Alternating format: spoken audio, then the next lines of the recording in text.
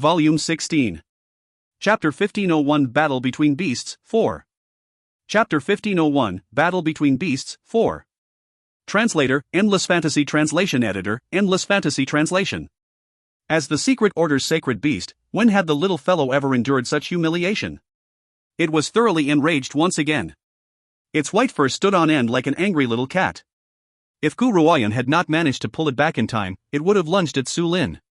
It's not your turn yet. Gu Ruoyan gently stroked the little fellow's soft fur before glancing calmly at the silver heaven wolf sitting next to Su Lin. She then exclaimed, after this, the silver heaven wolf will be your dinner, okay? She had allowed the little fellow to kill others in the evil spirit forest, but things were different here. If this little fellow were to attack and kill Su Lin now, she could forget about obtaining the moon soul herb. She had no choice but to stop Meng Meng for her big brother's sake. Squeak, squeak, dot. Meng Meng pointed at the majestic silver heaven wolf as it spoke incomprehensibly. However, based on its expression, they could tell that this fellow was full of dislike. Even if the silver heaven wolf had been made into a fresh, delightful meal and placed in front of it, it would not take a bite. I'll give you 10 treats. Gu Ruoyan raised her brow and spoke once again. Meng Meng cocked its head and looked as if it was thinking. After a long pause, it nodded. The pills were far more attracted than this silver heaven wolf. Gu Ruoyan. Su Lin has nearly gone mad with rage. What did this woman just say? Did she say that she wants to turn the silver heaven wolf into dinner for this little beast? On what grounds can its little stomach possibly accommodate the silver heaven wolf? The most infuriating thing was, this little beast had looked absolutely snobbish. It seems to think that the silver heaven wolf is nothing compared to the 10 treats offered by Gu Ruoyan, but... Zhuo Shangchen looked at Su Lin with a smile on the corners of his lips. He then turned towards Gu Ruoyan as he said, Xiao Yuner, the spiritual beast of yours sure is picky with its food. However, if I were to choose, I would also pick the treats and not this silver heaven wolf. If Gu Ruoyan was the one who had made that remark, Su Lin would be enraged. However, when these words slipped out of Zhuo Shangchen's lips, her body stiffened as she stared at him hurtfully. Brother Chen, why? Why must you treat me like this? Even if you don't love me, my father and your master are good friends. How can you treat me this way? Zhuo Shangchen laughed icily. My master may be your father's friend, but the same can't be said for me. If I were to choose between Xiao Yuner and the regional king's mansion, I would naturally choose Xiao Yuner. Su Lin, if it had not been for the sake of my master, do you think you'd still be alive now? Do you think you'd still be alive now, dot? Su Lin stumbled backward and gently closed her eyes. Her pale face was filled with agony. After an unknown amount of time, she opened her eyes again. Her gaze no longer showed any hurt, but only an endless sense of hatred remained. Brother Chen, since you like her that much, I will make you watch her kneel before me and beg for mercy. I wonder if you'd still choose her after seeing her that way. After she finished speaking, she turned towards Gu Ruoyan and spat hatefully, Gu Ruoyan, I'll give you one last chance. Kneel before me, kowtow, and forfeit this competition. This way, I will spare you. Gu Ruoyan raised her brow. If I refuse? If you refuse? Ha, if you refuse, I'll kill the spiritual beast in your arms. If you want to save it, you must kneel down and beg me. Otherwise, both you and your spiritual beast will die. Su Lin's eyes turned red as she let out a piercing cry of anger. It was obvious that she had been holding back so much hatred in her heart, and it has completely exploded at a time like this. If you find any errors, ads pop up, ads redirect, broken links, non-standard content, etc., please let us know. Report chapter so we can fix it as soon as possible. Chapter 1502 Battle Between Beasts, 5. Chapter 1502 Battle Between Beasts, 5. Translator, Endless Fantasy Translation Editor, Endless Fantasy Translation. Gu Ruoyan, however, acted as if she had not heard a word Su Lin had said. Instead, she was trying to soothe the irritated and restless little fellow in her arms. I'll give you 20 treats. The little fellow finally calmed down after hearing this. However, a furious light continued to glow from its large eyes as it glared fiercely at Su Lin. This B***TCH wants to kill me? I'm the majestic sacred beast of the secret order, why should I fear one measly silver heaven wolf, dot. It then glanced at the silver heaven wolf that Su Lin was astride on. That one look caused the silver heaven wolf to tremble, and it nearly threw Su Lin off its back. What just happened? Su Lin was shaken and stared in astonishment at the silver heaven wolf. The silver heaven wolf did not speak as it stared dubiously back at Meng Meng as if mulling something over. However, it could not come to a conclusion and no longer thought about it too much. The battle has concluded. A voice rang out from the side, pulling Gu Ruoyun's attention back to the arena. She saw the two spiritual beasts on the stage. One had collapsed on the floor and was unable to get up while the other has been beaten black and blue. However, it managed to support itself and walk off the arena and was welcomed with cheers. The results between the first contestants are out. Next up will be the participants for number 2. As soon as Elder Wushu had spoken, another two young people released their spiritual beasts. The difference in power between the two spiritual beasts was far too obvious, so the result became clear very quickly. Gu Ruoyun did not pay too much attention to the next few rounds, but she kept an eye on the underworld's cultivators' movements from time to time. If there was anything that Gu Ruoyun needs to fear, it was probably the underworld's cultivators. Just as Gu Ruoyun was in the midst of deep thought, the 9th round has ended and Elder Wushu's voice rang out once again. This would be the last round for today's competition. Lady Gu. Before Elder Wushu could finish his speech, Dong Feng and the others quickly looked at Gu Ruoyun with anxious eyes. Everyone else's competition has already ended and only two people remained. Those two were Gu Ruoyun and Su Lin. Meng Meng was indeed powerful and could kill a spiritual beast at the late stage of the exceptional state. However, the spiritual beast in Su Lin's possession was at the refined state. It was difficult to determine who would win or lose. Little one, Gu Ruoyun stroked the little fellow's head and smiled calmly. I had asked you to hold it in just now for the sake of this competition. Now, you can avenge yourself however you wish. I won't hold you back anymore. The little fellow's eyes sparkled. It then slowly turned its head around and looked at the silver heaven wolf that Su Lin was sitting on. The little fellow looked as if it was staring at a toy and could not wait to play with it. Silver heaven wolf. Su Lin raised her head arrogantly and stared at Meng Meng with disdain. She then continued in a haughty voice, even though this little beast is quite small and isn't big enough to fill the space between your teeth, small meat is still meat. You can do whatever you wish to it. Her expression and her attitude made her seem as if she had already decided Meng Meng's fate, but the silver heaven wolf let out a low growl and looked determined to win. In the spiritual beast's realm, some have the ability to suppress their powers. Most spiritual beasts could also sense their opponent's power as well, and even if their opponent appeared inconspicuous, they would still be able to feel a sense of dread based on this. However, Meng Meng was not a spiritual beast, so the silver heaven wolf would naturally be unaware of the level of its power. In the beginning, it had indeed sensed something, but that sensation was far too faint. Hence, it had failed to detect Meng Meng's actual level of power. When the crowd heard Su Lin's words, they could not help but burst into laughter and silently debated amongst themselves. If you find any errors, ads pop-up, ads redirect, broken links, non-standard content, etc., please let us know. Report chapter so we can fix it as soon as possible. Chapter 1503 Battle Between Beasts 6. Chapter 1503 Battle Between Beasts 6.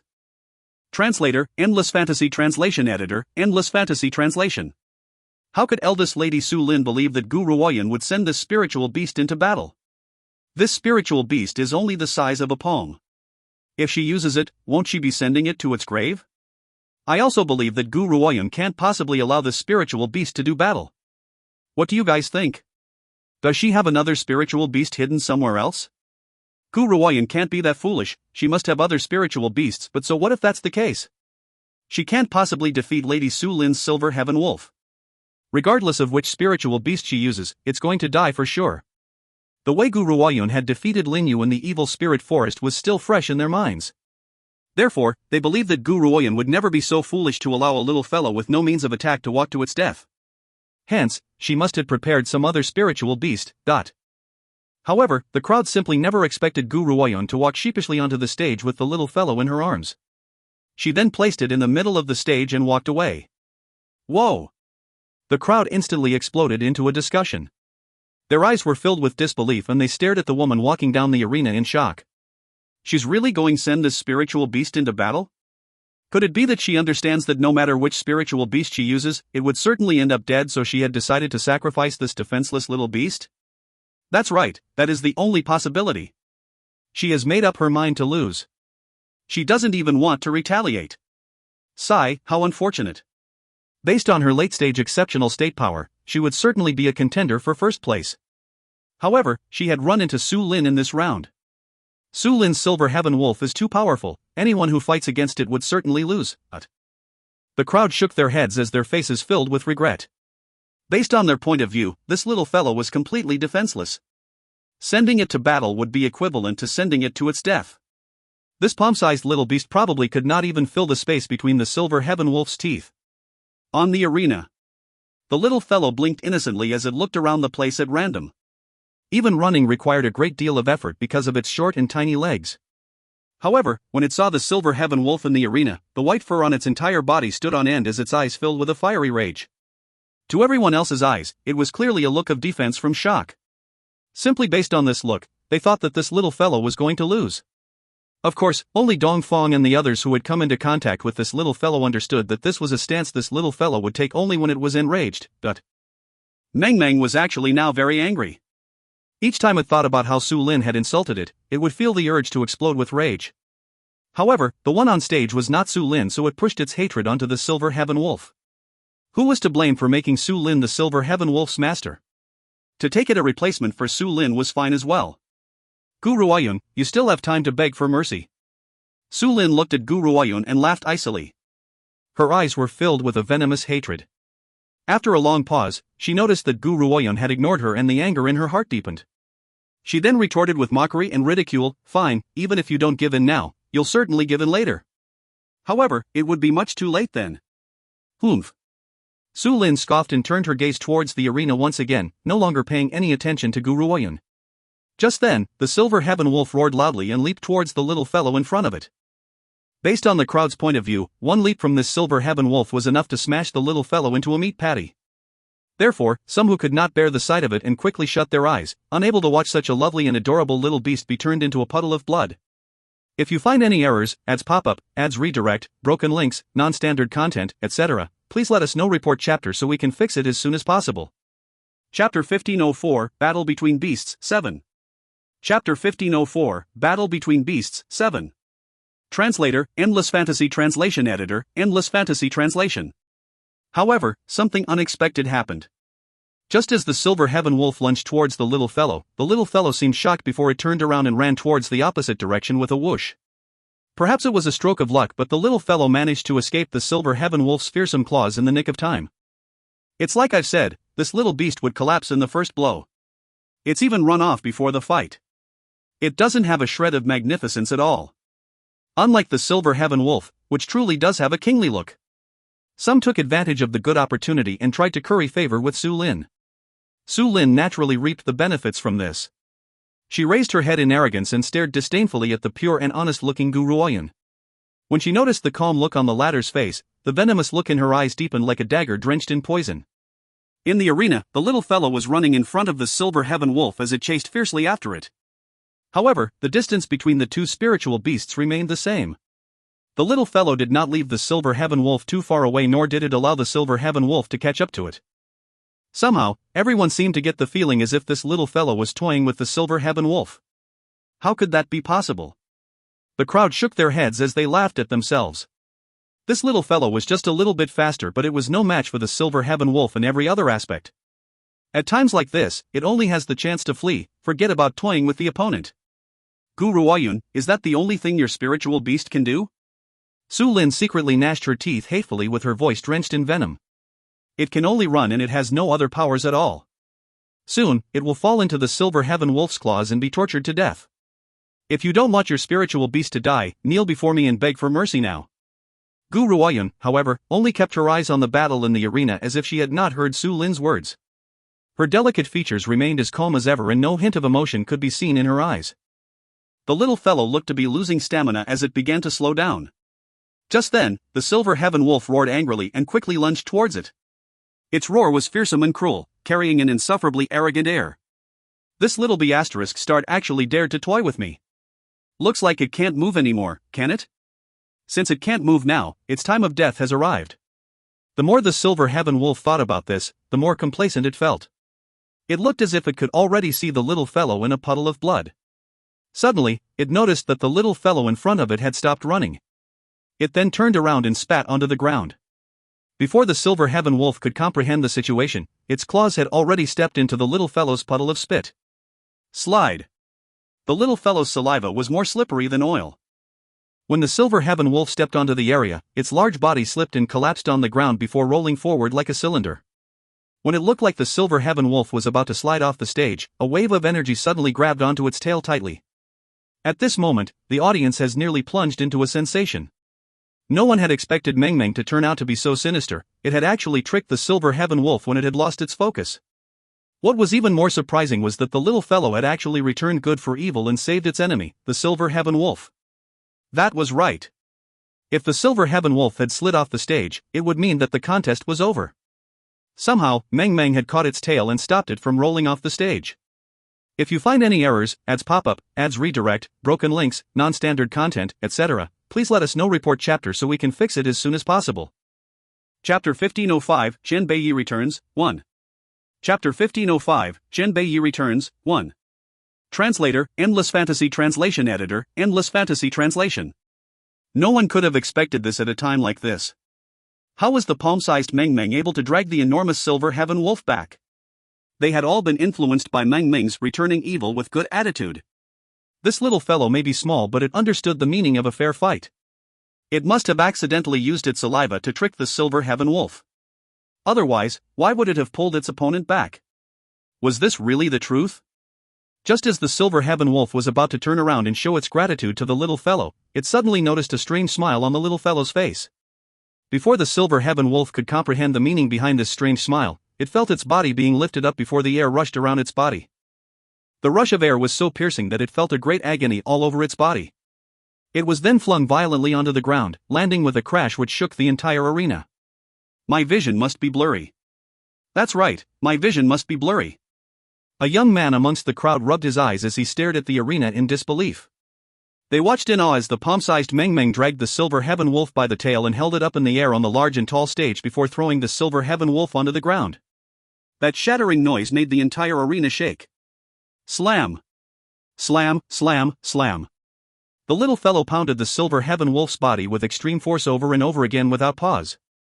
The Silver Heaven Wolf in its grasp did not even have the chance to retaliate and could only lie there and receive the blows.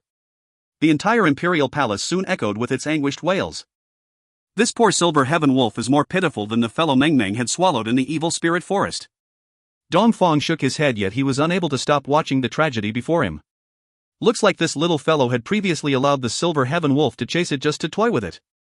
Stop! Su Lin finally stepped out from her daze as she saw the little fellow hitting the Silver Heaven Wolf over and over again on the stage. Her entire being was enraged as she roared angrily, "Guru Oyun, hurry up and make your spiritual beast stop. Otherwise, you wouldn't be able to pay the price if the Silver Heaven Wolf dies."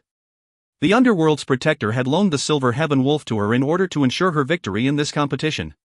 If the Silver Heaven Wolf was to die in this arena, no one would be able to contain the Underworld's fury. Slam! The little fellow did not seem to hear a thing and threw the Silver Heaven Wolf onto the stage once more. No one could understand how its tiny body could contain such a great power. Even the Silver Heaven Wolf, which was several hundred times its size, was completely helpless in its paws. Guru Oyun, stop this right now. This Silver Heaven Wolf has an extremely high status, not even 100 of you could suffice to pay for it. Su Lin gritted her teeth as she glared at Guru Oyun venomously. Guru Oyun calmly curled the corners of her lips. Who was the one who had claimed that Meng Meng would undoubtedly lose? Who had also said that she would use Meng Meng to threaten me? As she spoke, she turned towards Su Lin with an unknown emotion in her smile. Now, you want me to spare the Silver Heaven Wolf? By saying that it holds a high status, are you implying that Meng Meng is lowly? Of course. Even now, Su Lin refused to admit defeat. She bit her lips and said, no matter how powerful your spiritual beast is, how could it be any more powerful than a colossus like the Underworld? Therefore, it cannot be compared with the Silver Heaven Wolf. If you want to compare it with the Silver Heaven Wolf, it's like you're comparing a beggar with an emperor. If you find any errors, ads pop up, ads redirect, broken links, non-standard content, etc., please let us know. Report chapter so we can fix it as soon as possible. Chapter 1506, Xian Beiyi Returns, 2. Chapter 1506, Xian Beiyi Returns, 2. Translator, Endless Fantasy Translation Editor, Endless Fantasy Translation. The beggar that Su Lin had mentioned was, of course, Meng Meng. Meng Meng was indeed powerful, but so what? For as long as it has not reached the 9th transformation, it could not be compared with the Underworld. This spiritual beast is not like the others. At the judges' table, the left protector's gaze had remained fixed upon Meng Meng as a peculiar light flashed in her eyes. If I could send this spiritual beast to the young master as a gift, it would certainly please the young master. A hint of absent-mindedness flashed in the left protector's eyes when she thought about the silver-haired, peerless man in crimson robes. Her heart then hardened with a resolution to snatch Meng Meng away. For the young master's sake, what was wrong with becoming a villain who robbed others of their treasure? Besides, Gu Ruoyun's spiritual beast had hurt the Silver Heaven Wolf, so she must get this spiritual beast as compensation. It was obvious that the left protector's ideas were different from Su Lin's. Even though the Silver Heaven Wolf was very important to her, that was only limited to the Silver Heaven Wolf's powers. If she were to lose one Silver Heaven Wolf in exchange for this little fellow, she would not consider it as a loss. In fact, it would be a huge gain. Of course, Meng Meng was unaware of the left protector's thoughts. It continued to fling the Silver Heaven Wolf onto the stage once again. At that moment, the Silver Heaven Wolf's head split open, drenching the entire stage with blood. The Silver Heaven Wolf let out an anguished wail before losing its life. The little fellow, however, continued to hit its body as if it did not know the meaning of fatigue until that large body had been rendered into a pile of minced meat. The crowd then watched fearfully as it slowly walked off the stage and leaped happily towards Gu Ruoyun. "Come find me when you've taken a shower." When Gu Ruoyun saw the little fellow who was covered with blood and brains, she stopped its approach as she spoke with a disgusted frown. The little fellow's face instantly filled with grief. It squeaked and cried out, and the pitiful look on its little face drew great sympathy from many people. The crowd found it extremely difficult to compare this silly yet adorable little fellow with the little demon just a while ago. Lady Gu. Dongfang looked at the Silver Heaven Wolf's miserable condition and swallowed with mild difficulty. "Your spiritual beast really does have a horrid temper." Hearing this, the little fellow was rather annoyed and glared angrily at Dongfang. Dongfang jumped with fright and stumbled backward, not daring to offend this bad-tempered little fellow. "Ah, Gu Ruoyun, you're in big trouble now, you're finished." After the Silver Heaven Wolf had died, not only was Su Lin not sad about it, she even burst into maniacal laughter. Her laughter carried complacency and arrogance with a hefty dose of venom. "That Silver Heaven Wolf isn't something you can kill whenever you wish. You are fated to have a horrible ending after killing the Silver Heaven Wolf." The crowd thought that Su Lin must have gone mad and was unable to accept this upsetting situation. Only Gu Ruoyun understood what she really meant. Su Lin had already told her, this Silver Heaven Wolf was a loan from the underworld. If she killed the Silver Heaven Wolf, the people of the underworld would never let her get away with it. However, Gu Ruoyun smiled calmly and replied in a voice that only the two of them could hear, "The Silver Heaven Wolf's death has a greater connection to you, isn't it? Besides, the crowd may think that the spiritual beast Meng Meng had just killed belongs to you, but no one knows the Silver Heaven Wolf's true master. The underworld won't be so stupid as to step out and admit that the Silver Heaven Wolf actually belongs to them. Otherwise, their prestige would suffer a sudden, devastating decline." Su Lin's laughter was choked off instantly. She then glared at Gu Ruoyun with an ugly look on her face and clenched her fists tightly as her eyes filled with venom. "Su Lin." Gu Ruoyun took one last look at her and said, "You've lost. I hope that you can now fulfill the life or death contract between us."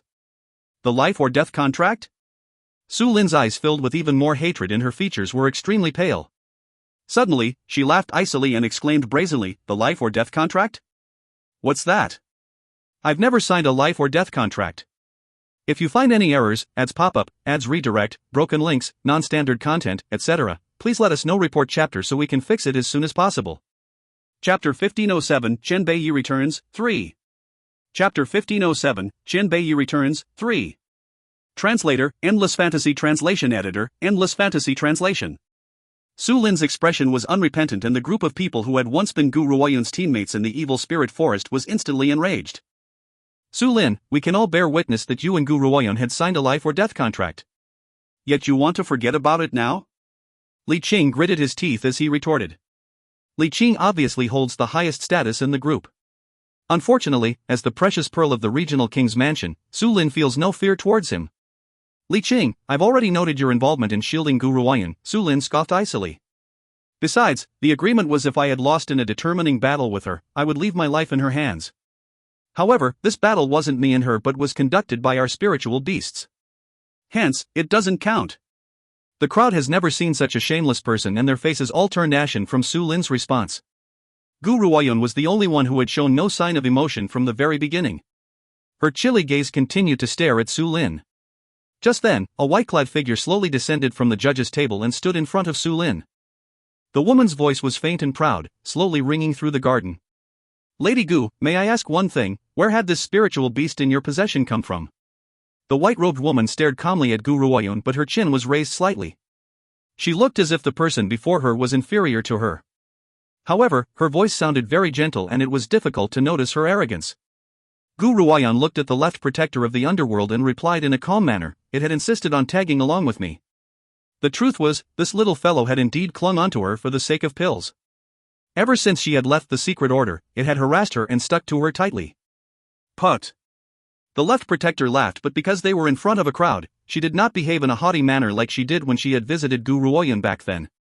However, a sense of arrogance appeared in the space between her brows. From what I know, my young master had once lost a spiritual beast egg. Now, I can sense the spiritual beast egg's aura on this spiritual beast.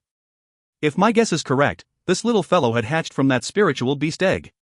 I just don't know how it had ended up in your hands. Her statement was only one step away from implicating that Gu Ruoyun had stolen Meng Meng from the underworld. After all, if the left protector had snatched the spiritual beast away in a straightforward manner, the underworld's reputation might take a hit and the world would see them as people who would snatch another's possession away. Those old folks in the underworld would never allow her to cause the underworld to bear the reputation of a criminal. Even though no one dared to chastise the underworld out in the open, there must have been no lack of debate behind closed doors, but therefore, she had made the decision to shift the blame onto Gu Ruoyun. Besides, no one would know whether the young master actually had this spiritual beast egg or not. As for the young master, if she were to obtain such a powerful spiritual beast for him, he would not even have the time to rejoice, so why should he blame her? The crowd could not differentiate between truth and lies. When they heard the left protector's words, they immediately exploded into a discussion. Their looks of admiration for Gu Ruoyun had changed into disdain. I told you, how could she possibly have obtained such a powerful spiritual beast based on her level of power? Seems like she had stolen it from the underworld. That can't be right. I can see that this spiritual beast is pretty close to her. It can't have been stolen. I wonder if you're silly or if you really are stupid. When she had stolen it, the spiritual beast was still in its egg like an unborn baby. How would it be aware of its own parents? Generally speaking, after a spiritual beast is born, it would recognize the first person it sees as kin. Because of this, the spiritual beast had grown so close to her. If you find any errors, ads pop up, ads redirect, broken links, non-standard content, etc., please let us know. Report chapter so we can fix it as soon as possible. Chapter 1508, Qian Beiyi Returns, 4. Chapter 1508, Qian Beiyi Returns, 4. Translator, Endless Fantasy Translation Editor, Endless Fantasy Translation. The left protector had anticipated the crowd's reaction. The underworld has such great prestige, who would disbelieve her words? Therefore, even if Gu Ruoyun had not stolen the spiritual beast, she had to shoulder the blame for this crime. Gu Ruoyun, since you've stolen this spiritual beast, you have lost in today's competition. Therefore, I declare Su Lin as the winner of the 10th round. Dong Feng and the others were enraged. This was clearly a case of an annoying troublemaker planting false charges. The members of the underworld's favoritism was blatantly obvious. They would do anything to ensure Su Lin's victory. Gu Ruoyun had remained calm in the face of the underworld's accusations, but when she looked at the left protector, her eyes were chilly. Did you say that I stole this little fellow? That's right. The left protector had no idea what Gu Ruoyun planned to say but nodded anyway. The spiritual beast belongs to our young master. How had our young master's spiritual beast come into your possession? What other possibility is there aside from theft? Gu Ruoyun smiled. I had thought that the members of the underworld would be intelligent people, but I never expected them to make such a low-class mistake. Next time, before you try to frame someone, you'd better consider the consequences carefully to prevent yourselves from falling into your own trap. The left protector's expression sank. If she had not needed to maintain her dignity as a cultivator, she would have lost all courtesy towards this audacious woman. Gu Ruoyun, what are you talking about? You'd better give a good explanation or you'll never be able to shoulder the crime of false accusations towards me. Gu Ruoyun looked at the left protector's mildly ugly expression as she replied, You accuse me of infiltrating the underworld and stealing from you? Doesn't that mean that the members of the underworld far too incompetent that I would be able to infiltrate it without anyone knowing? Besides, the underworld's location is a mystery, so how would I know? The left protector fell silent as her expression grew increasingly horrendous. Everyone in the arena could not help but steal glances towards her as they made all sorts of guesses in their hearts. Gu Ruoyun was right, the underworld's location was a mystery.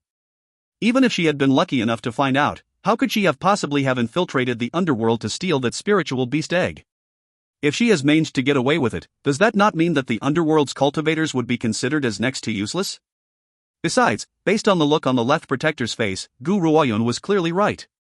The left protector was unable to explain herself. As the proverb goes, do not air one's dirty laundry in public.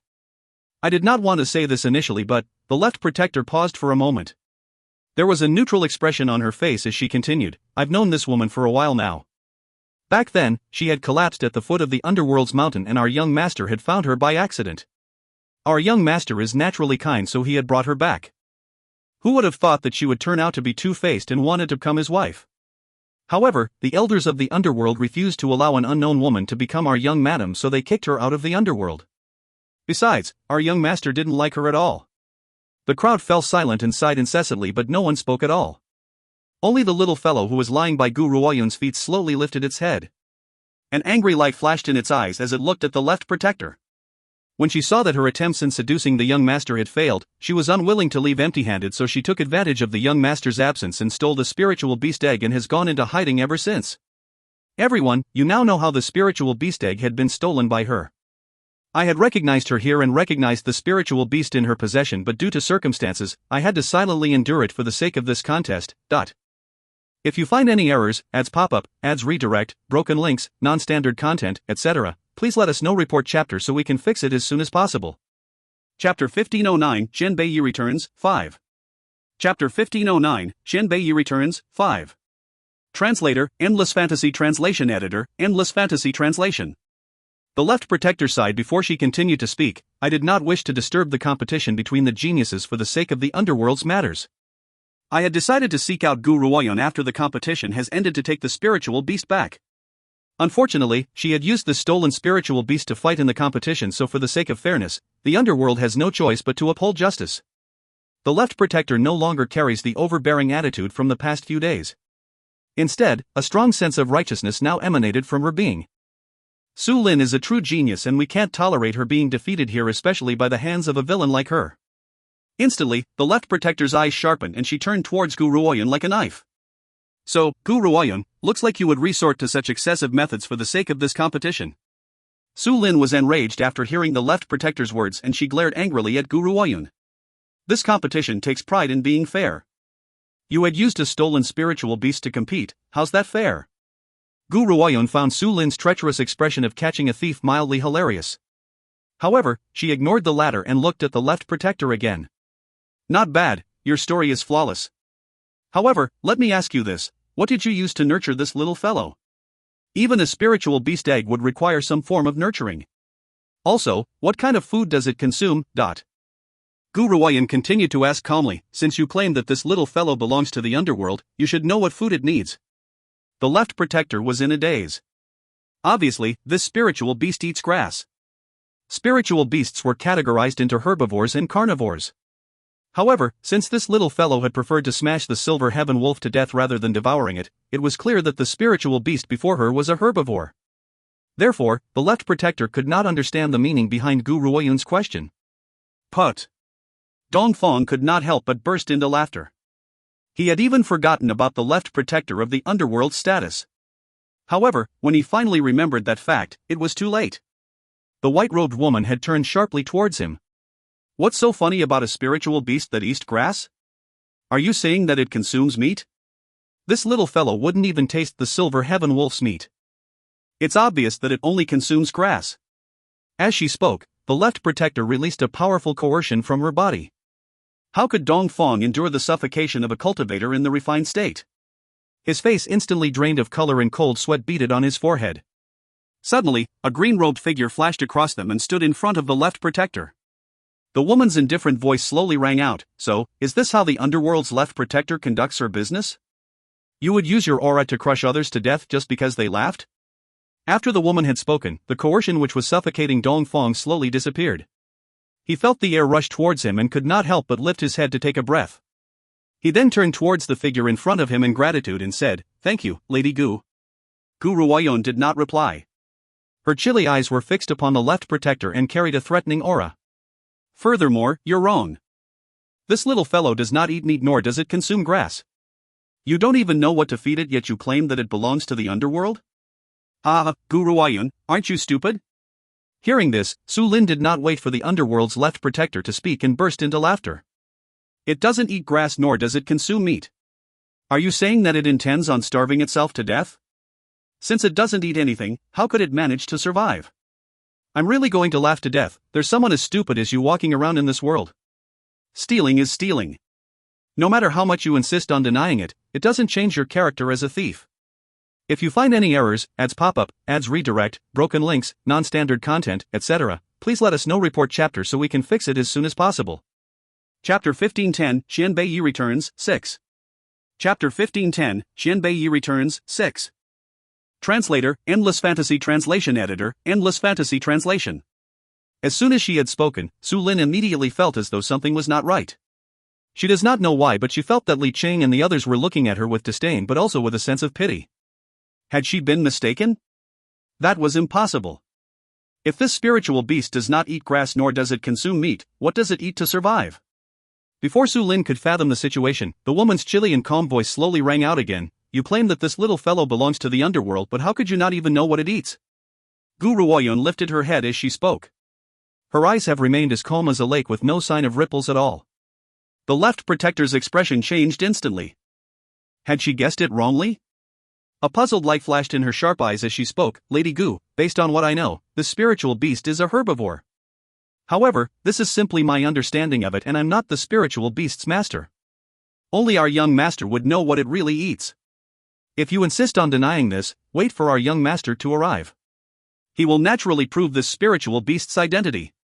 As a member of the underworld, I will never tell a lie nor will I be guilty of stealing your possession. She then continued in a self-righteous manner. Furthermore, Lady Gu, do you think the underworld would need to go through so much trouble if we wanted to obtain this spiritual beast? It's just that I'm unwilling to let the underworld shoulder the bad reputation of bullying others and I won't accept your excuses. Lastly, let me give you some advice. If something does really belong to you, others wouldn't be able to take it away. If something does not belong to you, you won't be able to hold on to it either. Almost everyone around nodded in agreement with the left protector's words. As a cultivator of the underworld, she would never condone to use lies to get what she wants. Besides, if the left protector really wanted to take that spiritual beast, she would not have needed to frame Gu Ruoyun. Who in the entire Dark Earth realm would dare to oppose the underworld? Therefore, the spiritual beast must belong to the underworld. However, the left protector did not want the underworld to bear a blackened name and did not want a villain like Gu Ruoyun to get away with her crimes either. Therefore, she wanted to prove the spiritual beast's true owner. Besides, after hearing the left protector's words, it seems that the underworld was rushing over right now. When the young master arrives, Gu Ruoyun would undoubtedly meet her end. Left protector. At that moment, the Heavenly Moon Emperor rose to his feet and his eyes were filled with a cold and stern air. His entire body emitted the aura of an absolute sovereign as he continued, would you be willing to listen to what we have to say? The left protector glanced at Gu Ruoyun before turning away to look at the Heavenly Moon Emperor. Please speak, Your Imperial Majesty. You say that this spiritual beast is yours and this little girl also claims that it belongs to her. Neither of you can produce enough evidence to prove the ownership of this spiritual beast, so it's best to wait for your young master to arrive. If your young master can tell us the food used to nurture this spiritual beast, that will prove that this spiritual beast belongs to the underworld. The left protector's eyes sank. However, she also understood that everyone in the audience believes in her words because of her status as a cultivator from the underworld. However, if she has really made a mistake on the type of food used to feed this little fellow, the underworld's reputation would soon be destroyed. She could care less about her own reputation, but she could never ignore the underworld's reputation. Therefore, why not wait for their young master to arrive before making a decision? Based on the young master's power, he could certainly determine this little fellow's spiritual beast species. Alright, we shall do as your Imperial Majesty suggests. The left protector then took a deep breath as her icy gaze turned towards Gu Ruoyun. I may let you off today, but you'll fall into my hands again someday. If you find any errors, ads pop up, ads redirect, broken links, non-standard content, etc., please let us know. Report chapter so we can fix it as soon as possible. Chapter 1511, Xian Bei Yi returns, 7. Chapter 1511, Xian Bei Yi returns, 7. Translator, Endless Fantasy Translation Editor, Endless Fantasy Translation.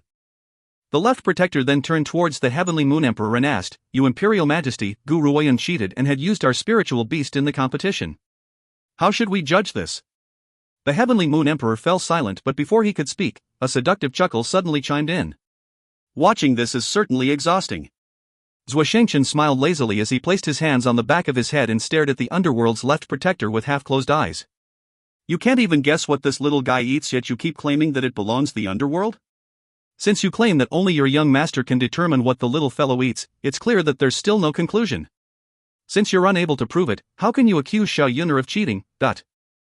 Furthermore, Zhuo Shengchen purposely stretched out his intonation and smiled significantly. I've stayed at the regional king's mansion for a while and I've never seen the regional king with this silver heaven wolf. I wonder where this silver heaven wolf had come from. Such a spiritual beast which is already in the refined state could possibly only be found in the evil spirit forest. Is it possible that the regional king had managed to capture a silver heaven wolf in the evil spirit forest in just one day? The evil spirit forest covers a vast expanse. Spiritual beasts at the refined state could only be found mostly at the deep end of the evil spirit forest. However, when they had journeyed to the evil spirit forest for the first elimination round, they had only managed to reach the middle part of the evil spirit forest from its outskirts. This also means that no matter how powerful the regional king was, it was impossible for him to capture the silver heaven wolf in such a short period of time. Cough, cough. The heavenly moon emperor cleared his throat and looked quite embarrassed. However, he quickly recomposed himself and maintained his cold and grim exterior. Left protector, we should make the decision on this matter. We never specifically mentioned that the spiritual beasts in the contest must have been captured by the competitors themselves. If they have the ability to obtain a spiritual beast from someone else, it will still count. We also know that you're fighting the injustice towards Su Lin. How about this, we declare Gu Ruoyun and Su Lin to be tied in this competition. Both of them may enter the final assessment. Wah. The crowd suddenly exploded into a discussion. The expression on Li Cheng and the others' faces changed drastically as well. However, when faced with the Heavenly Moon Emperor's decision, not one of them had the courage to oppose the Emperor's decision. After all, the Heavenly Moon Emperor was the top cultivator in the Empire. His power surpasses the crowd and they could only follow his orders. They could never defy him. Lady Gu, looks like His Imperial Majesty's heart is biased. Meng Meng had clearly killed the silver heaven wolf, yet he has declared your match with Su Lin as a tie. Dongfang laughed bitterly and shook his head in exasperation. This is clearly a show of favoritism. Anyone can see it. Unfortunately, their powers were too weak and they had no way of refuting the decision. Otherwise, they would die on the spot. It's no big matter. Gu Ruoyun smiled serenely and turned her gaze towards Su Lin. Su Lin, you've mentioned previously that you had not admitted to signing the life or death contract because the fight was between the Silver Heaven Wolf and Meng Meng. However, you shouldn't have any way of denying it in tomorrow's battle. Su Lin's expression changed and she turned knowingly towards the left protector next to her. When the left protector nodded at her, Su Lin took a deep breath and smiled icily at Gu Ruoyun. Alright, I hope you won't regret this. She had gritted her teeth as she uttered those last few words. The hatred in her heart was clear for all to see. Your Imperial Majesty, I have a suggestion, let's hold the next round in 3 days, alright? The left protector raised her head towards the Heavenly Moon Emperor and said, our young master would need time to arrive, so grant me 3 days. After 3 days, when my young master has arrived, we will naturally be able to prove this spiritual beast's origins. If you find any errors, ads pop-up, ads redirect, broken links, non-standard content, etc., please let us know. Report chapter so we can fix it as soon as possible. Chapter 1512, Chen Beiyi returns, 8. Chapter 1512, Chen Beiyi returns, 8. Translator, Endless Fantasy Translation Editor, Endless Fantasy Translation. However, the left protector had requested for the competition to be held in 3 days not because they needed to await the underworld's young master's arrival. Instead, it was because 3 days was enough for her to help raise Su Lin's level of power. Knowing Su Lin's hatred towards Gu Ruoyun, she must have the urge to tear her into 10,000 pieces. Hence, it would be a good idea to use this woman well. Alright. The Heavenly Moon Emperor thought for a moment and nodded. The 11 contestants who have passed the second round, prepare yourselves for the competition in 3 days. At your Imperial Majesty's command. The talents joined their fists as their eyes filled with excitement. After all, those who have successfully reached the final round were extremely privileged. They would naturally want to show their best side. It was said that the first 3 prizes were not too bad either. Even if they could not obtain the first or the second place, if they worked hard, they would be able to obtain the third place at least. Let's go. Gu Ruoyun glanced at the filthy spiritual beast by her feet before she furrowed her brows and picked it up with mild disgust. She then threw it into Zhuo Shengchen's arms. The little fellow was thoroughly irritated by this and squeaked angrily. I like women, not men. What do you mean by letting a man carrying me? Especially since I don't like the scent of this man's body at all. Gu Ruoyun seems to have lost her patience from its whining. She turned around and shot a look of warning at it. The little fellow's cries stopped instantly and its little eyes, filled with grief, stared resentfully at Gu Ruoyun. It then curled pitifully in Zhuo Shangchen's arms and did not dare show any further resistance. However, since the beginning, this little fellow had not stopped staring lustfully at Gu Ruoyun's breasts. A silver-haired man dressed in crimson robes was standing on top of a small hill with his hands behind his back. His features do not have Zhuo Shangchen's feminine and seductive air but carry an air of enchantment and dominance instead. His blood-red eyes contain a cruel bloodlust with a disdain for the people of the world. To him, it was as if the people of the world were mere insects in his eyes. This man's aura was extremely great. There was clearly no sign of wind on the small hill, yet a gale circled around him. His gently pursed red lips carry a pretty and flirtatious line. Even the words peerless and magnificent were not enough to describe the shivers this man could send down a person's spine. Young master. A man in green robes followed closely behind the silver-haired man and joined his fists respectfully as he spoke. A letter from the left protector has just arrived saying that she has discovered the whereabouts of the moon soul herb. She has even found an exotic spiritual beast but has run into a bit of trouble, so she's asked for you to come right over. The moon soul herb? The man's initially calm and steady heart finally showed a great wave when he heard those words. His bloodthirsty red eyes slowly displayed the warmth of a normal person. Where is she? In the imperial palace of the Heavenly Moon Empire. Whoosh! As soon as the green-robed man had spoken, the silver-haired man's crimson robe shot into the sky without another word and sped towards the direction of Heavenly Moon Empire's imperial palace. The moon soul herb. He has been searching for the moon soul herb for such a long time. Now, he has finally found its location. Once he has obtained this moon soul herb, he could leave this damned place and save Gu Shengxiao. The silver-haired man seemed to remember something while in mid-air. A warm light appeared in his red eyes and the corners of his lips could not stop from curling upwards. Yuner, I'm fortunate enough to not fail my mission. I've finally found the moon soul herb. Once I leave this place, I can save your big brother. Most importantly, after obtaining the moon soul herb, he would see her. Nothing was more important than seeing her again. If you find any errors, ads pop-up, ads redirect, broken links, non-standard content, etc., please let us know. Report chapter so we can fix it as soon as possible. Chapter 1513, A Change in Su Lin, 1. Chapter 1513, A Change in Su Lin, 1. Translator, Endless Fantasy Translation Editor, Endless Fantasy Translation. 3 days later, the geniuses joining the final round of the competition arrived in the Imperial Palace's rear garden and a debate ensued. The main focus of their discussion was Gu Ruoyun and Su Lin. Make a guess, who do you think will win in the finals today? Gu Ruoyun or Su Lin? Does it even need to be said? The winner must be Su Lin. Even though Gu Ruoyun is at the late stage of the exceptional state while Su Lin is only at the mid-stage, don't forget who Su Lin is. The regional king holds a middle-class spiritual weapon. As long as Su Lin uses this spiritual weapon, Gu Ruoyun would be no match for her. I think you have a point. Suddenly, the crowd turned silent. All eyes then turned in unison towards the green-robed woman walking towards them. The woman, who was dressed in green, carried a soft and adorable little spiritual beast in her arms. Her chilly eyes seemed to be enveloped by a ray of light beneath the morning sun. She looked calm and serene like an otherworldly bamboo tree and was cool and proud, completely set apart from the hustle and bustle of her surroundings.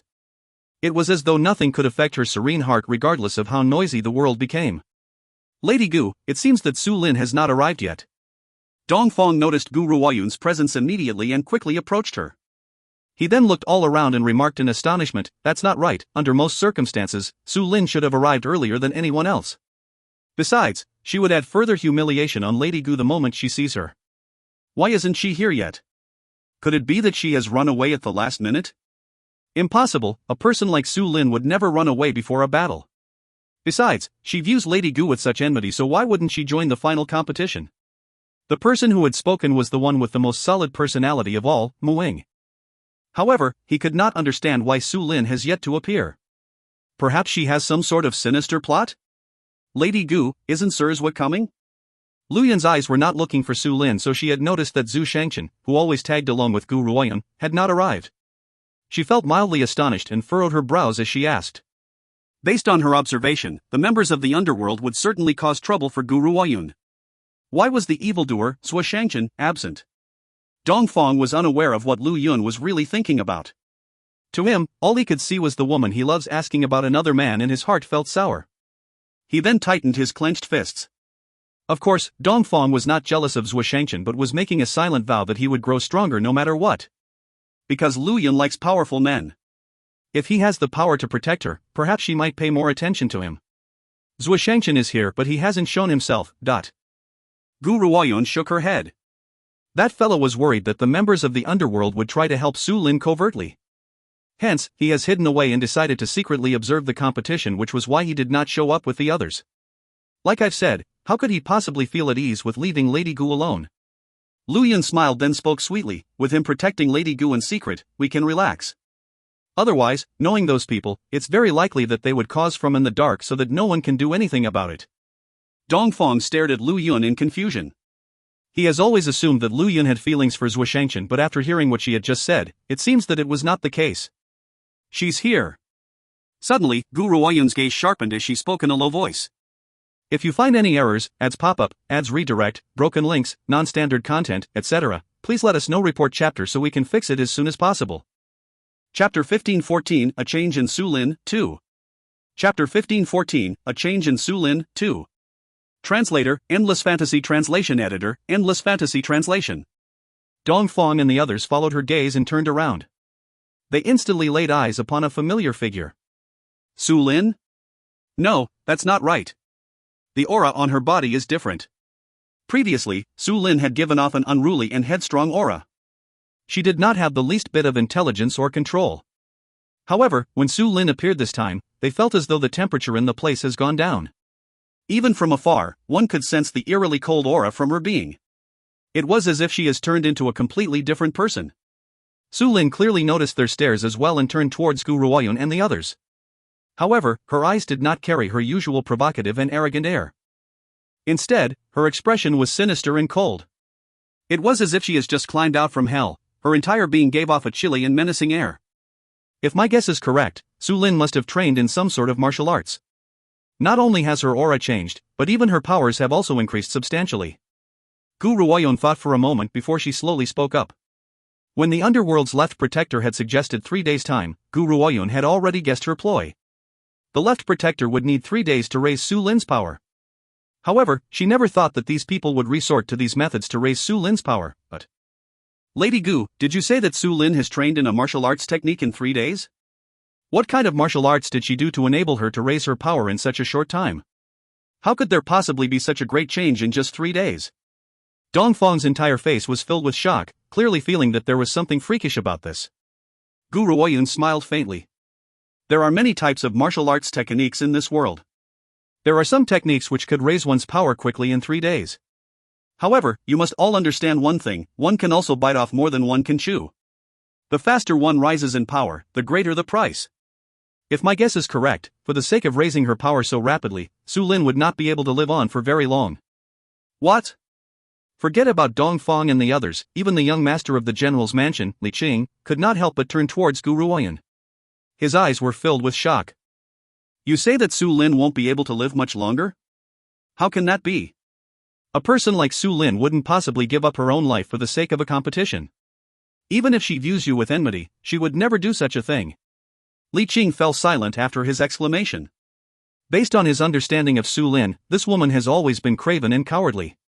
Even if she wants to kill Gu Ruoyun, she would never use her own life to pay this kind of a price. What about if Su Lin was unaware of the price she has to pay? Gu Ruoyun looked at Li Qing. What if they had baited her and claimed to be able to help her raise her power in a few days but did not inform her of the cost? Li Qing was shocked. This time, he agreed with Gu Ruoyun's words. Knowing the way Su Lin thinks, she would certainly end up being fooled very easily. Hence, perhaps it was as Gu Ruoyun had said, someone had only raised her power but did not tell her the consequences, but... Lady Gu, how certain are you that you would be able to defeat Su Lin? Li Qing felt deeply worried. Honestly speaking, even though his father was also an officer of the Heavenly Moon Empire, he had hoped that Gu Ruoyun would be able to win this competition from the bottom of his heart. Hearing this, Gu Ruoyun turned away and calmly replied, I must have the Moon Soul Herb. Which meant that she must be victorious in this competition. Only with the Moon Soul Herb would she be able to free Gu Shengxiao from his shackles and help him to become a normal human being. Hence, she would not allow any carelessness to happen in this competition. If you find any errors, ads pop up, ads redirect, broken links, non-standard content, etc., please let us know report chapter so we can fix it as soon as possible. Chapter 1515, The Competition, 1. Chapter 1515, The Competition, 1. Translator, Endless Fantasy Translation Editor, Endless Fantasy Translation. Though Li Cheng and the others may not have had much to say, they still felt rather anxious. After all, Su Lin's power has grown way too much in a short period of time and she has a middle-class spiritual weapon in her hands. Therefore, it may not be so easy for Gu Ruoyun to gain the victory in this competition. However, after seeing the determination in Gu Ruoyun's eyes, no one could say their doubts out loud. Go, Mu Ying. Dongfang saw the number in Mu Ying's hand and patted his shoulder before he spoke encouragingly. Out of the 7 of us who had gone into the evil spirit forest together, only you and Lady Gu have managed to successfully enter the final round. We're counting on you to do your best. Even though Lu Yun had taken part in the second round of the competition as well, she had failed to move through and only Mu Ying had managed to pass the assessment. Mu Ying nodded as he slowly walked towards the arena. He then joined his fists towards the young man who had entered the stage at the same time. Mu Ying. Zhao Qin. The young man joined his fists as well and introduced his family name. Brother Mu, swords are blind on the stage. If I do hurt you by accident, I hope that you won't blame me. After this exchange of words, they did not say anything else and swiftly drew their weapons before charging towards each other. Both men's powers were at the mid-stage of the exceptional state, but based on the situation, Mu Ying had the upper hand. Hence, the other young man could not hold on for very long. Even though they were both at the same rank, they differed in how skillfully they were able to control their powers. It became easy to differentiate the winner and the loser very quickly. You went easy on me. Mu Ying joined his fists at the young man that he had thrown onto the ground before he slowly walked off the stage and rejoined the crowd. Mu Ying, congratulations. You've passed another test again. Dongfang and the others could not help but feel excited. Perhaps it was their interactions during their days in the evil spirit forest which had allowed them to gradually become friends. Therefore, they were truly happy for Mu Ying from the bottom of their heart. Mu Ying smiled as a hint of emotion appeared in his usually stoic gaze. He was not in the mood to contend for the first place but had only wanted to know how far he could go. The rest of the competitions were not very eventful. Everyone took turns to compete and only Su Lin, who had drawn a blank piece of paper, sat and waited quietly the entire time. As each round ended, the next one would begin.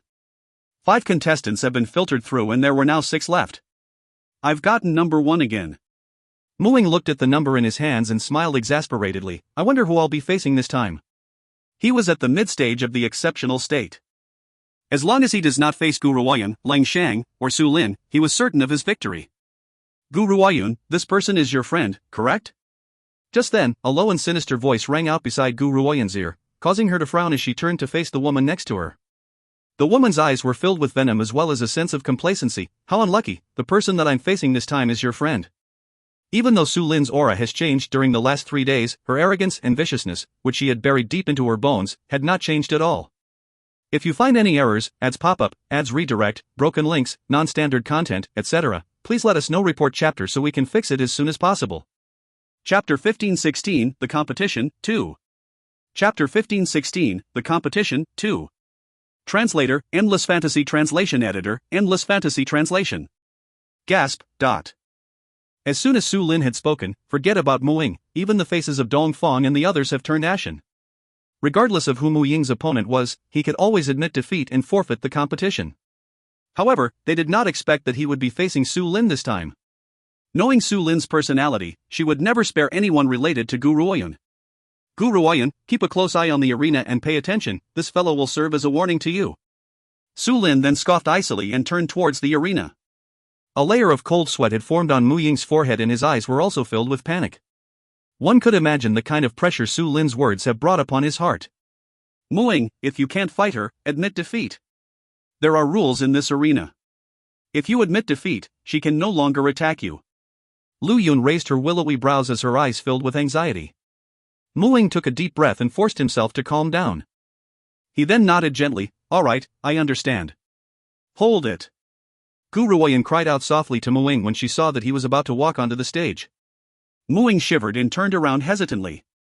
Lady Gu, is there anything else? The crowd watched as Gu Ruoyun slowly walked towards Mu Ying and secretly stuffed a pill into his hand. Once you enter this fight, Su Lin would never let you admit defeat so easily. Hold on to this pill, it can heal you no matter the injury. Mu Ying nodded solemnly and replied in a hoarse voice, thank you. He then turned around and continued to walk towards the stage.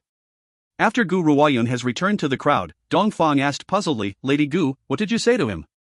Gu Ruoyun only shook her head and did not reply Dongfang. She then fixed her attention onto the arena. Her chilly eyes were calm and showed no signs of emotion. Muing clutched the sword in his hand and slowly opened his mouth. "I see ONC. As the saying goes, a wise man submits to circumstances, and Muing was not that stupid to allow himself to be tortured by Su Lin. Hence, he had decided to concede defeat upon stepping onto the stage. Who would have thought that before he could finish his sentence, a fist landed heavily upon his chest and sent his body flying out of the way before he crashed into the furthest corner of the stage. It goes without saying that Su Lin has very good control over her power. Even after heavily injuring Muing, she did not allow him to be thrown off the stage. After all, if he had been thrown off, the result would be the same as Muing conceding defeat, and she would not be able to torture him. If you were unlucky enough to meet your demise on this stage, don't blame me. If there's anyone to blame, blame Gu Ruoyun. It's all her fault. Su Lin walked towards Muing and placed her foot on his throat. She pressed down violently and he was unable to make a sound. If you had not interacted with Gu Ruoyun so often, you wouldn't die here. However, you're far too stupid. By associating with her, do you not know that there are many people who wish to have her killed? Su Lin laughed icily and spoke with an eerie voice. "Oh, that's right, you're probably not aware of why the members of the underworld would help me. It's because I'm more sensible, unlike Gu Ruoyun, who knows nothing about the ways of the world." She even had the gall to reject the members of the underworld. She had clearly dug her own grave by doing that. Even if she dies, it's a well-deserved punishment. Cough, cough. Muing coughed, but his voice was quieter than an insect's, as if it was stuck in his throat. If you find any errors, ads pop up, ads redirect, broken links, non-standard content, etc., please let us know. Report chapter so we can fix it as soon as possible. Chapter 1517, The Competition, 3. Chapter 1517, The Competition, 3. Translator, Endless Fantasy Translation Editor, Endless Fantasy Translation. At this moment, forget about admitting defeat, even talking was a difficult feat for him. Su Lin smiled creepily. Suddenly, she grabbed Mu Ying's wrist and twisted it forcefully. A cracking noise sounded and the pale-faced man who was lying on the ground let out a heart-rending shriek. However, that was not the end, it was only the beginning. Su Lin continued to torture Muing, starting from his fingers before moving on to his entire body. She broke every single bone, then pieced them back together only to break them again. It was an endless cycle and was so agonizing that Muing could not stop screaming. His face has turned as white as a corpse. Don't all of you feel that something isn't right with Su Lin's aura? That's right. Logically speaking, Muing is also at the mid-stage of the exceptional state, so he should be able to retaliate against her attacks. Besides, Su Lin hasn't even used her weapon. Isn't Mu Ying's defeat a little too stupid and cowardly? I believe that Muing isn't being a coward, it's Su Lin. She must have received some sort of miraculous boost these past few days which had allowed her power to advance by leaps and bounds. I assume that even if Ling Shang himself were to get up there and fight her, he would be powerless to defend himself, what more defeat her? The crowd burst into a flurry of debate, and the way their eyes stared at Su Lin gradually changed as well. On the other hand, Dongfang and the others had grown anxious. They no longer cared whether the people on stage could hear them or not and cried out loudly, "Muing, hurry up and admit defeat. You are no match for her. Quickly surrender and stop showing off. There's nothing humiliating about admitting defeat." In the arena, Muing could hear the voices of Dongfang and the others, and a bitter smile formed on his face. It was not that he as if he did not want to admit defeat. It was just that each time he tried to speak, Su Lin would bring him 100 times worth of agony. Under this sort of extreme pain, it was already good enough that he had managed to cry out. How could he even find the chance to admit defeat? Perhaps his life would end here today. Muing, go ahead and cry.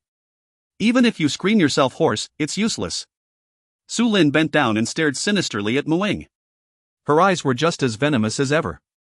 However, I've already damaged your throat. I reckon you can't even scream now. Mu Ying's body shook and he slowly closed his eyes.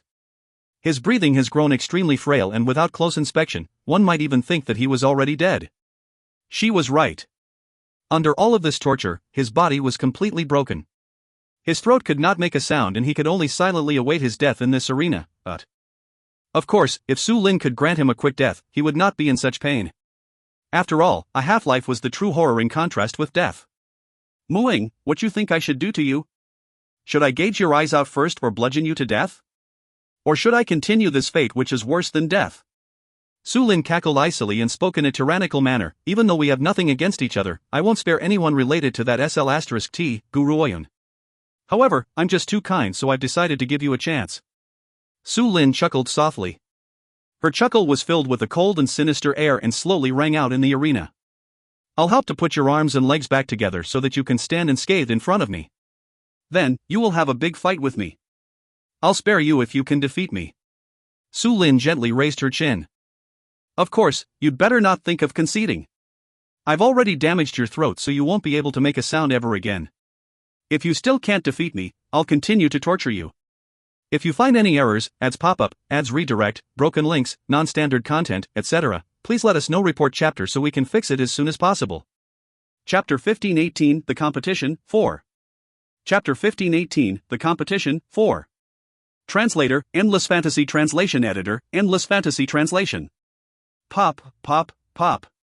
Loud cracking noises rang out once again.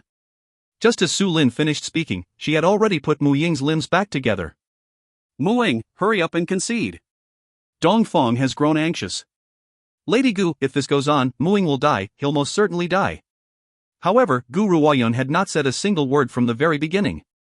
She also did not make any move and only watched the arena very quietly. No one knew what she was thinking. Cough, cough, dot.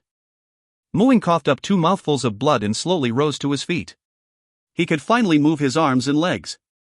However, the first thing he did was not to fight Su Lin but to slowly raise his hand and place it into his lapels to grab a pill. Even if Su Lin has put his arms and legs back together, the pain she had inflicted upon him had not disappeared. Hence, Mu Ying's hand trembled incessantly and it was almost as if he could drop the pill at any time. That's Russell. The left protector stood up instantly and stared fixedly at the pill in Mu Ying's hand. A pill? She murmured, isn't Mu Ying only a disciple from some small organization? Why had he come about obtaining this pill? It's a pill that I've never seen before too. Could the Mu family have developed a new pill formula? No, I must have this pill formula no matter what. The underworld has their own pill masters, so she does not covet the pill in Mu Ying's hands. Instead, she wants the pill formula, dot. However, others were not as observant. Su Lin looked at the pill in Mu Ying's hands and laughed icily before sneering disdainfully, I did not expect you to be such a glutton. Even at the doors of death, you will still remember to have a sugared treat. How absolutely laughable. Mu Ying did not seem to hear Su Lin as he placed the pill tremblingly into his mouth. The pill immediately dissolved into a clear liquid and slowly enveloped his throat.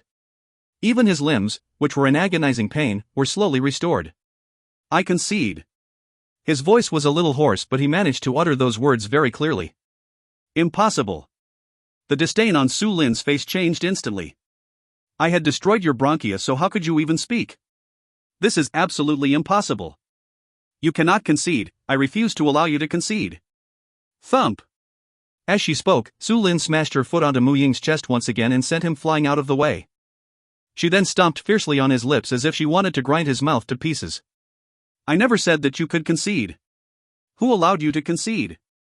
Since that's the case, there's no use for this mouth of yours. I'm going to destroy it now. Let's see if you'll ever have the audacity to say those words again. Su Lin was used to acting like a despot in the Heavenly Moon Empire. Her father was the second most powerful cultivator of the empire and the imperial consort was her aunt. Who, aside from the emperor who was above all, would dare to oppose her in the Heavenly Moon Empire?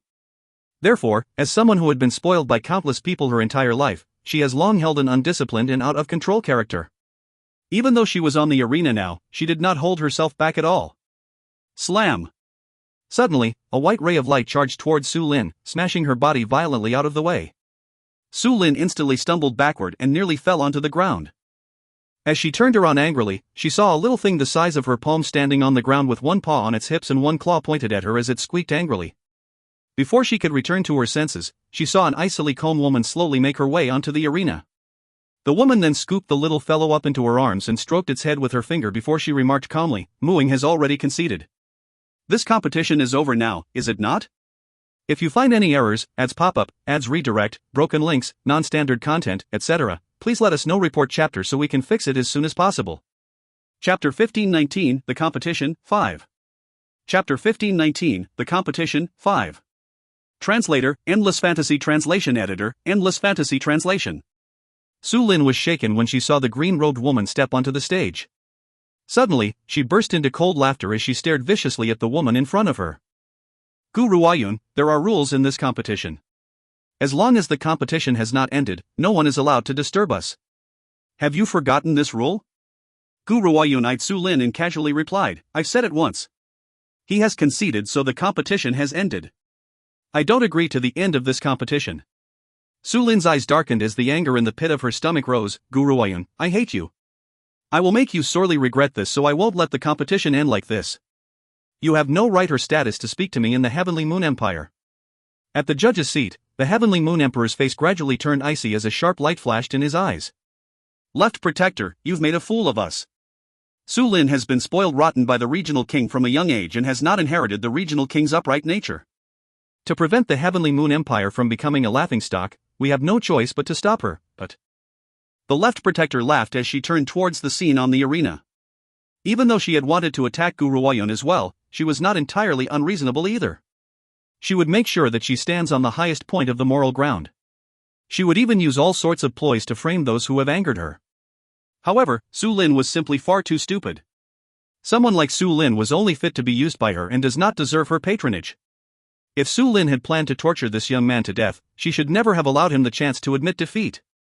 As long as he does not admit defeat, there was no need for us to interfere with the outcome of this competition. However, since she had given him the chance to do so, she should have stopped attacking him. Such a heinous act is completely unacceptable. If word of this gets out, it will only bring shame to her reputation and would drag the whole Heavenly Moon Empire down as well. The Left Protector shook her head. She simply does not like Su Lin's attitude at all. It's a good thing that there's no one quite as brainless as her in the underworld. If one wishes to attack another, they must have a justified reason, so the world will stand on their side. This is why I had not tried to snatch the spiritual beast and why I had wanted to wait for the young master's arrival. The Heavenly Moon Emperor's face has become increasingly unsightly. His eyes turned sharply towards Su Lin, who was in the arena and was just about to step forward to stop her troublemaking conduct when an angry roar which made Su Lin's entire body shiver was heard. Linner, I've certainly indulged you far too much over the years, which has resulted in your stubborn demeanor. Lady Gu is my guest and you're not allowed to treat her rudely. Su Lin's face turned pale in an instant. She then bit her lips as her eyes filled with hurt. She never expected her father to watch her compete today. To have her father here to watch her compete would have been a good thing. Unfortunately, her father had stood up for Gu Ruoyun upon his arrival. This caused her hatred towards Gu Ruoyun to deepen even more. Meng Meng instantly acted as if it was facing a formidable enemy. Its fun stood on end as it stared vigilantly at the regional king who had just descended from the sky. It does not know why, but it felt that the regional king was bad news. He certainly has an ulterior motive by treating Gu Ruoyun so courteously. Lady Gu, I apologize for the grief you've suffered during your time at the regional king's mansion. I had intended to shut Su Lin away, but I allowed her to be released on account of the competition. The regional king joined his fists towards Gu Ruoyun and smiled. Looks like you've had to endure a substantial amount of grief over these past few days. It's my fault for not educating my daughter properly, which is why she has become so out of control. But if you find any errors, ads pop up, ads redirect, broken links, non-standard content, etc., please let us know. Report chapter so we can fix it as soon as possible. Chapter 1520, The Competition, 6. Chapter 1520, The Competition, 6. Translator, Endless Fantasy Translation Editor, Endless Fantasy Translation. Logically speaking, when Gu Ruoyun had hit Su Lin several days ago in the regional king's mansion and washed her hands of the act, the regional king should have felt a deep-seated hatred towards her. However, he still unexpectedly treated her with courtesy when they met again. Besides, she felt the taste of a conspiracy amidst this courtesy. Father! Su Ling cried out in grief and glared fiercely at Gu Ruoyun. Why do you keep standing up for this woman? Have you really fallen for her and forgotten about mother? A woman like this. Slap! A clear, sharp noise echoed through the arena. The regional king's palm had landed on Su Lin's face. His heart throbbed with agony as he stared into his daughter's angry eyes, yet his face continued to display a stern and cold air. Haven't you had enough of shame? I've always been an upright man, yet you've turned out to be spoiled and willful. Since your opponent has already admitted defeat, let him live. Why do you insist on exterminating him? Is this how I've raised you? Su Lin bit her lips and did not respond. Her eyes filled with tears as her hatred toward Gu Ruoyun deepened. The regional king doesn't seem to be a bad person, at least he doesn't try to cover things up unreasonably. Dongfang looked at the regional king and exclaimed with praise, I really don't know how such an upright regional king had managed to nurture such an arrogant and willful daughter like Su Lin. They're both two extremes. Gu Ruoyun did not spare the regional king a further glance as she turned around and walked towards Muing. She then reached out her hand to him and said, I will avenge you, but... I will avenge you. Muing was shaken as he grasped Gu Ruoyun's hand and allowed her to help him up. His eyes showed a sense of gratitude as he said, thank you. He knew that if Gu Ruoyun had not stepped out to save him this time, he would have suffered a fate worse than death. As for the regional king, Muing does not believe that a schemer like the regional king would stop Su Lin without any other reason. Otherwise, he would not have stepped out at this moment after secretly watching the match and hiding. In addition, although the regional king may be acting polite to Gu Ruoyun now, Muing could sense a roaring sea hidden beneath the regional king's courteous demeanor. This regional king was not as upright as he seemed. The only thing was, Muing could not figure out his true agenda. Gu Ruoyun, I hope you won't lose too early. Su Lin gritted her teeth and glared fiercely at Gu Ruoyun. I will be waiting for you in the finals. You're no match for me based on my current level of power. By then, I will make you understand the true meaning of fear. Once Su Lin had spoken, she no longer spared Gu Ruoyun a second glance before turning around to walk off the stage. The winner of this round is Su Lin. Elder Wushu declared the results of this round after Su Lin left the stage. However, his eyes were filled with a sinister and cruel air when he looked at Gu Ruoyun. He would never forget that it was this woman who had ignored his orders and struck Lin Yu 10 times. The next few rounds of the competition were rather uneventful. Lang Shang easily obtained victory in his round and Gu Ruoyun only had to step up onto the stage before her opponent, a young woman, admitted defeat immediately. Therefore, only Lang Shan, Gu Ruoyun, and Su Lin were successfully promoted to the next round of the competition. There are only 3 more competitors left in the competition. Based on our policy, we will still be drawing lots. Those who have drawn a number shall be opponents. The one who has drawn a blank piece of paper shall stand aside and await the final battle. Elder Wushu cleared his throat as he declared in a hoarse voice. If you find any errors, ads pop-up, ads redirect, broken links, non-standard content, etc., please let us know. Report chapter so we can fix it as soon as possible. Chapter 1521, The Competition, 7. Chapter 1521, The Competition, 7. Translator, Endless Fantasy Translation Editor, Endless Fantasy Translation. After Elder Wushu had spoken, a eunuch carried a lottery box and approached Gu Ruoyun and the rest. It goes without saying that Gu Ruoyun was rather fortunate this time and had immediately drawn a blank piece of paper. She only needs to wait for the final round. As for Su Lin and Lang Shang, they entered the arena as the crowd watched. What do you guys think? It's Lang Shang versus Su Lin, who will be the winner, I reckon it'll be Su Lin. Didn't you watch the last competition? Muing, who was at the mid-stage of the exceptional state, was powerless to retaliate against her. It was simply a one-sided devastation. There's still some distance between a cultivator at the mid-stage and the late stage of the exceptional state. I think both Lang Shang and Su Lin could stand a chance at winning, so we shall have to see who's more powerful. By the way, can you guess what state Su Lin is at? I'm guessing that she must have broken through to the late stage of the exceptional state. Hee, this competition is finally becoming more interesting, unlike the last few rounds which were so boring. The crowd broke into a discussion in the rear garden as they turned interested eyes towards the contestants on the stage. Lang Shang, I'll give you one chance. Surrender. You're no match for me. On the stage, Su Lin raised her head haughtily as she spoke arrogantly.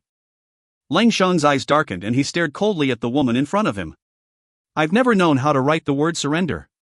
Humph, Su Lin scoffed icily and released the aura from her body before staring dominantly down at Lang Shang. You're like an insect, you don't even warrant the use of my weapon. Since you refuse to admit defeat, I can only make you lose face in public. Whoosh! A powerful energy erupted throughout the entire arena. Even the crowd beneath it could sense it very clearly. Refined state. That's right, only a cultivator at the refined state would possess this type of power. Has Su Lin broken through to the refined state? If my memory serves, she has only broken through to the mid-stage of the exceptional state not too long ago. How had she managed to break through to the refined state in just 3 days? This is simply not logical. The talents who had arrived to join the competition were all at the exceptional state.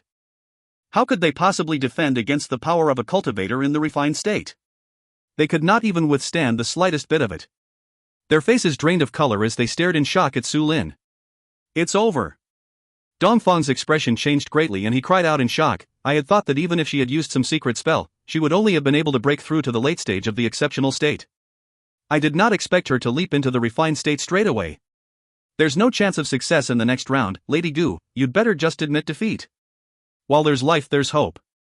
Regardless of your power, you're no match for Su Lin. Gu Ruoyan did not seem to be aware of Dongfang's words as she continued to stare icily at Su Lin with the same expression. It was likely that, out of everyone present, she was the only one who could remain steadfast. Refined state. Lang Shang licked his cracked lips and slowly rose to his feet beneath that powerful coercion. He then pulled out his weapon with and charged towards Su Lin like a bolt of lightning. His eyes were alight with a thick intent for battle.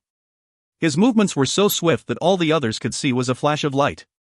Suddenly, he reappeared in front of Su Lin. You overestimate yourself. Su Lin scoffed as her lips curled into a disdainful angle. She then threw a punch which smashed onto Long Shang's chest. Wham! A powerful energy exploded into Long Shang's chest and sent his body flying out of the way. He instantly spat out a mouthful of blood which dyed his chest red. If you find any errors, ads pop-up, ads redirect, broken links, non-standard content, etc., please let us know. Report chapter so we can fix it as soon as possible. Chapter 1522, The Competition, 8. Chapter 1522, The Competition, 8. Translator, Endless Fantasy Translation Editor, Endless Fantasy Translation. The crowd had assumed that Ling Shang, who was at the late stage of the exceptional state, would have been able to retaliate against Su Lin a few times at least. Who would have thought that he ended up just like Muing with no chance to retaliate at all? He had lost in a messy way. This was the difference in their power. There was an entire gulf between the power of a refined state cultivator and an exceptional state cultivator. Ling Shang, who was at the late stage of the exceptional state, was like a baby fighting against an adult. How could he possibly win?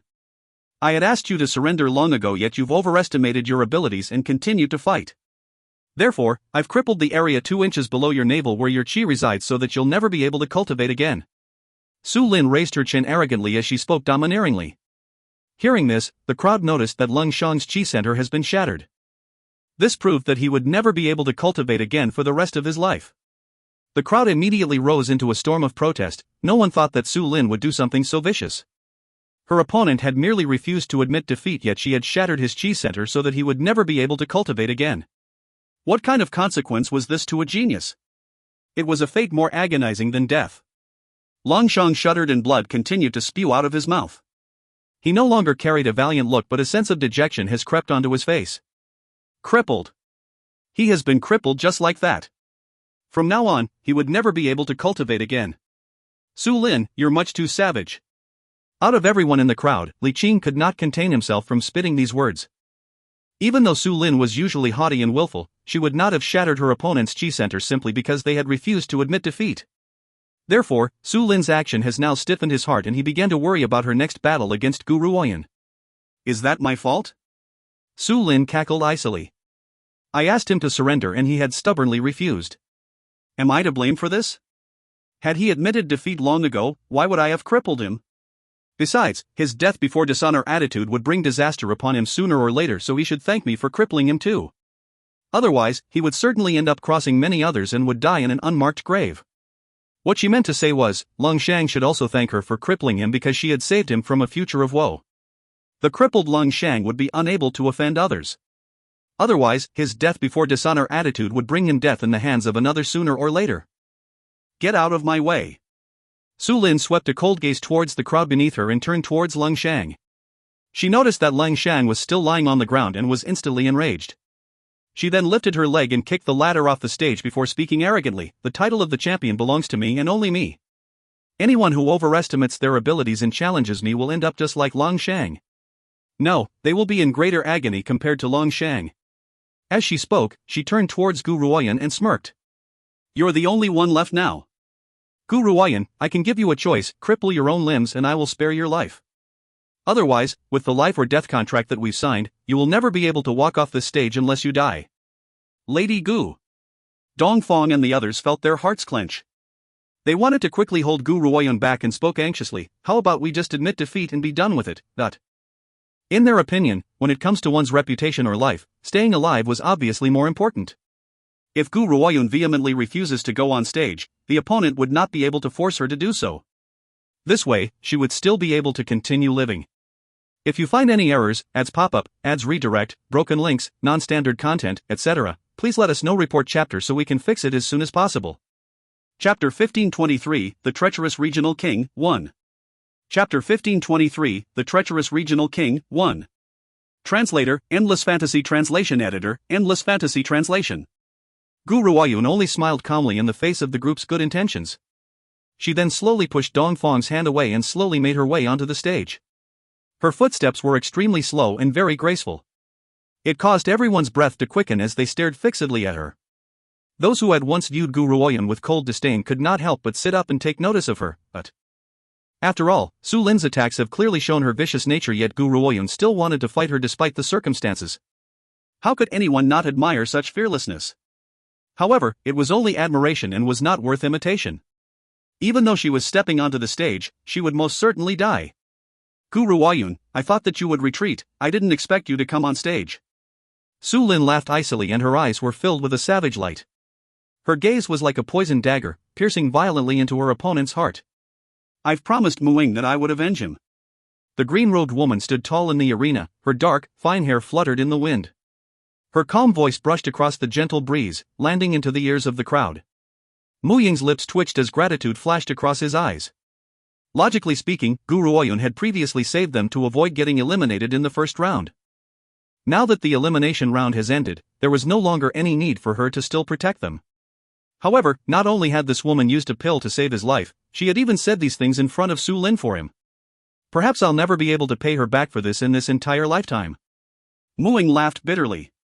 Even though Su Lin had attacked him because of Gu Ruoyun, he understood that when faced with Su Lin in the competition, she would never have spared him regardless of whether she has a grudge or not. It was just like what Leng Shang had faced in the previous round. Su Lin had nothing against him, yet she had crippled him of his powers in the end. Just as Mu Ying and the others began to lament, Su Lin's sharp and sinister voice rang out from the arena once again. You want to avenge him? I think that it'll be difficult for you to save your own neck, yet you're thinking of others? Gu Ruoyun, I had given you a chance and you chose not to value it. Since that's the case, don't blame me for my cruelty. Boom! The power of a refined state cultivator exploded from Su Lin's body, creating a hurricane in the entire arena. However, Gu Ruoyun has encountered cultivators at the refined state before. Therefore, she could sense the instability in Su Lin's aura. After all, a cultivator who had used a spell to rise to the refined state was completely different from those who have had a breakthrough on their own. Gu Ruoyun, go to hell. Whoosh! The gale surrounding Su Lin's body formed a large vortex in front of her. From afar, the powerful energy contained within the vortex looked like a large, gaping mouth, ready to swallow everyone around it. The vortex-like hurricane then flew directly towards Gu Ruoyun, widening its mouth and aiming to swallow her whole. Gu Ruoyun, even though you're at the late stage of the exceptional state, I've already broken through to the refined state. The difference in power between us is far too great and you're simply no match for me. You will now experience dying with 1,000 cuts from within this vortex. Su Lin spat fiercely. When Gu Ruoyun was consumed by the vortex, the venom in her eyes did not diminish but increased instead. This is bad. Mu Ying's expression changed as his eyes darkened. Based on the situation, Lady Gu is no match for Su Lin. If you find any errors, ads pop up, ads redirect, broken links, non-standard content, etc., please let us know. Report chapter so we can fix it as soon as possible. Chapter 1524, The Treacherous Regional King, 2. Chapter 1524, The Treacherous Regional King, 2. Translator, Endless Fantasy Translation Editor, Endless Fantasy Translation. A gale erupted from within the stage. The smile on Su Lin's face turned from complacency to viciousness as she stared at Gu Ruoyun, who was being engulfed by the vortex. She could already envision the pristine and delicate woman dead from 1,000 cuts. However, Su Lin did not get to remain complacent for very long. A ray of light suddenly sliced through the vortex with earth-shattering power, cutting the vortex in half. Crack! The arena stage was also split into two because of the gigantic beam of light from the blade. The white light lit up Su Lin's sinister features and the disbelief in her eyes was clear for all to see. A flash of green robes slowly walked out from the light. The woman's robes were torn and tattered as though they had been sliced apart by numerous knives. However, no matter how wretched she looks, her appearance did not conceal her delicate and pristine figure. Su Lin was so shocked that she was speechless. She simply could not understand how this woman had managed to split the vortex into two. However, she soon regained her senses and a sneer hung on her lips. Gu Ruoyun, I've truly underestimated you, you're more powerful than Long Shang. However, so what? You wouldn't be able to evade the rest of my attacks. This time, Su Lin was not being overconfident. Instead, everyone knows that a cultivator at the late stage of the exceptional state would never be able to defeat a cultivator in the early stage of the refined state. Unless that person has a spiritual weapon. Except. When Su Lin noticed the broken sword in Gu Ruoyan's hand, the disdain in her eyes increased. On what grounds would she be able to defeat me with this damaged sword which only has its hilt and no blade? Whoosh! Gu Ruoyan did not bother with speeches as she attacked Su Lin instantly. She waved the broken sword in her hand and a sharp light instantly slashed across the sky. It whirled like a cyclone around Su Lin. When Su Lin, who had been absolutely complacent, sensed the power of the sword's light, her expression finally showed a sign of change. She no longer dared to act arrogantly and quickly pulled out her sword. A loud clang sounded as the sword light released by Gu Ruoyan clashed with a long sword before disappearing from sight. Has Su Lin drawn her sword? In contrast to the dissipation of the sword light, the even more shocking thing was that Su Lin had drawn her sword. If my guess is correct, this sword is the middle-class spiritual weapon possessed by the Su family. What abilities does Gu Ruoyan have to cause Su Lin to draw her weapon? No, that can't be right. Gu Ruoyan's power is not that great, but that sword in her hand is a different thing altogether. It has substantially powerful spiritual energy. It's likely that this broken sword of hers must also be a spiritual weapon. No wonder she had managed to escape from that vortex. It seems that this competition is going to be even more interesting. I don't know who Gu Ruoyan is to be able to possess such a powerful spiritual weapon. Could it be that she had also stolen this spiritual weapon from the underworld? Su Lin clutched her sword in a tight grip as her chest rose and fell continuously. Her eyes were filled with a deep hatred. It was obvious that having to draw her weapon was a humiliating thing to her. The cause of her humiliation was this woman before her. Gu Ruoyan, I won't allow you to humiliate me anymore. She contained the fiery rage in her heart as she stared haughtily down at Gu Ruoyan. I will defeat you in 3 strikes. Once Su Lin had finished speaking, she no longer wasted any time and charged towards Gu Ruoyan like a bolt of lightning. At that moment, the crowd felt as if their vision had blurred and the white-robed Su Lin had vanished. When she reappeared again, she was already in front of Gu Ruoyan. The long sword in her hand released an ice-blue light as if a blue dragon had surged out from within, aiming to swallow Gu Ruoyan whole. If you find any errors, ads pop up, ads redirect, broken links, non-standard content, etc., please let us know. Report chapter so we can fix it as soon as possible. Chapter 1525, The Treacherous Regional King, 3. Chapter 1525, The Treacherous Regional King, 3. Translator, Endless Fantasy Translation Editor, Endless Fantasy Translation. Slam. Gu Ruoyan raised her broken sword against Su Lin and felt her arm turn numb. She stumbled backward and lifted her gaze to find that the blue longsword in Su Lin's hand has turned into an ice-blue dragon. It opened its mouth and hissed angrily. So, the broken sword alone is not enough? Gu Ruoyan frowned. If her sword had not been damaged, she could have relied solely upon this sword to defeat Su Lin. However, the broken sword's powers alone were not enough and could not be compared to what it once was. Lady Gu, watch out. Just as Gu Ruoyan was in deep thought, the crowd cried out. An icy cold feeling appeared behind her and caused her to quickly turn around. In her time of need, she quickly used the broken sword to block the attack. Wham! A powerful energy penetrated into her body and Gu Ruoyan felt her pins and needles running up her arm. However, she maintained her composure as if regardless of how the battle would end, it would not affect her emotions. Gu Ruoyan, I've already told you that you wouldn't be able to do it, yet you refuse to believe me. I've already used 2 strikes. With this last strike, even if you don't die, you'd end up becoming a cripple. Su Lin's entire face was filled with complacency. The aura within her body then gathered into the ice-blue longsword in her hand. Gu Ruoyan sighed gently at the sight of this. Looks like I can't just rely on the broken sword this time. For the sake of the Moon Soul Herb, I can't keep concealing myself. This is the only way to save Big Brother. Boom! At that moment, the temperature plummeted until even the people around the arena could feel it thoroughly. The ice-blue sword had left Su Lin's hand and flew into the sky. The crowd watched as the floating longsword grew larger and larger in the air. It became as large as a great mountain before slicing towards Gu Ruoyan. The regional king had been standing behind the Heavenly Moon Emperor the entire time, watching the scene icily. He has no intentions of saving Gu Ruoyan. After all, that lord had given him instructions. If he wants to have Gu Ruoyan killed, he must not allow any chance for her to escape. Otherwise, once she has grown, the regional king's mansion would certainly be destroyed by her hand. However, he had not made his move and had pretended to get into her good graces because he was unsure if he could kill her. Hence, he had wanted to invite her to the regional king's mansion and seize his chance to steal the ancient divine pagoda. However, the best scenario would be that she dies. Therefore, he does not intend to make an appearance this time and only watched silently from the sidelines. Boom! A violent cyclone formed as the great sword fell. Su Lin wiped the sweat from her brows and smiled icily at the section of the arena which was now covered by the great sword. This time, no matter how talented Gu Ruoyun was, her death was guaranteed. Thud! Beneath the arena, Dongfeng fell butt-first to the ground as he stared at the dusty arena with a pale look on his face. His eyes were dazed as he asked, "Is Lady Gu dead? Is she really dead?"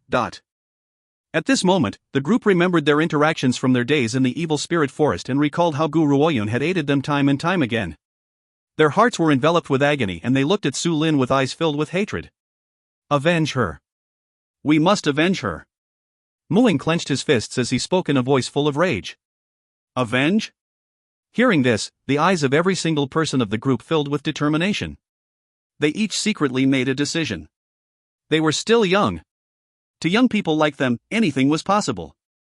As long as they rise vigorously in their cultivation, one day, their powers would also increase.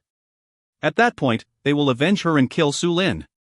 However, they must conceal their strength and bide their time first to ensure that they do not end up being killed. If you find any errors, ads pop up, ads redirect, broken links, non-standard content, etc., please let us know. Report chapter so we can fix it as soon as possible. Chapter 1526, The Treacherous Regional King, 4. Chapter 1526, The Treacherous Regional King, 4. Translator, Endless Fantasy Translation Editor, Endless Fantasy Translation. Who did you say would end up as a cripple if not dead?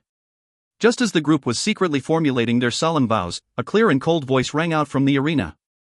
Covered in dust and ruin, the green-robed woman has emerged once again. A dark blue flame stirred around her body while a thin smile danced on her delicate and pure features. Su Lin's complacent smile stiffened and looked as if she had just seen a ghost. Her eyes widened in shock and her eyeballs seemed ready to pop out from her eye sockets. How can this be? How can you possibly be alive? You had been clearly hit by my attack, how are you still alive? Su Lin shook her head vigorously and stumbled backward. Her face was filled with disbelief. Gu Ruoyun laughed nonchalantly. Honestly speaking, she should thank Su Lin for causing such a ruckus. If her attack had not drawn so much dust, she would not have been able to use the ancient divine pagoda to block the attack. After all, aside from the watchful eyes of the crowd, the members of the underworld were watching as well. She could never allow the ancient divine pagoda to appear before their eyes. Otherwise, she could not guess at the scale of the sensation it would create. Therefore, when faced with Su Lin's question, she only calmly replied, "I have no other special ability but I'm best at escaping. Therefore, your blow did not manage to reach me." She was unsure if anyone else would believe her explanation, but Su Lin did. Su Lin screamed and charged angrily towards Gu Ruoyun once again. At this moment, she has lost all sense of rationality and has only one thing on her mind: to torture this woman in front of her. Su Lin, stop. When he saw how Gu Ruoyun had emerged from the arena without a single hair out of place, the regional king sensed that something was not right. His expression changed drastically and he quickly tried to stop Su Lin. However, it was clearly too late. A great wind whistled as the green-robed figure stood amongst the ruins. The woman's expression was indifferent and calm. Suddenly, a dark blue flame rose from her body. Those flames quickly gathered into the broken sword in her hands and instantly formed a dark blue blade. However, this blade does not have a form as it flickered and swayed in the wind. Su Lin, however, did not care about the blade which had formed from the flames. The blue sword in her hand was aimed towards Gu Ruoyun's head as she screeched, "Go to hell!" Boom! The two swords clashed in the sky and a powerful force erupted instantly and turned the entire arena into dust. Gu Ruoyun's blade was clearly forged from flames, yet it was as hard as a boulder. After clashing with Su Lin's long sword, the blade had only swayed a little. In contrast, a crack had formed on Su Lin's blade. It was like a mark on the surface of a sledgehammer. Those flames are extremely powerful. The left protector's expression finally showed a sign of change. If my guess is correct, this must be the legendary 9 underworld flames. How had she managed to obtain the 9 underworld flames? The 9 underworld flames were placed at the frontmost in the ranks amongst the mystical flames in the mainland. She never expected to see them at a time like this. However, she covets the spiritual beast in Gu Ruoyun's hands even more than the 9 underworld flames. So, just the 9 underworld flames isn't enough? Gu Ruoyun looked at the pale-faced Su Lin and slowly raised her hand. A purple flame then danced continuously on her palm. What if we include the flames of world devastation as well? The flames of world devastation were the flames that Zixi carries on his body. Even though Zixi was now in a deep slumber, she could still mobilize the flames of world devastation. However, Gu Ruoyun has yet to try using two types of flames together in a battle. If you find any errors, ads pop up, ads redirect, broken links, non-standard content, etc., please let us know. Report chapter so we can fix it as soon as possible. Chapter 1527, The Treacherous Regional King, 5. Chapter 1527, The Treacherous Regional King, 5. Translator, Endless Fantasy Translation Editor, Endless Fantasy Translation. The purple flame slowly rolled down from her hand and gradually melted into the 9 underworld flames. Hence, the left side of the blade was made out of the flames of world devastation while the right side was the dark blue 9 underworld flames. The two colored flames merged nicely together, releasing a shockingly powerful energy. Su Lin was completely stunned. She does not know why, but she sensed a powerful might from the broken sword. This force made her stumble backward. Gu Ruoyun, I'm the regional king's daughter and a genius in the Heavenly Moon Empire. You can't. Whoosh. Before she could finish speaking, the twin flames on the broken sword charged towards her immediately as if they had grown eyes. The flames crashed onto her chest and she felt a severe pang of agony, causing her to scream in pain. Whether it was the flames of world devastation or the 9 underworld flames, it was not the flesh which had been hurt but the soul. Therefore, imagine the pain Su Lin was feeling as she was hit by the two flames. Death? Death was far too for her simple now. Su Lin was no longer as haughty and complacent as before.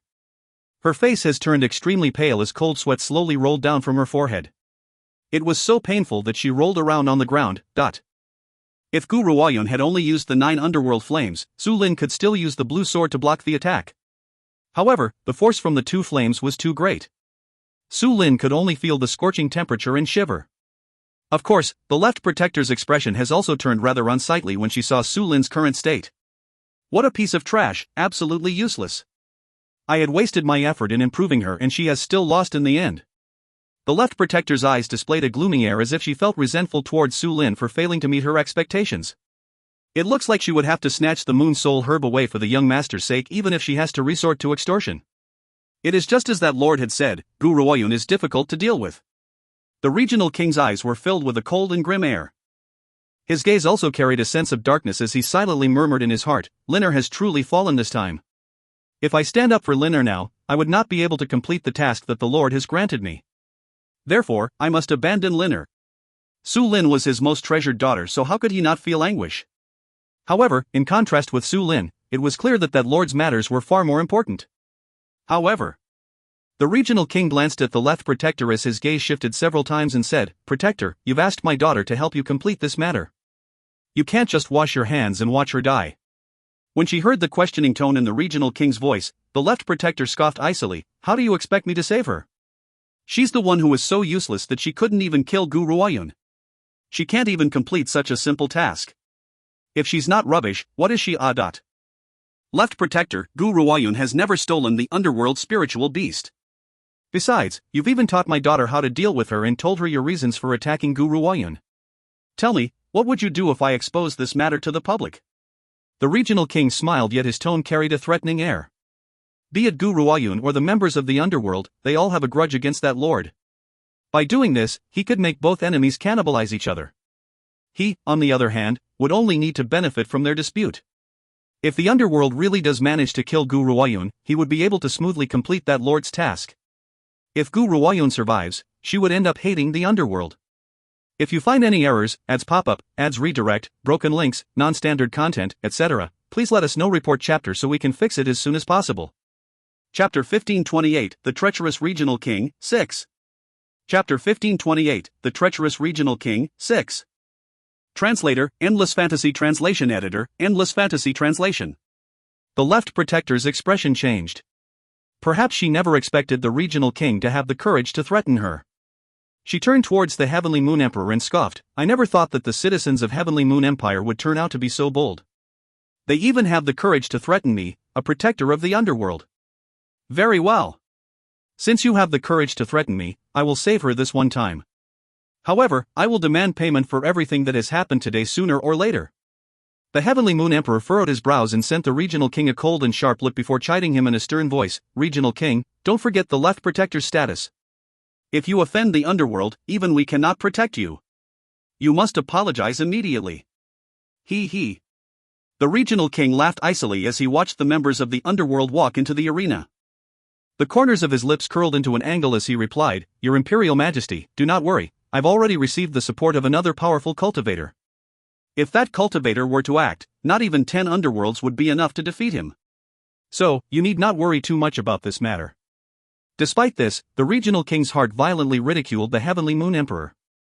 It's only one underworld, so why should we fear them so much?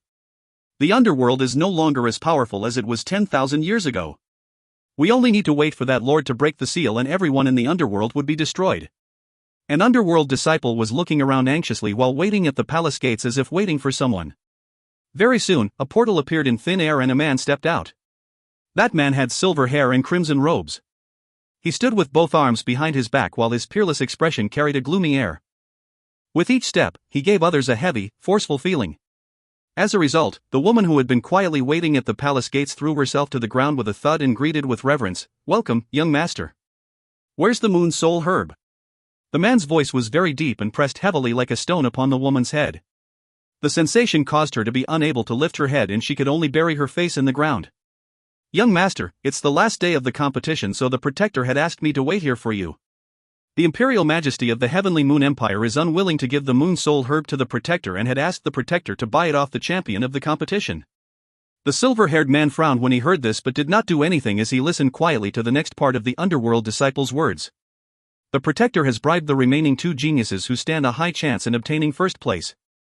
Only one other genius has refused to listen to the Protector's orders. Hence, your loyal and devoted Protector was furious. This time, the Protector had taken painstaking efforts in order to help you obtain the Moon Soul Herb. Unfortunately, that person was unable to differentiate good from bad and refused to place any importance upon the underworld. She had even insulted us. That woman also holds a powerful spiritual beast in her possession. The Protector wanted to obtain that spiritual beast as a gift to you, young master, so she has planted a lie and claimed that that woman had stolen that spiritual beast from the underworld. The woman gritted her teeth as she finally confessed. The green-robed man who was standing behind the silver-haired man looked at her with pity. It was indeed a tough job for her to be able to explain so much in the presence of the young master's great aura. XINU, out of curiosity, who would be so daring as to defy the underworld? The green-robed man looked at the woman as his eyes filled with curiosity. Reporting to Protector Qing Ming, that woman's background is unclear. All we know is that her name is Gu Ruoyun. If you find any errors, ads pop-up, ads redirect, broken links, non-standard content, etc., please let us know. Report chapter so we can fix it as soon as possible. Chapter 1529, A Meeting, 1. Chapter 1529, A Meeting, 1. Translator, Endless Fantasy Translation Editor, Endless Fantasy Translation. The Imperial Palace. Su Lin, who was lying in ruins in the rear courtyard, noticed the Left Protector approaching them, and her eyes lit up. She quickly cried out, Left Protector, hurry, save me. The Left Protector looked at the pale Su Lin and a sense of loathing flashed in her eyes. However, she did not say too much and turned towards Gu Ruoyun. Gu Ruoyun, I understand that Su Lin and you have an agreement. She has now lost and must face death according to the terms of the agreement. I should not interfere, but her eyes darted back and forth before her lips curled into a sneer. Has the payment between us been settled? Based on the information provided by an underworld spy, the young master has just entered the Imperial Palace and would arrive in a short while. Therefore, she could step out to stop Gu Ruoyun at this moment. Patter. A small figure emerged from the crowd like a little white cat and scuttled swiftly into Gu Ruoyun's arms. It then raised its eyes, which were whirling with anger, towards the Left Protector. However, the little fellow did not make any further move and only buried itself into Gu Ruoyun's lapel until only its adorable little head could be seen. The competition has pretty much ended, so it could return to its master's arms. The little fellow yawned and its little paw rubbed its sleepy eyes as it grew drowsy. The payment? Gu Ruoyun gently stroked the little fellow's soft head as her lips raised into an angle. I should indeed calculate my bill with the underworld, but before that, I have other matters to take care of. Once she finished speaking, her chilly eyes landed upon Su Lin. She then gently raised her brow and walked towards her. Gu Ruoyun, you had defeated me based on luck this time. With your level power, you are simply no match for me. If you're brave enough, let's fight one-on-one without any use of spiritual weapons. Su Lin saw Gu Ruoyun who was walking towards her and her expression changed. She gritted her teeth as she spoke. Are you sure? Gu Ruoyun raised her brow and asked with a forced smile. Su Lin had assumed that she would have some wiggle room to act sweet and agreeable when she saw the look on Gu Ruoyun's face. Her heart leaped with joy. That's right, we'll put down our weapons and have hand-to-hand combat.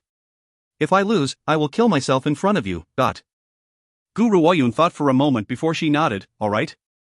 Hearing this, Su Lin smiled. However, she was cursing Gu Ruoyun in her heart.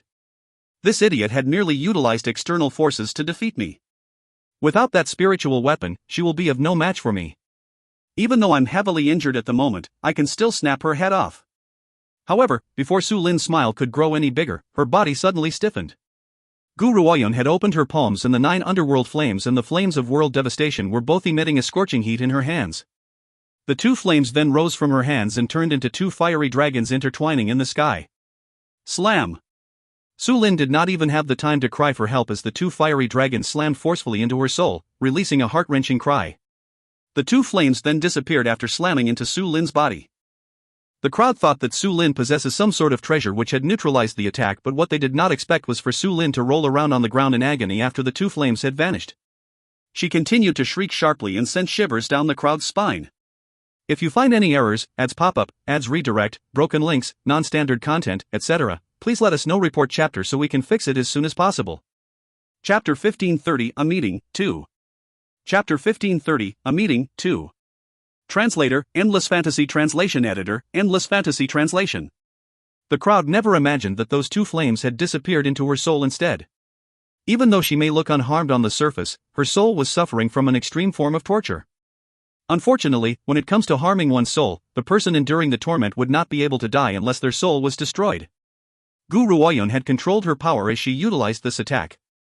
Therefore, Su Lin's soul would not be destroyed immediately. You'd suggested we put down our weapons and fight one-on-one.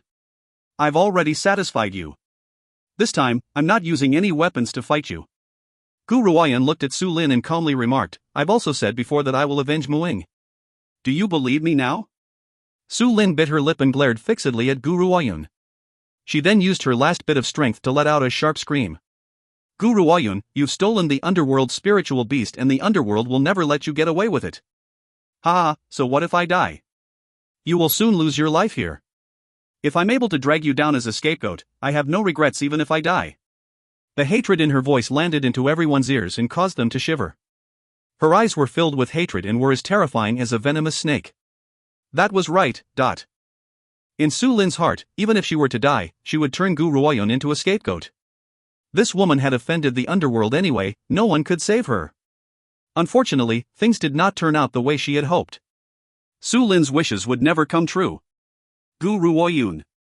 The left protector swept her eyes towards Su Lin who was rolling on the ground in agony and frowned before looking at Gu Ruoyun. Our young master has arrived. I wonder if you still dare to deny our ownership of this little fellow. Gu Ruoyun looked at the left protector. Suddenly, a familiar aura whirled behind her. Her body immediately stiffened on the spot and a ripple of emotion appeared in her chilly eyes. A man was standing behind Gu Ruoyun. His crimson robes fluttered ceaselessly as his silver hair danced in the violent winds. However, there was an uncommon look of gentleness in his red eyes. At that moment, all eyes had turned to look at the man who had appeared from thin air. When the crowd saw the man's distinctively peerless appearance, they became entirely mesmerized and were lost deep within the man's unrivaled features. Young master. The left protector's heart leaped when she saw that man and she quickly led the members of the underworld to kneel as she spoke with reverence. The left protector of the underworld and disciples welcome you, young master. At the same time, the heavenly moon emperor, who had been seated on the dragon throne, rose as well and stared at the silver-haired man with reverence. The silver-haired man did not speak. His eyes had remained fixed upon Gu Ruoyun whose back was towards him. He did not say a word and merely gazed at her quietly. Finally, the woman in front of him made a move. She slowly turned around and her eyes traveled towards the man's familiar features. She nearly opened her lips but did not say a word in the end. The silver-haired man's eyes filled with deep emotion as he gazed upon the woman that he had yearned for day and night. However, he suddenly noticed the little fellow, Meng Meng, who was clinging onto Gu Ruoyun's chest with an entirely blissful look on its face. The man's eyes instantly turned cold. The little fellow realized that a pair of gloomy eyes were glaring at it and instantly shivered. It shrank in terror and intended to clutch Gu Ruoyun's robes tighter, but who would have thought that its little claws ended up on top of her breast of all places? Hence, the man's eyes turned even colder. If you find any errors, ads pop-up, ads redirect, broken links, non-standard content, etc., please let us know. Report chapter so we can fix it as soon as possible. Chapter 1531 A Meeting, 3. Chapter 1531 A Meeting, 3. Translator, Endless Fantasy Translation Editor, Endless Fantasy Translation. Sob, master, this man is very scary, The little fellow continued to shrink back as it tried to hide from the silver-haired man's eyes. However, the more it's burrowed into Gu Ruoyun's robes, the colder Qian Beiye's glare became until it even carried a faint bit of murderous intent. At this moment, the little fellow felt like it was an innocent victim. Who had I offended? Why is this demon-like man glaring at me and refusing to turn away? Could it be that he's taken a liking to my little anus? The little fellow quickly covered its little anus at the thought of this as its entire being trembled. It felt a great urge to bury its entire head into Gu Ruoyun's robes. I like women, not men. If this little fellow could speak, this would be what it would have yelled out. Young master? The left protector carefully lifted her head to look at Qian Beiyi. When she noticed the murderous air surrounding him, her heart leaped. It seems that this time, this woman, Gu Ruoyun, was finished. As Qian Beiyi does not like being stared at, the members of the underworld had lowered their heads upon his arrival and no one had seen the gentle emotion which had appeared in the man's eyes in the beginning. As the left protector spoke, Qian Beiyi took a step towards Gu Ruoyun. He then pulled the little fellow from Gu Ruoyun's chest without another word and held the struggling creature in his grasp. Young master. When the left protector saw Qian Beiyi's actions, she finally gathered enough courage and looked at the peerless man who had his back against them as she spoke with reverence. We found the missing spiritual beast of the underworld, this subordinate. Just as the left protector was about to take credit for her actions, she saw the man wave his hand in front of her and the little fellow, which had been struggling in his grasp, was thrown aside. That was right. It had been cast aside without any hesitation. It was as if the little fellow was not a powerful spiritual beast but a mere object. The left protector was dazed as she stared puzzledly at Qian Beiyi. Her mind was a blank. Could it be that the young master does not cherish the spiritual beast? If he did not like this spiritual beast, why had he snatched it away in the first place? Qian Beiyi did not allow anyone the opportunity to process this. His eyes stared at Gu Ruoyun with grief and resentment as he spoke. If it wasn't for the fact that this spiritual beast is still useful to you, I would have killed it by now. Every inch of your body belongs to me and no one is allowed to touch you, not even spiritual beasts. After all, there were some parts of her that Qian Beiyi had not yet touched, yet this little guy was so bold to actually place its claws on her breasts. How could he not feel aggrieved? Boom! The left protector was completely dazed as if she had been struck by lightning. Her mind was a mess as her eyes stared dazedly at Qian Beiyi. What does the young master mean by this? Why does it sound as if this woman is his lover? Everyone else was stunned as well. Each and every one of them did not dare to believe that this peerless man, whose face was full of resentment like a grieving wife, was actually the legendary young master of the underworld. Also, the left protector had previously claimed that the underworld's young master does not like Gu Ruoyun and she had even stolen the underworld spiritual beast? This plotline had reversed a little too quickly. Dongfang was the first to return to his senses. He, who had been filled with anxiety, instantly straightened his back and complained, Lord Young Master, the underworld's left protector had previously claimed that Lady Gu had failed to seduce you, so she had stolen a spiritual beast egg from the underworld. Now, the underworld is hunting her down. Oh, that's right, the left protector had even insulted Lady Gu and said that the members of the underworld would never let her get away with it. If you find any errors, ads pop-up, ads redirect, broken links, non-standard content, etc., please let us know. Report chapter so we can fix it as soon as possible. Chapter 1532 A Meeting, 4. Chapter 1532 A Meeting, 4. Translator, Endless Fantasy Translation Editor, Endless Fantasy Translation. Qian Beiyi mildly raised his brows when he heard Dongfang's complaint. He then reached out and pulled Gu Ruoyun into his arms as his blood-red eyes stared at the little fellow, Meng Meng, who was stumbling towards them. Even though Qian Beiyi had not tortured the little fellow for Gu Ruoyun's sake, he had flung the little fellow rather violently earlier. Hence, the little fellow was furious and tears of grief were welling up within its eyes. Wife, where had you managed to kidnap this little fellow from? Qian Beiyi curled his lips as he asked quietly. He may not have answered Dongfang's complaint, but his remark made two things clear. Number 1, Guru Oyen was his wife. Number 2, he does not know this little fellow, so, naturally, the matter surrounding Guru Oyen's theft in the underworld was rendered null and void. The crowd was in a commotion and all eyes turned towards the left protector. At this moment, the left protector's face has drained of color and her body was trembling ceaselessly. In all her assumptions, she never expected the young master to be acquainted with Guru Oyen and for their relationship to be such. You mean Mang Mang? Guru Oyen raised her brow and giggled. This fellow is the secret order's sacred beast. It had clung onto me when I left the secret order, so I brought it with me to the Dark Earth realm. Xiao Yi, now that I've found you and will be able to obtain the Moon Soul Herb after this, isn't it time for us to leave? The secret order's sacred beast? Xian Beiyi chuckled softly. I've heard of the secret order's sacred beast, but I never thought that it would end up in your possession. However, there is one matter that I must take care of before we leave the Dark Earth realm. The man then slowly turned his gaze towards the left protector who was kneeling on the ground. His gaze no longer displayed the tenderness he had shown to Guru Oyen as his blood-red eyes glowed with a bloodthirsty murderous intent. Zuoyu, are you aware of your crimes? His voice was deep and gloomy and caused the left protector to shiver and nearly buried her head into the dirt. Young master, I was not aware of your relationship with her. Please forgive me, young master. Xiang Ming. Xian Beiyi glanced at the left protector as he calmly issued his instruction. Zuoyu has offended her superior and humiliated the young madam. Based on the underworld's laws, how should we punish her? Replying to the young master. The green-robed man slowly stepped forward upon hearing this and joined his fists in reverence. Any criminal who has committed the offense will be executed by 1,000 cuts for 100 days before having their soul scattered.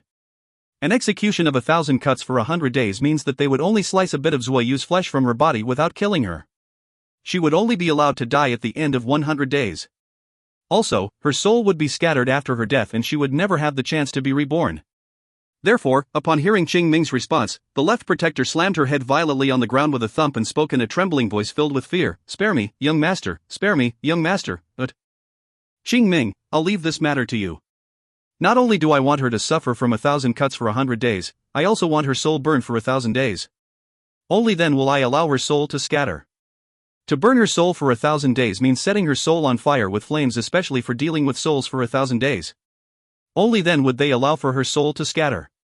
Not even the underworld has ever experienced this kind of cruelty. However, Chen Beiyi had designed such a cruel punishment for the sake of venting Guru Oyen's frustrations. No, young master, you can't do this to me.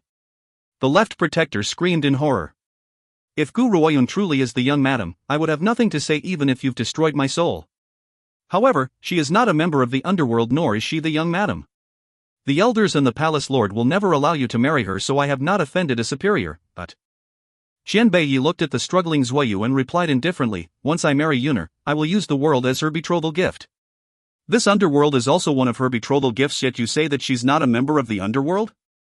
If you find any errors, ads pop-up, ads redirect, broken links, non-standard content, etc., please let us know. Report chapter so we can fix it as soon as possible.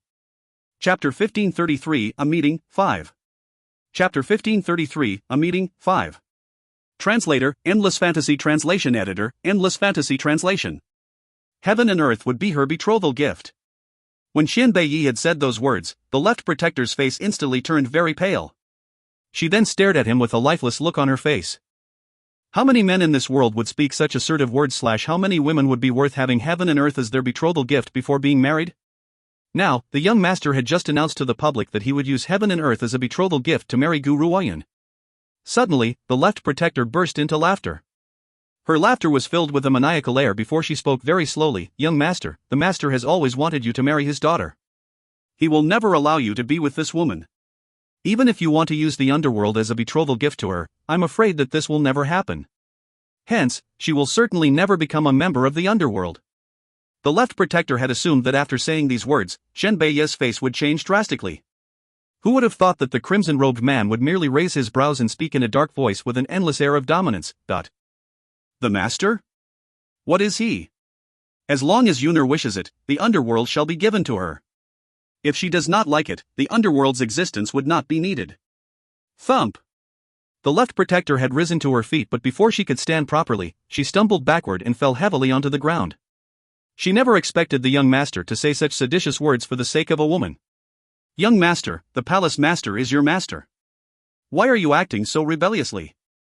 If the palace master, as someone who had nurtured you wholeheartedly, were to find out about this, how sad would he be? Even to this moment, the left protector was still trying to advise Qian Beiyi to mend his ways. Unfortunately, after Qian Beiyi had said those words, he had no longer spared her a second glance. Qing Ming, take her away but don't kill her. I want her to suffer a fate worse than death. Qian Beiyi's voice was gloomy and bloodthirsty, filled with a powerful murderous intent.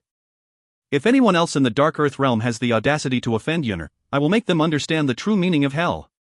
The true meaning of hell means that even if one wanted to die, one would not be able to do so. The left protector was paralyzed on the spot as her face filled with hopelessness. This time, she allowed Chang Ming to take her away and did not retaliate. Perhaps she now understands that resistance was futile when one falls into Qian Beiyi's grasp. The crowd sighed incessantly as they watched the misfortune unfold. As the saying goes, do not invite death and you will not die. If the left protector had not tried to frame Gu Ruoyun, Qian Beiyi would not have treated her this way. Lord Young Master. Dongfang's gaze darted back and forth before he suddenly pointed at Su Lin, who was lying on the ground, and said, this woman had slandered Lady Gu and claimed that Lady Gu had seduced the regional king in order to register for the competition. Also, Lin Yu of the Prime Minister's mansion had tried to kill Lady Gu for Su Lin's sake. Furthermore, Elder Wushu of the Heavenly Moon Empire, as Lin Yu's master, had constantly caused trouble for Lady Gu. If Lady Gu had not been strong enough, her reputation would have been swept away and she would have died by their hands. When Dongfang saw that Gu Ruoyun has such a powerful supporter, he completely disregarded all consequences and exposed the evil deeds of Su Lin and the others. Hence, Qian Beiyi's gloomy and cold red eyes slowly turned around and looked at the pale-faced Su Lin.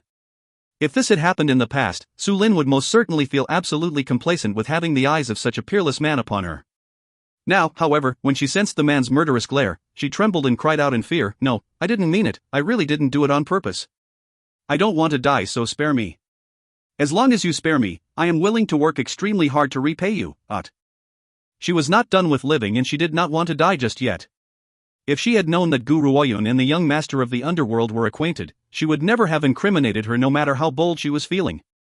If you find any errors, ads pop up, ads redirect, broken links, non-standard content, etc., please let us know. Report chapter so we can fix it as soon as possible.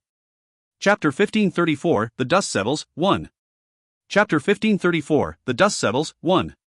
Translator, Endless Fantasy Translation Editor, Endless Fantasy Translation. Yuner, how would you like to punish her? Qian Beiyi gently raised the corners of his lips, but his eyes showed no hint of a smile.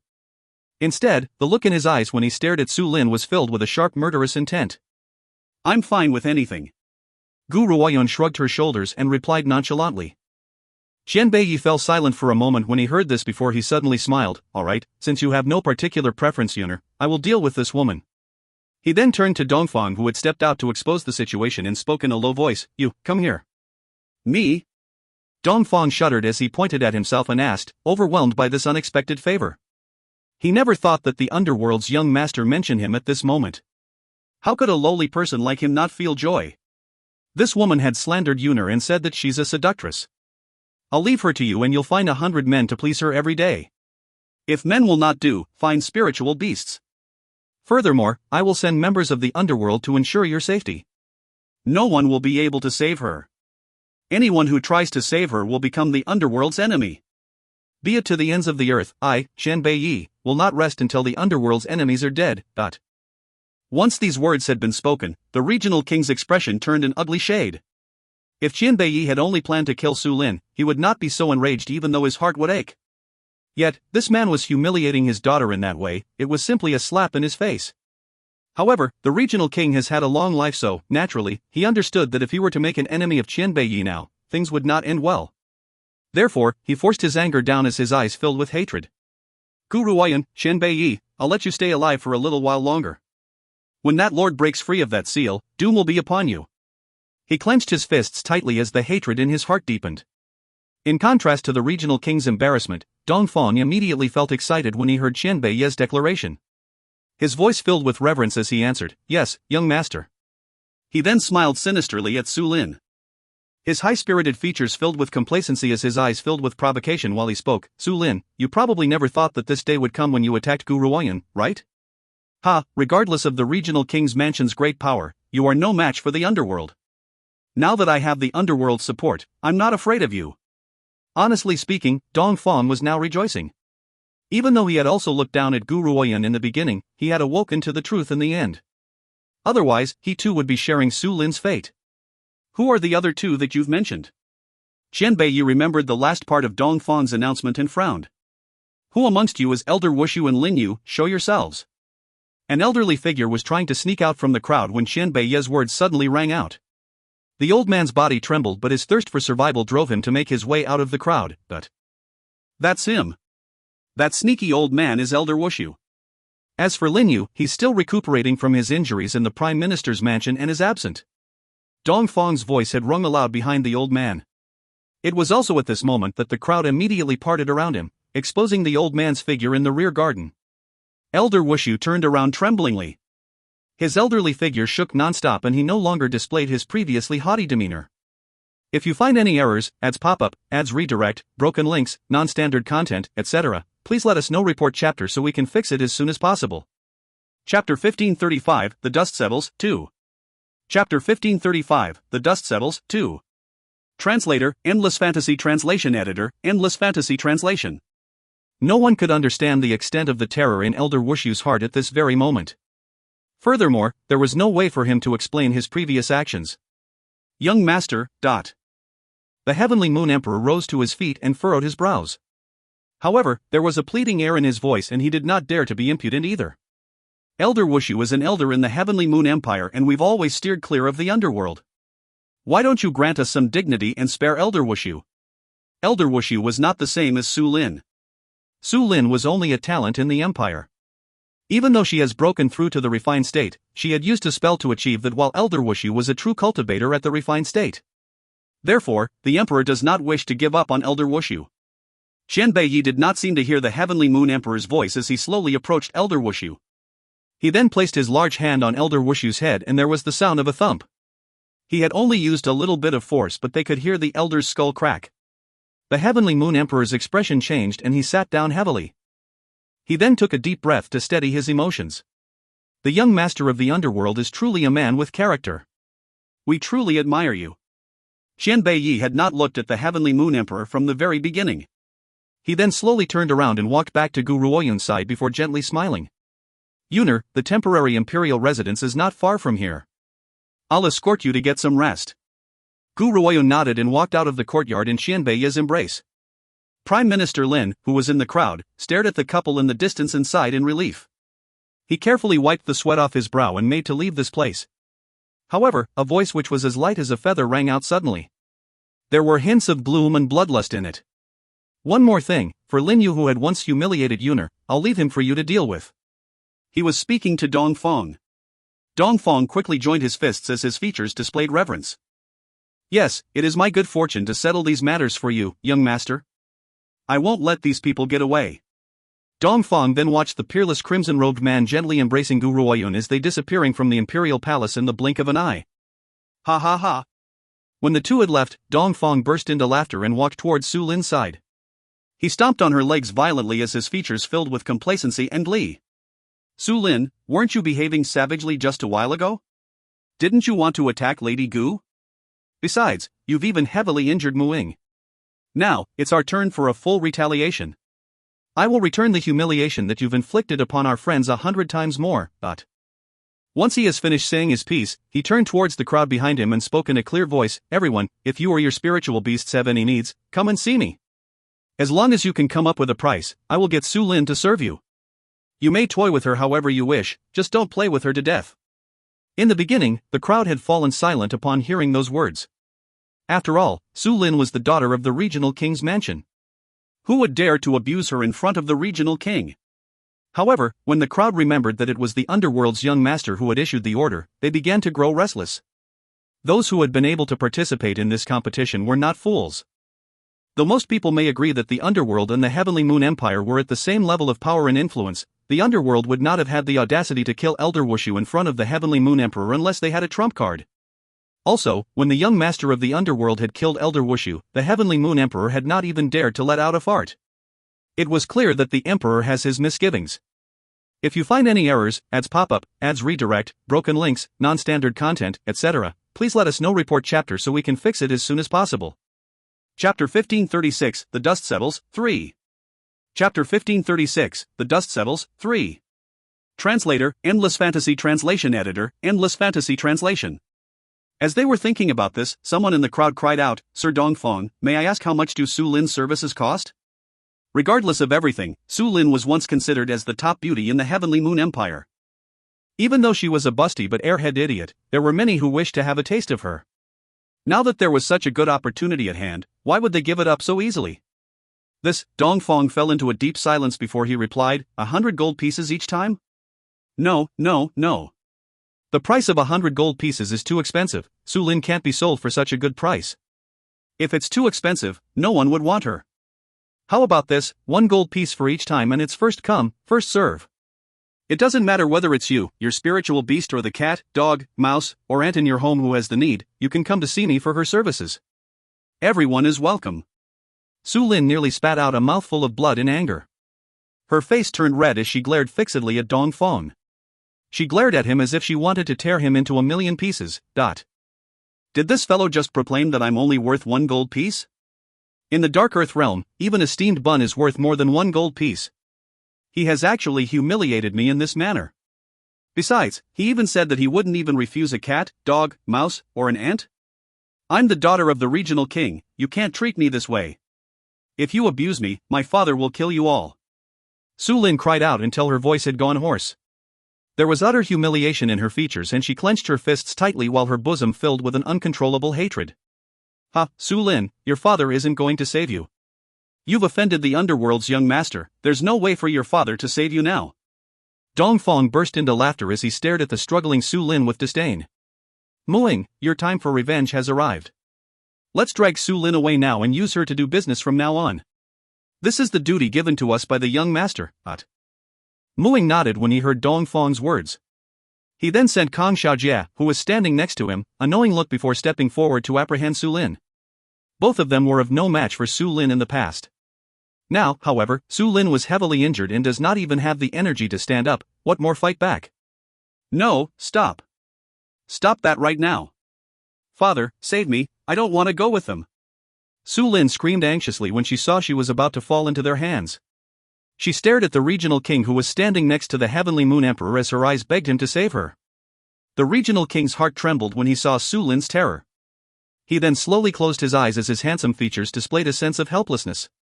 Su Lin eventually stopped struggling. The expression in her eyes had turned from alarm to a dull and lifeless look. Tears soon filled her eyes and slowly rolled down her face. At a time like this, her body showed the true meaning of despair. That was right. Su Lin has truly lost all hope. She could not believe that her father, who had treasured her so deeply from a young age, would just stand aside and watch her drown. At the temporary imperial residence, a woman dressed in green robes was standing next to a window in a luxurious and imposing bedchamber. She stared at the sky and her thoughts were shrouded in mystery. Just then, an arm wrapped around her waist as a familiar breath skimmed over her ear, causing her to tremble slightly. After a long pause, she relaxed. With her back against the man, she asked him, Xiaoyi, is there anything you wish to tell me? You nur. Xianbei lowered his eyelids and smiled gently as his eyes filled with tenderness. What would you like to know? I will tell you everything.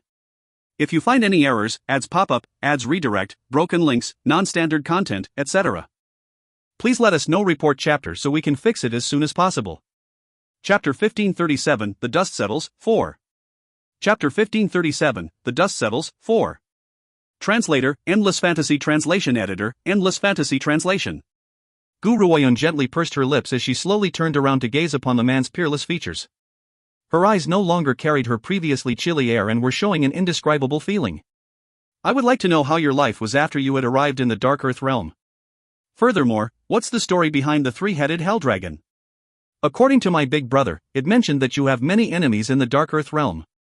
If that was the case, how had you received the position of the underworld's young master? Qianbei smiled. Yuner, this matter is very simple. The underworld was an organization which I had created over 10,000 years ago. Because of my departure, the underworld has merely changed masters. However, there are a few old fellows who have lived for 10,000 years in the underworld. These old fellows had once been my subordinates, but they are now reaching the end of their days. To prevent the other organizations from finding out about this, they had used the excuse of closed-door cultivation to hide away. Not even the underworld's master is aware that their time was up. He believes that they will still protect the underworld as they had done in the past. Gu Ruoyan was shaken. Never in her wildest imagination would she have guessed that Qian Beiyi was the creator of the underworld. The three-headed hell dragon was right, and I do have many enemies in the underworld. When some of them had received news of my arrival, they had indeed tried to cause great trouble for me. Hence, those old fellows did not expose my true identity. Not even the underworld's master is aware that I'm the creator of the underworld. He only allowed me to have the title of young master and permitted me to enter the underworld. Xiaoyi, I don't think it would be too difficult to discover your true identity.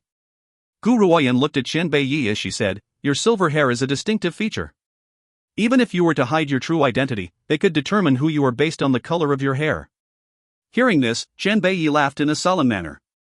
He then pulled Gu Ruoyan into his arms and rubbed his chin against her head. Yuner, 10,000 years ago, very few people had been able to see my true face. The number of people who know of my distinctive features is very little as well. There's no need for you to worry about this. The three-headed hell dragon had initially allowed me to enter the Dark Earth realm with the intention of getting the others to help him deal with me. Who would have thought that I would profit from this disaster and enter the underworld once again? Where had the three-headed hell dragon come from? Gu Ruoyan furrowed her brows as she asked. Upon hearing these words, Qian Beiyi fell silent for a few seconds before he smiled. However, that smile does not carry any warmth and was instead filled with an eerie, gloomy air. He had once been my subordinate. Later, he had betrayed me. Gu Ruoyan did not say a word when she sensed the cold and gloomy air from Qian Beiyi. She then stretched out her arms and embraced him tightly. There's one more thing. Xiaoyi, Zhuayu had mentioned the master of the underworld's daughter. What's that all about? Gu Ruoyan seemed to have remembered something and questioned him as she raised her brows. Qian Beiyi's body stiffened all of a sudden and he eyed Gu Ruoyan cautiously. During my absence over the last 10,000 years, those old fellows had selected a new master for the underworld. I, on the other hand, was selected by those old fellows to become the next master. Hence, the current master of the underworld wants to marry his daughter off to me. Yuner, I can swear to you that ever since I've entered the underworld, I've only spoken 2 words to the master of the underworld's daughter. I've never had any unnecessary conversations with her. You? Are you angry? Gu Ruoyan gently released herself from Qian Beiyi's embrace and asked with a forced smile, oh? What 2 words did you say to her?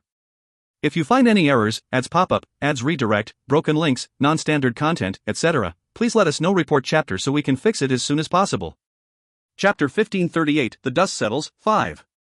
Chapter 1538, The Dust Settles, 5. Translator, Endless Fantasy Translation Editor, Endless Fantasy Translation. Qian Beiyi stared at Gu Ruoyan nervously as he replied honestly. The first word was scram and the second word was also scram. If you don't like it, I'll never say another word to her again. Don't be angry, okay?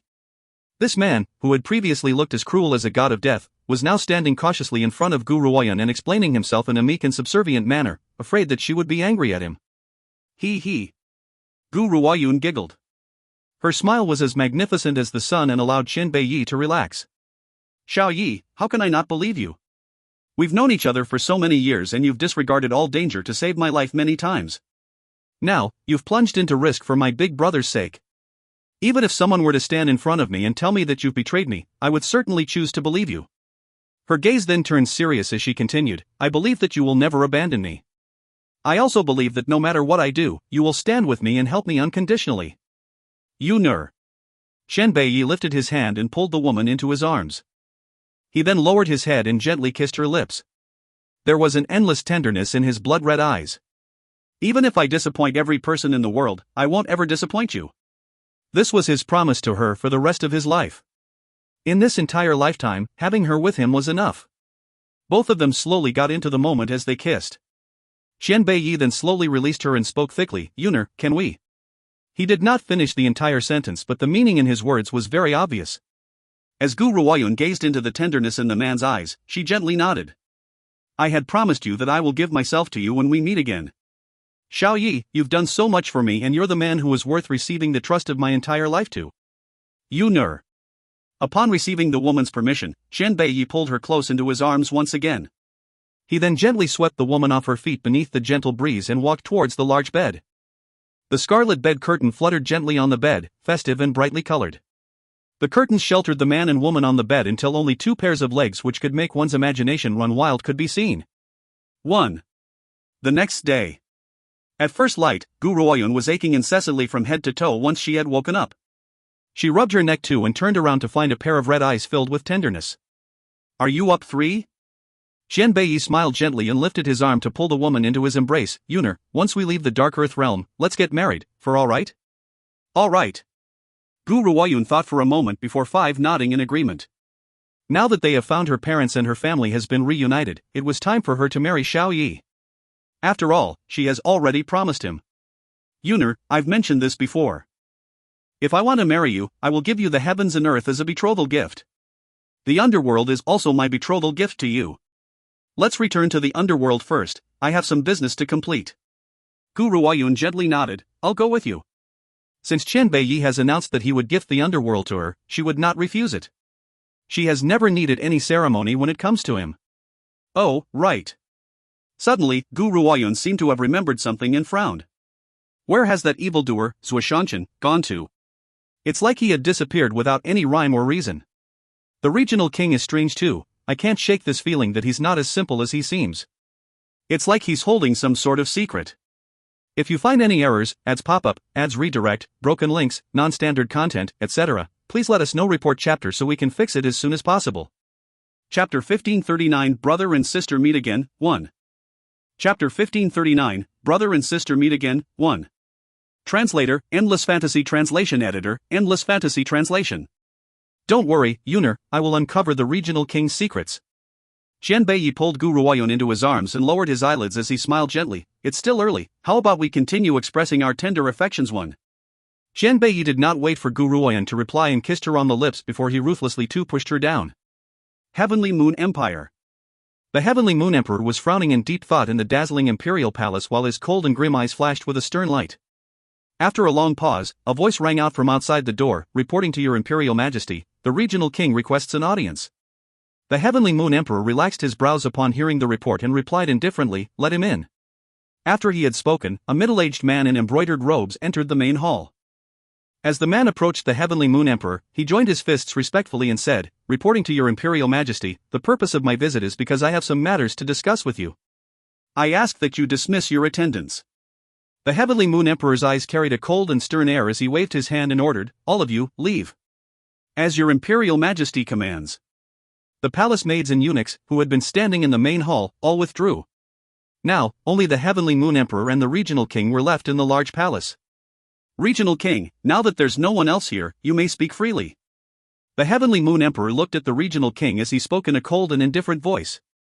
Your Imperial Majesty. The Regional King smiled. His smile carried treachery and cruelty as he asked very slowly, are you truly resigned to being bullied by the underworld in this manner? The young master of the underworld had killed Elder Wushu right in front of you. He had completely disregarded the Heavenly Moon Empire's dignity. Are you really going to suffer in silence? The Heavenly Moon Emperor's expression stiffened. His tone filled with scorn as he replied, Regional King, what do you mean by this? You want us to attack and deal with the young master? Your Imperial Majesty, the underworld may be great but that young master had not been escorted by very many people. The Heavenly Moon Empire, on the other hand, has countless powerful cultivators. Even if he's that powerful, he cannot possibly be able to defeat all our powerful cultivators. The Regional King took a deep breath and a somber light flashed in his eyes. If we secretly have him assassinated, the underworld wouldn't find out anyway. That way, the Heavenly Moon Empire won't be dragged down either.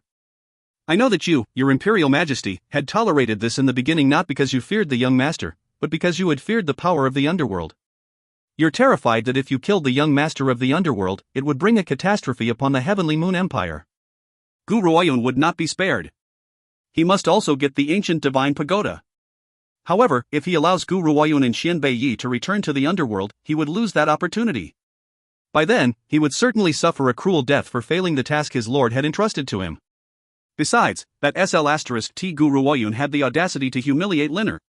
Now, each time he remembers the suffering Liner has to endure, he would feel the urge to tear Gu Ruoyun into a million pieces. The Heavenly Moon Emperor laughed icily. He then turned towards the Regional King's twisted face and calmly replied, that's correct, the underworld's young master had indeed murdered Elder Wushu, and caused us to lose face. However, it's simply not worth the trouble to be in conflict with the underworld because of this. Regional King, there's no need for you to say anything more. We do not wish to make an enemy of the underworld. The regional king's eyes flickered as he smiled.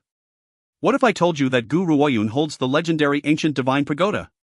Anyone who holds the ancient divine pagoda is only one step away from the full circle state. Do you not wish to have this opportunity, Your Imperial Majesty? If you find any errors, ads pop up, ads redirect, broken links, non-standard content, etc., please let us know. Report chapter so we can fix it as soon as possible. Chapter 1540 Brother and Sister Meet Again, 2. Chapter 1540 Brother and Sister Meet Again, 2. Translator, Endless Fantasy Translation Editor, Endless Fantasy Translation. The full circle state was the closest to a godly state in this existence. The Heavenly Moon Emperor has reached the 9th transformation state. Though he was at the early stage of the 9th transformation state, he could be considered to be close to the peak of perfection. However, he knew that his potential was at its limit. There was no way for him to possibly continue to break through. As for reaching the full circle state, that was even more unattainable. However, there was one exception amongst these impossibilities. The ancient divine pagoda. With something like the ancient divine pagoda in his possession, forget about the Heavenly Moon Empire, even the underworld would cease to exist for him. However, the Heavenly Moon Emperor never thought that Gu Ruoyun would have the ancient divine pagoda in her possession. No wonder her talents were so great. Your Imperial Majesty, what do you think? If you wish to have that ancient divine pagoda, I will willingly lend you a hand. The regional king had obviously noticed the ripple of emotion on the Heavenly Moon Emperor's face, and his lips curled into a creepy smile. Gu Ruoyun, even though you're now aided by the underworld, I won't let you get away so easily. The Heavenly Moon Emperor slowly closed his eyes. After a long pause, he opened them again and a sense of determination flashed in his expression. Regional King, we will leave this matter in your hands. You are allowed to mobilize the cultivators of the Empire, but we need you to make sure of one thing. You mustn't let anyone witness your annihilation of them no matter what. Otherwise, if this matter gets back to the underworld, we will not be able to explain it. At your Imperial Majesty's command. The regional king joined his fists and withdrew after receiving his orders. As he turned around to leave the palace, a sinister smile crept up upon his face. That smile was complacent and wicked, as well as filled with a determination for victory. To not let anyone find out about the Heavenly Moon Empire's role in the destruction of the underworld's young master? What a joke! Once I've successfully obtained the ancient divine pagoda, I will expose this matter. When that time comes, the underworld will certainly send their men to war against the Heavenly Moon Empire. As for me, as long as the ancient divine pagoda is in my grasp, I will escape to a faraway place and leave the terrible mess here to this idiot, the Heavenly Moon Emperor. It's his fault for being so brainless and so easily manipulated. Ha ha ha. The regional king felt the urge to throw his head back and burst into laughter at the thought of this. However, as the Heavenly Moon Emperor was still present on the dragon's throne, it was wiser for him to hide his emotions now. After the regional king had departed, a black figure appeared in the previously silent palace. It was an old man dressed entirely in black. He was eerie and terrifying, and his entire being released a cold, gloomy air as he asked in a hoarse voice, Your Imperial Majesty, may I ask what is your bidding? Gui, you will follow the regional king and carry out the task with him. The Heavenly Moon Emperor then narrowed his gaze as a murderous intent flashed in his eyes. Once the ancient divine pagoda is safely in his possession, you will get rid of him. The black-robed old man showed no sign of astonishment, nor did he look shocked. He only lowered his head with reverence and continued to speak in a hoarse voice, Yes, Your Imperial Majesty, but... It was likely that the regional king, who has been an intelligent man all his life, would never have expected that in his pursuit for a narrow gain, he had neglected a greater danger.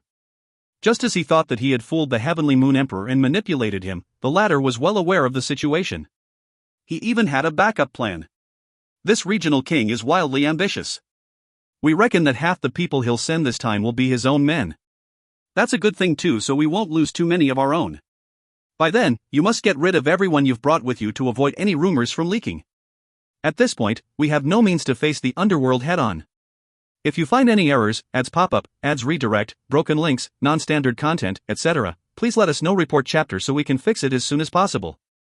Chapter 1541 Brother and Sister Meet Again, 3. Chapter 1541 Brother and Sister Meet Again, 3. Translator, Endless Fantasy Translation Editor, Endless Fantasy Translation. After receiving his orders, the black-robed man joined his fists and replied with reverence, As you command, Your Imperial Majesty. The black-robed man then withdrew. Once he had left, the entire palace returned to its previously chilly atmosphere as the Heavenly Moon Emperor stared coldly at the tightly shut palace door, his thoughts unreadable. A gentle breeze was blowing through the tranquil forest. Qian Beiyi, who was holding Gu Ruoyan in his arms, suddenly paused as a smile crept up on his peerless features. Yuner, do you think that the regional king would let us get away with it after attacking Su Lin? Gu Ruoyan sensed something and smiled calmly. The world believes that the regional king is a reasonable man, but I seem to feel that it's not the case. If the regional king was really that reasonable, he would not have produced a daughter like Su Lin. Am I right, Xiao Yi? That's correct. Qian Beiyi nodded as he looked at the rustling tree branches. The smile on his face grew even more pronounced as he said, since you're already here, come out. There's no need to play hide and seek. Whoosh! Just as Qian Beiyi had spoken, a subtle change occurred in the entire forest. Even the surroundings seemed to have frozen over. Countless figures then showed themselves from out of thin air, surrounding the couple. The leader of this group was clearly the regional king. His gentle features no longer displayed his usual warmth but a strange and sinister air instead. You're indeed the underworld's young master to have been able to detect our presence. The regional king scoffed icily as his knife-like glare turned towards Qian Beiyi.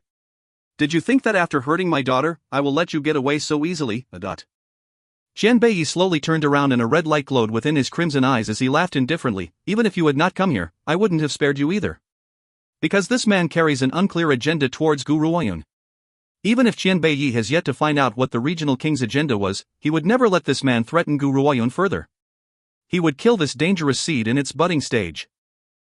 If you had been in the underworld's territory, I would not be able to threaten you at all. Unfortunately, you had not brought the underworld's cultivators with you this time. On your own, you're no match for me. The regional king burst into laughter and his mirth carried a sense of mockery. Qian Beiyi, you're no longer that popular figure of the mainland 10,000 years ago. Otherwise, I reckon that not a single person in this world now would dare to provoke you. Once the regional king had spoken, the temperature around them plummeted. The crimson-robed man stared coldly at the regional with his bloodthirsty eyes. His gloomy voice carried a thick murderous air as he spoke. What is your connection to that man? Others may not understand what Qian Beiyi had meant, but to the regional king, his meaning could not be any clearer. However, he did not respond to Qian Beiyi's question and turned towards Gu Ruoyan instead. At first, I had not intended to fight you so early. However, you've pushed me to this degree and I've no choice but to step in. Gu Ruoyan, if you want to be left with a whole corpse, hand over the ancient divine pagoda. The ancient divine pagoda? Gu Ruoyan's eyes sharpened and her chilly gaze flashed with murderous intent. The ancient divine pagoda was her greatest secret. How had the regional king found out about its existence? Could it be? Suddenly, a possibility flashed across Gu Ruoyan's mind. Her eyes carried a solemn air as she replied, Are you in cahoots with that fellow who had once killed Zixi? If you find any errors, ads pop-up, ads redirect, broken links, non-standard content, etc., please let us know. Report chapter so we can fix it as soon as possible. Chapter 1542 Brother and Sister Meet Again, 4. Chapter 1542 Brother and Sister Meet Again, 4. Translator, Endless Fantasy Translation Editor, Endless Fantasy Translation. That year, Zixi was killed by a man who had addressed himself as this Holy One when he had tried to save her. It was a good thing that Zixi could be reborn in flames and had returned to her side since. He was the only one who knows that the ancient divine pagoda was in her possession. If the regional king was aware of the ancient divine pagoda's existence, that explains his previous attitude towards her. He had wanted to invite her into the regional king's mansion because of the ancient divine pagoda. However, there was something else that Gu Ruoyan does not understand. She stared at the man who was standing in midair and asked, Zhou Shengshan had once told me that his master was acquainted with you. I really want to know how you are related to his master. Hearing this, the regional king laughed icily and replied with disdain, Your status does not grant you the right to know about this. Men, kill them. As long as Gu Ruoyan dies, I'll have a way to obtain the ancient divine pagoda. Whoosh! At that moment, the men behind the regional king drew their weapons and charged towards Gu Ruoyan immediately. Slam! However, before one of the first attackers could react, a leg had been violently lodged his chest. A chunk of flesh was gouged from his chest, and though he did not bleed, the cultivator fell immediately with a heavy thump. Yuner, leave these people to me. Qian Beiyi was holding Gu Ruoyan's waist tightly as he spoke in a deep voice, I won't let any harm come to you. A hand landed gently on his wrist. He shivered and turned around to face a pair of smiling eyes. Xiao Yi, I've told you that I do not want to be the woman behind you. I want to fight next to you and not rely on you for everything. The woman's eyes were calm and sober. Her voice was filled with determination, touching his heart with great ease. He laughed solemnly in spite of himself. Alright, I'll leave these people to you. As for the regional king, let me deal with him, alright? Gu Ruoyun nodded. She knew herself well, and the regional king was a cultivator at the late stage of the refined state. She would be unable to fight him at all. Even though she does not wish to become the woman behind Xian Beiyi, she would not try to show off her merits after knowing that she was no match for her opponent. That kind of attitude would not be considered bravery but stupidity. Yuner, let's have a race and see who defeats our enemies first? Xian Beiyi laughed. If I defeat the regional king first, you'll let me kiss you.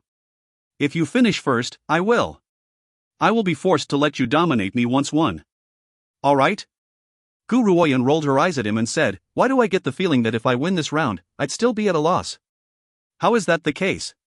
Xian Beiyi inched himself towards Gu Ruoyun's ear as he disregarded everyone else around them. His voice was rather intoxicating as he whispered, I had bullied you last night, so don't you want to ruin me too? If you win, I'll let you ravage me too. The man's breath brushed against her earlobe. Coupled with the insinuation in those words, it caused Gu Ruoyun to narrow her eyes as a light flashed across her chilly gaze. Will you keep your word? Of course, Xian Beiyi chuckled. Furthermore, I'll even give you a half an incense 3 head start. All right. Gu Ruoyun laughed indifferently, let's have a race to see who defeats his or her opponent first. Do not judge the situation simply because Gu Ruoyun's opponents were larger in number. Most of her opponents were at the early stage of the refined state, while some were even at the mid-stage of the refined state. However, they still could not be compared to the regional king who was at the late stage of the refined state. If you find any errors, ads pop up, ads redirect, broken links, non-standard content, etc., please let us know. Report chapter so we can fix it as soon as possible. Chapter 1543, Brother and Sister Meet Again, 5. Chapter 1543, Brother and Sister Meet Again, 5. Translator, Endless Fantasy Translation Editor, Endless Fantasy Translation. However, the flirtatious banter between the two, despite being surrounded by so many people, thoroughly angered the regional king. The last part of Xian Beiyi's words caused his hair to stand on end from head to toe and a murderous air to envelope his entire body as he coldly remarked, Xian Beiyi, you are far too savage. I'd love to see how you plan on dealing with us. The regional king then laughed icily before his body charged violently like a strong hurricane towards the silver-haired man in crimson robes who was standing on the ground. Slam! A raging tornado rose and dust flew into the air. Powerful energy erupted from the pair. Trees were uprooted from the forest and sucked into the tornado. The regional king was a little shocked. He never thought that Xian Beiyi would be able to block his attack. His eyes sank. I had promised Yuner that I would give her a head start for the time it takes for an incense stick to burn halfway, so I won't kill you within this period of time. However, you will only remain alive for as long as half an incense, but... Xian Beiyi raised the corners of his lips as a red light formed in his bloodthirsty eyes. He had spoken as if the regional king was of no great importance to him. Humph. The regional king scoffed icily, but his eyes carried a solemn air. You're indeed that lord's old enemy. In just a short few years, you've managed to restore your powers to the late stage of the refined state. I've indeed underestimated you this time. However, this is also my only chance. If I allowed you to return to the underworld, I won't ever have such a good opportunity to kill you in the future and to take the ancient divine pagoda. As he spoke, the regional king released his attack once again. However, regardless of the scale of his attack, Xian Beiyi would evade him continuously. He only placed his hands firmly behind his back as he stared coldly at the regional king who was attacking relentlessly. For the sake of Gu Ruoyun's victory. Ah, no. I should say that in order to enjoy the taste of being dominated by Gu Ruoyun, I can't be the one to win, no matter what. At this moment, aside from the regional king and Xian Beiyi who were now fighting each other, there were the other cultivators of the empire who had also tagged along. These cultivators now placed their attention on Gu Ruoyun as murderous intent overflowed from their being. Let's go, this woman is only at the late stage of the exceptional state. She's no match for so many of us. One of them remarked. The group then charged towards Gu Ruoyun. A battle could happen at any moment. Gu Ruoyun's expression showed no change as she faced the fiendish cultivators of the empire. She stood tall amidst the wild winds with her green robes fluttering. Her fine hair danced continuously in the wind as her chilly eyes stared coldly at the cultivators of the empire. 10 are at the early stage of the refined state while 5 at the mid-stage of the refined state. The Heavenly Moon Empire truly holds me in high esteem to send so many powerful cultivators after me. The woman gently raised the corners of her lip and a smile appeared on her delicate and pretty features. She then lowered her head and gently stroked the agitated little fellow in her arms as the smile on her face grew even more pronounced. Meng Meng, there's no need for you to step in here. Since Xiao Yi and I have a bet, I'll handle these people personally. Rumble. As soon as Gu Ruoyun had spoken, the earth began to shake before a large sword rose from thin air to stand upright behind her. The great sword was as tall as a man. Its blade was red in color and one could faintly make out a few dragons which were slithering around in its blade. Those 9 dragons alone could make one feel suffocated. If you find any errors, ads pop up, ads redirect, broken links, non-standard content, etc., please let us know. Report chapter so we can fix it as soon as possible. Chapter 1544, Brother and Sister Meet Again, 6. Chapter 1544, Brother and Sister Meet Again, 6. Translator, Endless Fantasy Translation Editor, Endless Fantasy Translation. This is the first battle I'm engaging in since I've successfully gained control of the 9 emperors. Why don't I use you to practice on? What do you think? Her eyes turned towards the dazed crowd as she smiled gently. However, the Heavenly Moon Empire's cultivators lived only to give their lives for their country. Ever since they had entered the empire, they had known that this would be their conclusion. Hence, they only froze for a moment before continuing to charge towards Gu Ruoyun. 15 surrounded Gu Ruoyun so tightly that not even a fly could have flown out of the circle. Gu Ruoyun, we're only following our orders. If you hand over the ancient divine pagoda, we'll grant you a swift and peaceful death. Orders? Gu Ruoyun smiled. I wonder if this order had come from the regional king or the Heavenly Moon Emperor? Hearing this, the men laughed. We're the citizens of the empire, so we would naturally follow the orders of our emperor. You better surrender like a good girl, struggling will do you no good. If I refuse? Gu Ruoyun raised her brow as she replied calmly. Refuse? I'm afraid you don't have that right.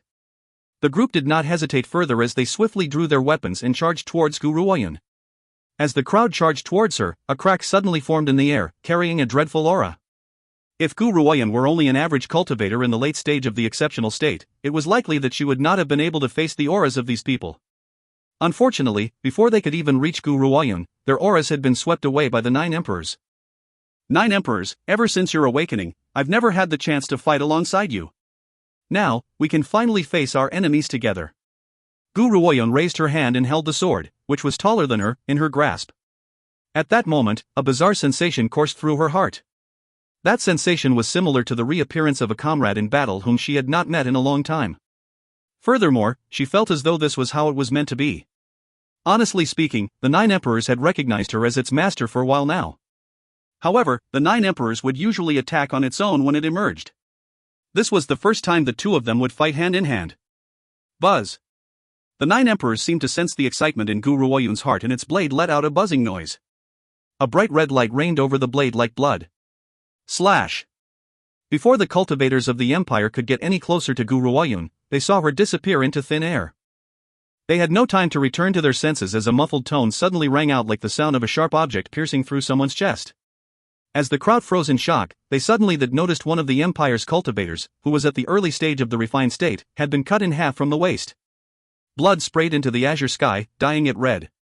The regional king, who was in the midst of his fight against Qian Beiyi, suddenly turned towards Gu Ruoyun and saw her slicing the man in half. Though he knows about Gu Ruoyun's power, he did not know that this woman was this powerful. Despite being surrounded by so many powerful cultivators from the empire, she had been able to slice one of them in half. Furthermore, that person did not even have the chance to react. Be careful, all of you. This woman's power is not as simple as it seems. Clearly anxious, the regional king cried out. His expression finally showed a sign of change. He had thought that he could stall Qian Beiyi to allow those people to deal with Gu Ruoyun. As long as Gu Ruoyun dies, he could escape to a faraway place after obtaining the ancient divine pagoda. As for Qian Beiyi, he would leave the emperor to deal with him. If you find any errors, ads pop up, ads redirect, broken links, non-standard content, etc., please let us know. Report chapter so we can fix it as soon as possible.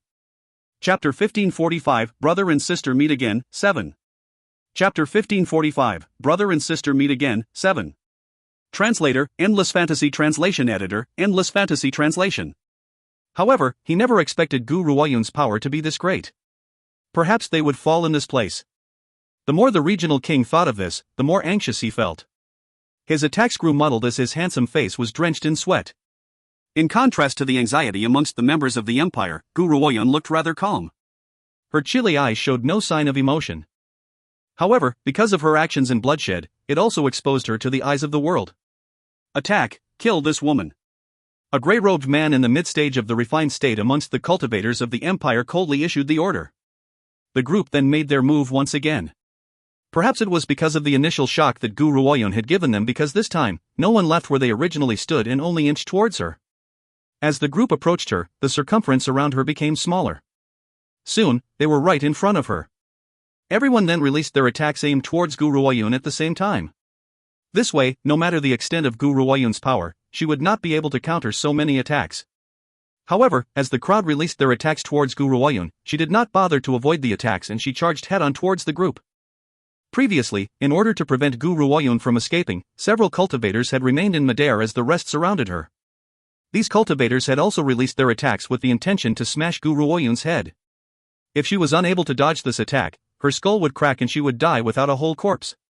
However, what they never expected was that this green-robed woman would charge directly towards them. 9 Emperors, attack!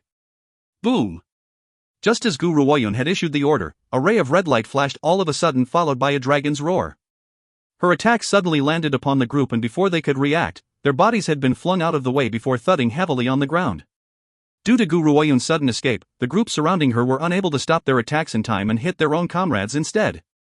This was followed by a sensationally loud noise as members of the group were sent flying out of the way. They hit the ground and began to spit out blood continuously. They've only been struck out of the way? Gu Ruoyun looked at the group that she had sent flying out of the way. She shook her head and sighed, looks like my power is still not strong enough. If I had been stronger, they would not have been simply flung out of the way. They would have been killed instantly. Before the group could crawl to their feet, they overheard the woman's mutterings. It made them so angry that they nearly spat out a mouthful of blood and died. Come on, those people she had just smashed away were at the mid-stage of the refined state. As a cultivator in the late stage of the exceptional state, not only was she not afraid when faced with so many refined state cultivators, she had even managed to swat the refined state cultivators away after being surrounded. However, she was still unsatisfied. That exasperated look on her face gave them the urge to charge towards her and flatten her. Roar, dot. A dragon roared from the 9 emperors and turned the legs of the empire's cultivators, who was just about to rise to their feet, into mush. They nearly crumbled back onto the ground. Little girl, you're indeed not powerful enough, so you can't completely harness the 9 emperors' true power. Just then, an elderly voice rang out from the 9 emperors' blade. Previously, the 9 emperors had been in a deep slumber. Even if it had fought for you a few times, it has never been fully awakened. Despite that, the 9 emperors still holds great power at that time.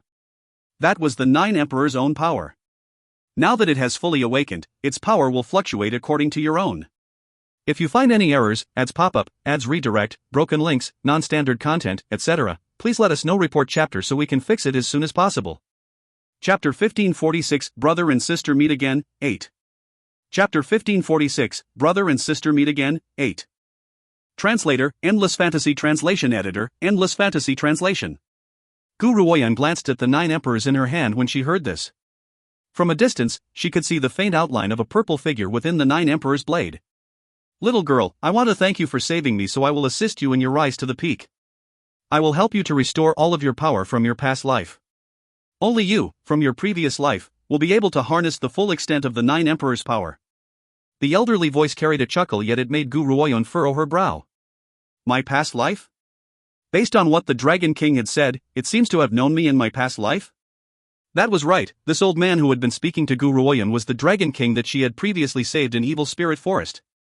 At that time, the Dragon King's spirit had been bound in chains. She had saved it through the 9 emperors and turned the Dragon King into the 9 emperors' weapon spirit. The 9 emperors' awakening was largely connected to it. What do you mean by past life? Who on earth am I? Hee, little girl, you will discover that sooner or later, so I shouldn't be the one to tell you. The Dragon King chuckled and said, even though you're unable to harness the full power of the 9 emperors now, its power is still no match for other weapons. Otherwise, it would not hold the title of a divine weapon. Even though you're still at the late stage of the exceptional state, you can fight on the same level as a cultivator in the mid-stage of the refined state. Gu Ruoyun knew that this old fellow was speaking the truth. If she was to use a spiritual weapon, she would be able to hold her own against someone in the early stage of the refined state at the very most. She had been able to remain unscathed despite being surrounded by so many cultivators in the refined state was entirely due to the effort of the 9 emperors. Alright, little girl, you will need to undergo your own torment if you wish to find out about everything. I can only help so much. However, I hope that you'd be able to visit the Dragon Clan when you have the time. There may be a turning point for you to raise your power there. The Dragon Clan? Gu Ruoyun could not help but be reminded of Lan Gu. Back then, she had met Lan Gu, who was half dragon and half human. She had even taken him in and gave him the chance to establish his own organization. It has been a few years since they last saw each other, and she wonders where Lan Gu was. If she visits the Dragon Clan, she must bring him along. Alright, I understand. Gu Ruoyun smiled calmly. Once I've finished my business, I will make my way to the Dragon Clan. Now that you've mentioned it, I seem to be fated with the Dragon Clan. First, I had met the demi-beast human, Lan Gu. Then, the spiritual beasts in my possession received the Dragon Clan's ancestors' inheritance. Next, I had met the stone dragon who guards the secret order, and finally, I've found you. I will journey towards the Dragon Clan after this, no matter what. After Gu Ruoyun had spoken, the Dragon King's voice fell silent. Gu Ruoyun then slowly raised her head beneath the whistling wind, and her eyes turned towards the cultivators of the empire who were sprawled out on the ground. Half an incense's time is nearly up. Therefore, I must quickly get rid of you. Boom! Suddenly, the 9 emperors in front of Gu Ruoyun rose into the sky and grew exceptionally large. The great sword then slashed downwards fiercely and tore into the ground. Some powerful of the cultivators who had been unable to evade the attack in time was slashed into two by the sharp blade. Cultivators at the early stage of the refined state had no way to protect themselves under the 9 emperors' coercion. The 5 cultivators at the mid-stage of the refined state had just barely managed to evade it. Roar! A dragon roared from within the 9 emperors, and the cultivators saw countless talons and fangs. They could only watch fearfully as the talons and fangs dragged the dead cultivators into the blade before they were slowly consumed by the 9 slithering dragon souls. If you find any errors, ads pop-up, ads redirect, broken links, non-standard content, etc., please let us know. Report chapter so we can fix it as soon as possible. Chapter 1547 Brother and Sister Meet Again, 9. Chapter 1547 Brother and Sister Meet Again, 9. Translator, Endless Fantasy Translation Editor, Endless Fantasy Translation. At the same time, a hurricane rose from within Gu Ruoyun's being. The hurricane was very powerful and destroyed the surrounding trees in an instant. Dust flew everywhere, turning everyone's vision into a blur. It's a breakthrough to the refined state. The regional king immediately paused in the air as he stared at Gu Ruoyun in shock. If it had not been for that lord's orders, I could never bear to kill a genius such as this. Unfortunately, such a peerless genius would turn out to be that lord's enemy. Qianbei paused as well, and his scarlet eyes stared at Gu Ruoyun. His gaze was filled with pride because this talented and powerful woman belongs with him. I've not experienced another breakthrough for a long while, and I did not expect a breakthrough at a time like this. Gu Ruoyun smiled gently and looked at the shocked crowd. Is it your turn now? She slowly raised her hand and did not give anyone else the chance to speak as the 9 emperors slashed down once again with a loud crash until the heavens and earth cracked. The flurry of dust that rose buried everybody, causing them to disappear from the face of the earth. Half an incense's time has passed. Qianbei lifted the corners of his lips and turned towards the man before him. I had mentioned that I would only allow you to live for half an incense's time. The regional king was staring dazedly at Gu Ruoyun's direction and did not hear a word Qianbei had said. When he finally reacted, it was too late. The man's hand had landed on his head. You? Aren't you at the late stage of the refined state? The regional king had only managed to utter this question before he died. Unfortunately, his skull exploded like a watermelon soon after with a loud crack, and blood spilled all over the ground. Qianbei did not look at the regional king anymore as he slowly turned around. However, when he turned his gaze towards Gu Ruoyun, his blood-red eyes instantly narrowed as he quickly cried out, "Yuner, watch out!" Sadly, it was too late. Qianbei had just spoken when a black shadow appeared behind Gu Ruoyun. The man's hands, which were like the talons of an eagle, immediately clasped tightly around her neck. Their new adversary was an old man dressed in black robes whose entire figure was shrouded in darkness. Dark and creepy, he was very terrifying and caused Gu Ruoyun to heighten her vigilance. She had not sensed the man's presence, so one could imagine the old man's power. Hand over the ancient divine pagoda. The old man's voice was gloomy as he spoke coldly. If you hurt a single hair on her head, I will give you a taste of hell. Qianbei's voice was filled with powerful murderous intent as his entire body was enveloped in a gloomy aura. There was an unprecedented look of rage in his bloodthirsty red eyes. In contrast with Qianbei's anger, Gu Ruoyun had remained calm. She smiled coolly as she asked, "Which master do you serve?" Is it the regional king or the emperor? No, you can't be the regional king's man or you would have tried to save him. The black-robed man scoffed icily. His voice filled with arrogance and disdain as he replied, neither of them is fit to deserve my loyalty. My true master is another. It was likely that the Heavenly Moon Emperor was unaware that the regional king was not the only one who harbors wild ambitions. Even this black-robed old man that the emperor had trusted explicitly was not loyal to him at all. I'm guessing that you and the regional king both serve the same master. Am I correct? Guru Wayun smiled calmly. The only thing is, I'm curious. What had you used to conceal your aura? I couldn't even detect your presence at all. The black-robed man scoffed icily, I only want the ancient divine pagoda. You're not fit to possess any knowledge on anything else. Qianbei saw that the black-robed old man had placed all his attention on Guru Wayun and quietly raised his hand as a red light flickered in his eyes. However, just as he was about to attack, a sword-like black figure shot out from behind him and crashed into the black-robed old man. If you find any errors, ads pop-up, ads redirect, broken links, non-standard content, etc., please let us know. Report chapter so we can fix it as soon as possible. Chapter 1548 Brother and Sister Meet Again, 10. Chapter 1548 Brother and Sister Meet Again, 10. Translator, Endless Fantasy Translation Editor, Endless Fantasy Translation. The black-robed old man was caught off guard and his body toppled forward. At the same time, Qianbei launched his attack. A powerful force crashed into the black-robed old man's body and sent him flying out of the way instantly. This time, Qianbei did not deal with him the same way as he had done with the regional king. Instead, he had crippled the old man's veins with one blow before surrounding him with a bright red flame. I've told you before. If you hurt her, I'll give you a true taste of hell. Each time he thought of how this fellow had dared to threaten Guru Wayun, Qianbei's heart would churn and alight with a raging flame. He would never spare anyone who has hurt her. However, Qianbei had only used the flames to imprison the old man and ignored him after that. Instead, he turned his eyes towards the other black-robed man who was standing in front of Guru Wayun. That man's features were still as grim and handsome as ever. The only thing missing was the depth once held in his dark eyes. Instead, only a lifeless air appeared from within. Big brother, what are you doing here? I've obtained the Moon Soul Herb just in time to help rid you of your half-puppet body. Guru Wayun's heart leaped with joy as she took 2 steps forward and reached out to touch Gu Shengxiao. If this had happened in the past, Gu Shengxiao would be filled with emotion at the sight of her. However, when he saw Guru Wayun advancing towards him this time, he unconsciously backed away. Guru Wayun was dismayed and her hand froze on the spot. She stared at Gu Shengxiao doubtfully as she asked, Big brother, is something wrong? Be careful, Yuner. Qianbei seemed to sense something and quickly held Guru Wayun back. He then explained, something isn't right with him, it's as if he is already a full puppet. As Qianbei spoke, Gu Shengxiao took one last look at Guru Wayun. There seemed to be a struggle in his once lifeless eyes but, in the end, he turned around and quickly disappeared from here. Xiao Yi, what do you mean? What has happened to my big brother? Guru Wayun stared dazedly at the direction which Gu Shengxiao had disappeared into. Her eyes no longer displayed her usual calm demeanor. Instead, a sense of panic has appeared. Qianbei fell silent. His arm, however, held onto Guru Wayun's waist in a tight grip, silently consoling her. Just then, a helpless voice chimed in from behind the couple, you found out? Guru Wayun's body stiffened. When she gently turned around, she saw the man's mischievous features and asked, evildoer, what's the meaning of this? Why is my big brother? Zhuo Shengqian laughed bitterly and his phoenix eyes carried a pang of agony.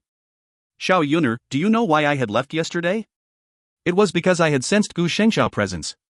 However, when I had found him, not only has his power increased greatly, he has also been fully turned into a puppet. Besides, Gu Shengxiao had been searching for someone and that was you. After he had found you, he had been shadowing you all the way. I was afraid that he would hurt you after being turned into a puppet and do something that he would regret for the rest of his life, so I had followed him as well. Qianbei did not say anything. Actually, he had sensed Gu Shengxiao's existence long ago. Even though he could not figure out why Gu Shengxiao never showed himself, he never thought that he had refused to appear was because he had been turned into a puppet. Even though Gu Shengxiao has become a puppet, you're the most important person in the world to him. Even though he could not control his own limbs, he does not wish to hurt you and he had appeared when you were in danger to save you. As for his current departure, perhaps he was worried that he would lose all recognition of his own family one day and end up harming you. As he spoke, Zhuo Shengqian's entire face was filled with grief. Xiao Yuner, I could make a guess as to why he had chosen to transform completely into a puppet. He could not stop worrying about you journeying into the Dark Earth realm all on your own, and he can only search for you here once he has grown in power. There was only one way for him to grow even more powerful, that was to transform into a puppet. Only then will he be able to help you. If you find any errors, ads pop up, ads redirect, broken links, non-standard content, etc., please let us know. Report chapter so we can fix it as soon as possible. Chapter 1549 Brother and Sister Meet Again, 11. Chapter 1549 Brother and Sister Meet Again, 11. Translator, Endless Fantasy Translation Editor, Endless Fantasy Translation. Zhou Shengqian's words made Gu Ruoyun's heart throb in pain. She never expected Gu Shengxiao to have made such a choice after her departure. What should I do? How can I save him? Zhou Shengqian shook his head. If he were only a half-puppet, the Moon Soul Herb could have resolved this. However, based on his current situation, even the Moon Soul Herb is useless. At that moment, Gu Ruoyun's heart sank into an all-time low. Her body gradually tensed up as well. Xian Beiyuan seemed to sense the pain in her heart and tightened his grip on her hand. Actually, if you wish to save him, it's not like there isn't a way. Xiao Yi, do you have a way? Hearing Xian Beiya's words, Gu Ruoyun's heart froze as she quickly raised her head to look at him. Zhou Shengqian also turned his head towards the silver-haired man in crimson robes. His phoenix eyes filled with excitement. Yuner, you are a pill master, so only you can accomplish this. Xian Beiyi looked at Gu Ruoyun and sighed. I've once heard of a certain type of pill known as the celestial puppet pill. It is said that if someone was accidentally transformed into a puppet, this pill can help to free them from their shackles. However, it's unfortunate that refining the celestial puppet pill is particularly difficult. Xiao Yi, what are the ingredients? I must save him, no matter what. A sense of determination appeared in Gu Ruoyun's eyes. Her older brother has transformed into a puppet for her sake. She could never give up even if there was only one small sliver of hope.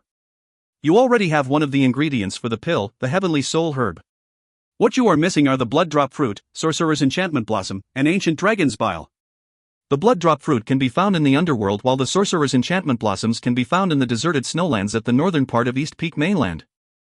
As for the Ancient Dragon's Bile, the Dragon King who resides within the divine weapon in your hands is one of the ancient dragons. Ask him where he has hidden his physical body and extract the bile from it. He's only existing in spirit form anyway, so his physical body is of no use to him. Gu Ruoyun fell silent. After a long pause, she said, it is said that powerful humans or spiritual beasts can still reincarnate if they have their physical bodies. If I extract the dragon's bile, the Dragon King will never be able to reincarnate again. I really want to save Big Brother, but the Dragon King is still my friend. If I can avoid hurting him, I'll try my best to do so. He's not the only ancient dragon in the world anyway. I can find another ancient dragon and extract its bile. Hee. Overhearing Gu Ruoyun's response, an elderly voice instantly chimed in. Little girl, ancient dragons can't be found so easily. You had saved me anyway, so if you need that body of mine, take it. Whether I can reincarnate or not, it is of no consequence to me. However, I'll still like to thank you for considering me your friend. Xian Beiyi looked at the 9 emperors and replied calmly, once Yuner reaches a certain state, she'll be able to help reconstruct your physical body. However, you must stay by her side and aid her before then. Hearing this, the Dragon King's heart filled with excitement. How could he not feel excited at the prospect of having his body reconstructed? Besides, he believes that Gu Ruoyun was capable of doing that. Hence, what was wrong with letting her use his physical body since she requires it? Don't worry, little girl, that body of mine is truly useless to me. Take my dragon's bile boldly. However, my physical body is located within the Dragon Clan, and I'm afraid it won't be that easy for you to convince those people to hand it over. If you really run into trouble, I will show myself and help you.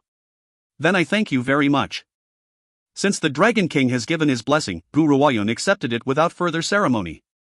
Xiao Yi, let's go to the underworld to get the Blood Drop Fruit. As for that Sorcerer's Enchantment Blossom, if you find any errors, ads pop up, ads redirect, broken links, non-standard content, etc., please let us know. Report chapter so we can fix it as soon as possible. Chapter 1550 Brother and Sister Meet Again, 12. Chapter 1550 Brother and Sister Meet Again, 12. Translator, Endless Fantasy Translation Editor, Endless Fantasy Translation. I will retrieve the Sorcerer's Enchantment Blossom. Before Gu Ruoyun could finish her sentence, Zhou Shengqian chimed in and said, I'll leave the Blood Drop Fruit and the Ancient Dragon's Bile to you. It's more convenient for you to retrieve those 2 items while I search for the Sorcerer's Enchantment Blossom. It's also faster this way to prevent the Wen family from controlling Shengxiao completely. Alright, Gu Ruoyun nodded. By the way, evildoer, how do you plan on leaving this place? Last night, Qian Beiyi had told her that there were many paths into the Dark Earth realm, but in order to leave, everyone must pass through the area guarded by the three-headed hell dragon. Hence, she could not think of how Zhuo Shangchen was going to leave. Hearing this, Zhuo Shangchen smiled and replied, "Don't worry. Since I can make my way into this place, I can also find a way to leave." Seeing that the other party was not willing to explain himself, Gu Ruoyun did not pursue any further. She only sighed and said, "Evildoer, watch your back. Let's meet up on the East Peak mainland. Take care." Zhuo Shangchen joined his fists as a farewell.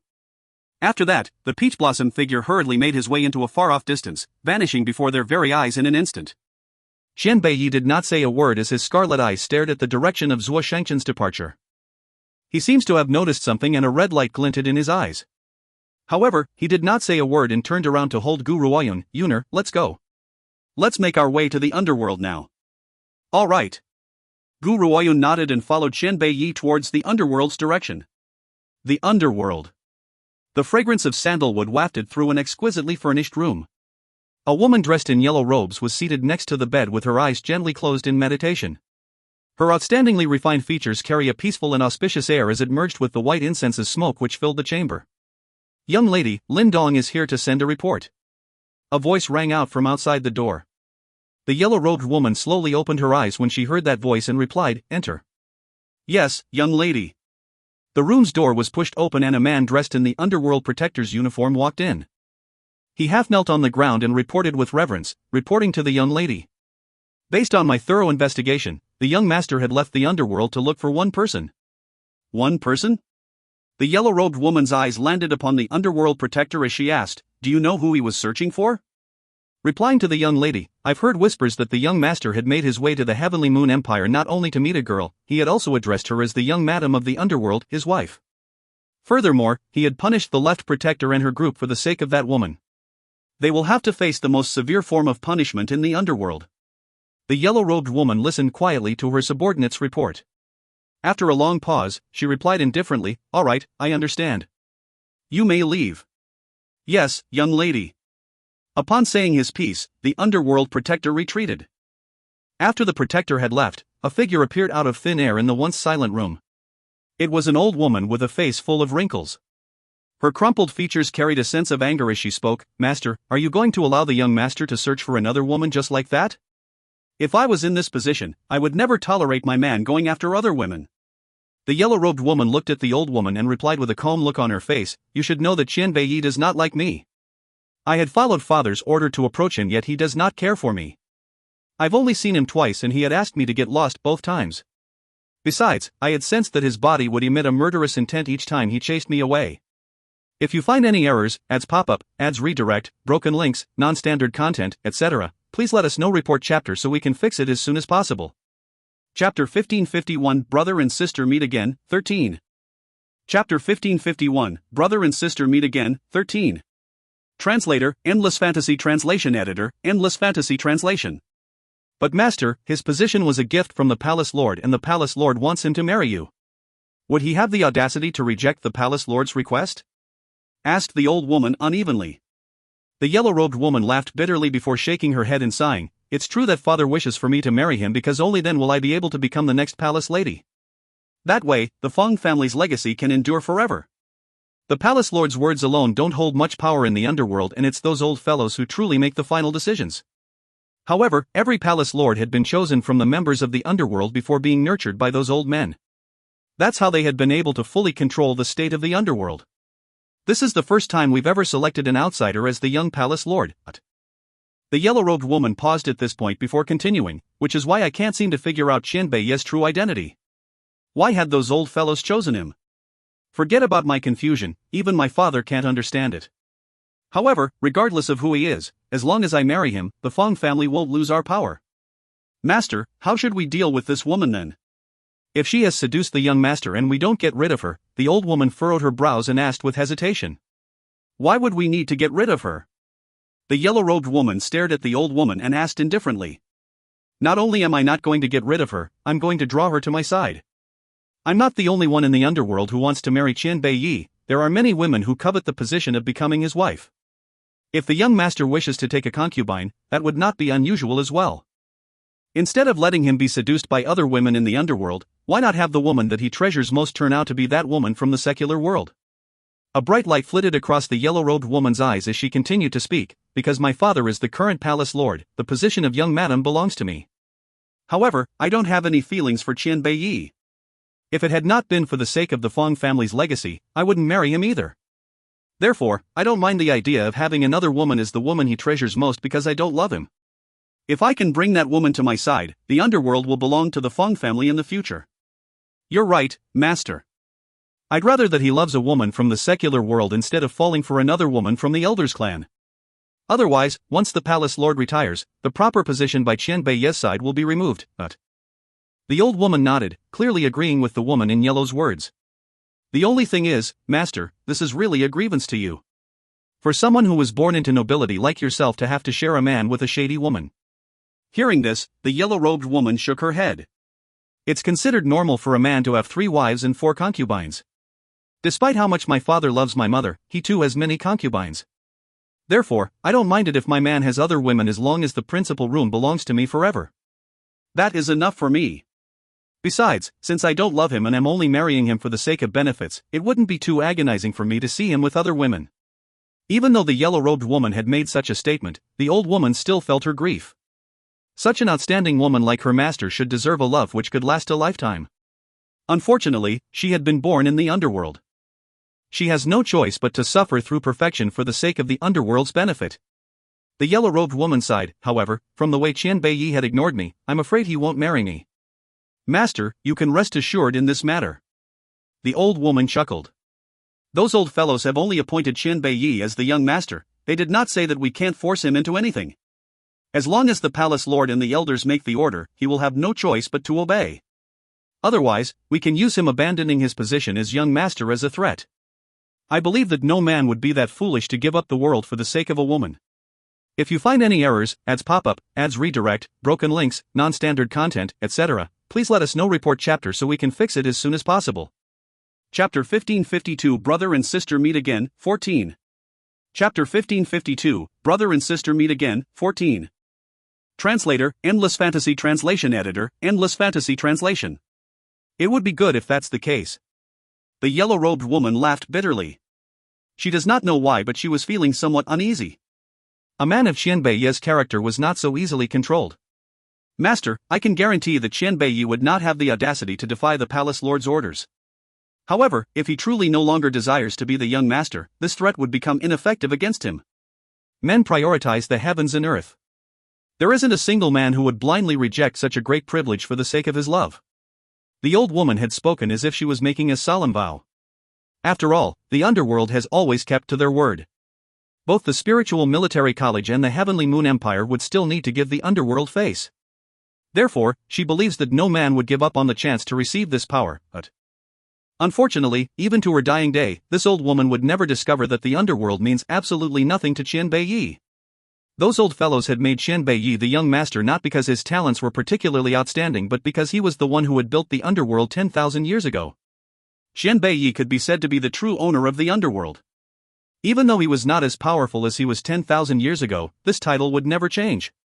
The old woman's skewed mentality had brought forward the day of her death. Qian Beiyi had 2 reasons for returning to the underworld. The first reason was that the underworld was once his own organization, and the second reason was that he wanted to give the underworld to Guru Oyun. That was right, the heavens and earth may be of utmost importance to men, and Qian Beiyi wants to conquer the world as well. However, his desire to conquer the world was for only one reason, to use the world as an engagement present for Guru Oyun. Therefore, once he obtains the world, he will give it to her as a gift. The yellow-robed woman fell silent when she heard the old woman's words. She then turned her anxious gaze to look at the blue sky outside her window as she spoke. Qian Beiyi has been away for such a long time, he should be back very soon. Once he returns, I will go and meet that woman. I want to find out the type of woman he's fallen in love with. Even though the yellow-robed woman does not like Guru Oyun, based on her position and identity, it would be difficult to avoid having some sort of pride. She really wants to find out the type of woman who had obtained the heart of the man who had ignored her. Yuner, we're here. Welcome to the underworld. Qian Beiyi stopped in front of the underworld's gate as he looked at the woman in green in his arms and gently raised the corners of his lips. Have a look and see if it's satisfactory to you. If you don't like the underworld, I will destroy it. If you like it, it will belong to you from now on. Actually, there was one thing which Qian Beiyi has yet to tell Gu Ruoyun. 10,000 years ago, he had built this underworld as an engagement gift when he proposes to her. Who would have thought that before he could voice his intentions, she had left his side forever due to a misunderstanding? It was a good thing that he finally had the chance to personally hand the underworld over to her in this lifetime. Do you really want to give the underworld to me? Gu Ruoyun raised her brow as she looked at Qian Beiyi with a forced smile. I've heard that your wife-to-be is in this underworld? Suddenly, something caused Gu Ruoyun to bite her lips fiercely.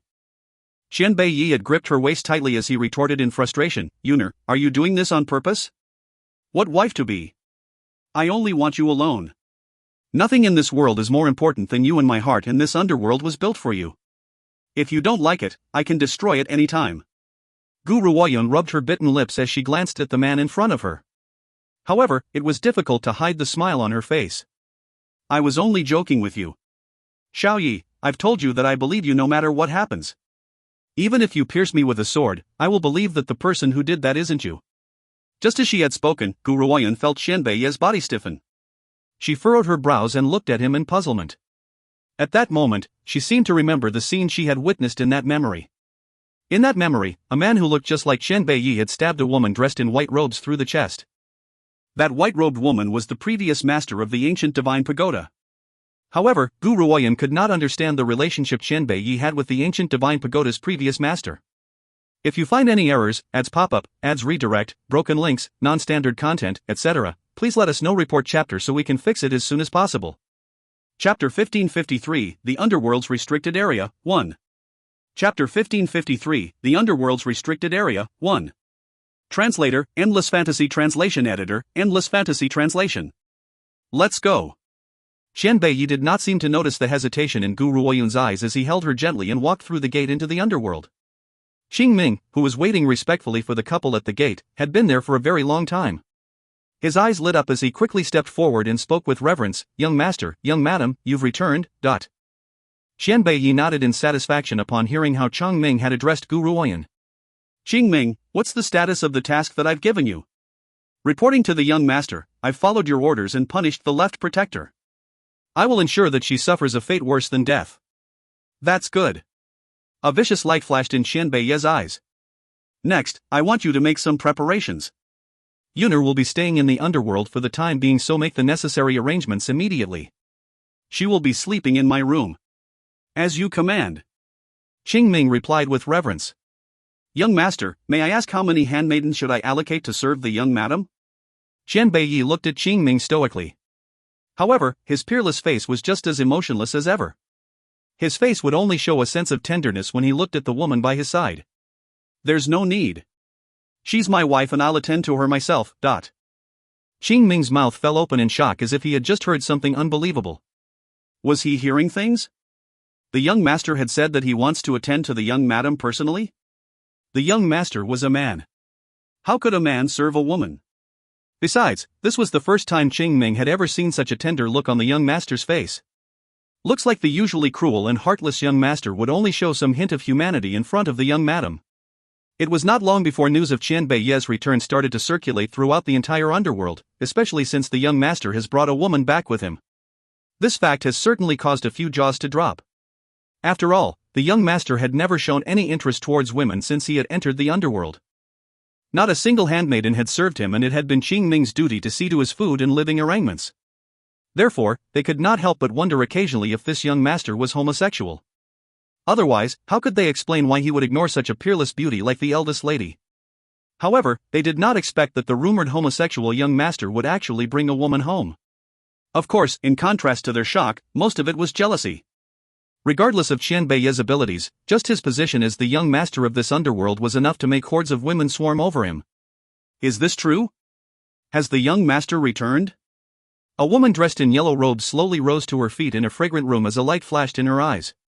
Reporting to the lady, the protector of the underworld who had given the report looked at Huang Ying before replying carefully, there's also a young woman who had tagged along with the young master in his return. Besides, the young master has even arranged for that woman to sleep in his chambers. After the young master had made the arrangements, he had then headed the rear mountain to meet the ancestral elders. The ancestral elders were the old fellows who have been operating in the underworld's shadow and the ones who hold true power in the underworld. Huang Ying did not reply. After a long pause, she slowly spoke, I understand, you may leave, but before you do, bring me my dagger. I will pay that young lady a visit. Yes, eldest lady. The underworld protector took his leave upon receiving the order. Very soon, a servant arrived with a tray which contained a dagger and placed it in front of Huang Ying. Huang Ying quietly picked up the blade before leaving the room. Gu Ruoyun was sitting cross-legged in the bedchamber as she quietly stabilized her refined state cultivation. If you find any errors, ads pop up, ads redirect, broken links, non-standard content, etc., please let us know. Report chapter so we can fix it as soon as possible. Chapter 1554, The Underworld's Restricted Area, 2. Chapter 1554, The Underworld's Restricted Area, 2. Translator, Endless Fantasy Translation Editor, Endless Fantasy Translation. After a long pause, she opened her eyes and exhaled before exclaiming, the refined and exceptional state are indeed at completely different levels. Both hold vastly different powers. Now that I've finally broken through to the refined state, I'm one step closer to becoming a powerful cultivator. 10 years ago, when she had reincarnated into the West Spirit mainland, becoming a martial honor was considered to be the most powerful existence to her at the time. Later on, she understood the meaning behind the phrase, however perfect things may seem, better ones will appear. To a truly powerful cultivator, forget about becoming a martial honor, even a martial saint who could shout at the wind and clouds does not count for much. Only when one has reached the refined state could they be considered to have truly begun their journey toward becoming a great cultivator. Just then, footsteps sounded from outside the door. Just as Gu Ruoyun was mulling over the identity of her visitor, a luxuriant and lily-white hand pushed the door open. The woman who had walked into the room was dressed in yellow robes. Her light yellow robes gave her an aristocratic air while her fair, jade-like face carried a faint smile. Her figure emitted an aura with the smell of books, giving off neither a superficial nor intense sensation. It was a state which was as tranquil as water. As Gu Ruoyun was surveying the woman in yellow, she had also been scrutinizing Gu Ruoyun in return. It goes without saying that when Huang Ying had laid eyes upon Gu Ruoyun, her gaze flashed with astonishment. The woman before her does not possess a beauty which could send countries into chaos. At the most, she was delicate and pretty. However, the mesmerizing thing about her was the chilly yet aloof temperament she holds. A temperament like this gave off an indifferent, unselfish sensation. No wonder the young master had fallen for her. Are you Gu Ruoyun? Huang Ying smiled gently. This can be considered our first meeting. Please accept this dagger as my gift to you for this occasion. Gu Ruoyun looked at the dagger which Huang Ying had placed in front of her and a sense of astonishment flashed in her eyes. A high-class spiritual weapon? Indeed, the inner workings of the underworld could not be compared to other organizations. Even the eldest lady of the underworld could gift someone with a high-class spiritual weapon whenever she wished. Of course, Gu Ruoyun was unaware that Huang Ying had made a huge investment in order to entice her. After all, she only has 2 high-class spiritual weapons in her possession. Unfortunately, she was fated to have her efforts go to waste.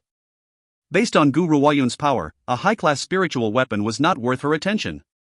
If she wanted to, she could turn an average weapon into a high-class spiritual weapon whenever she wishes. Therefore, Gu Ruoyun merely looked at the dagger but made no further reaction. Lady Gu, don't you like it? Huang Ying felt shocked when she noticed the lack of reaction on Gu Ruoyun's face. This woman had clearly been shocked when she saw the dagger, which meant that she knew that this was a high-class spiritual weapon. However, why was she not accepting such an enticing present?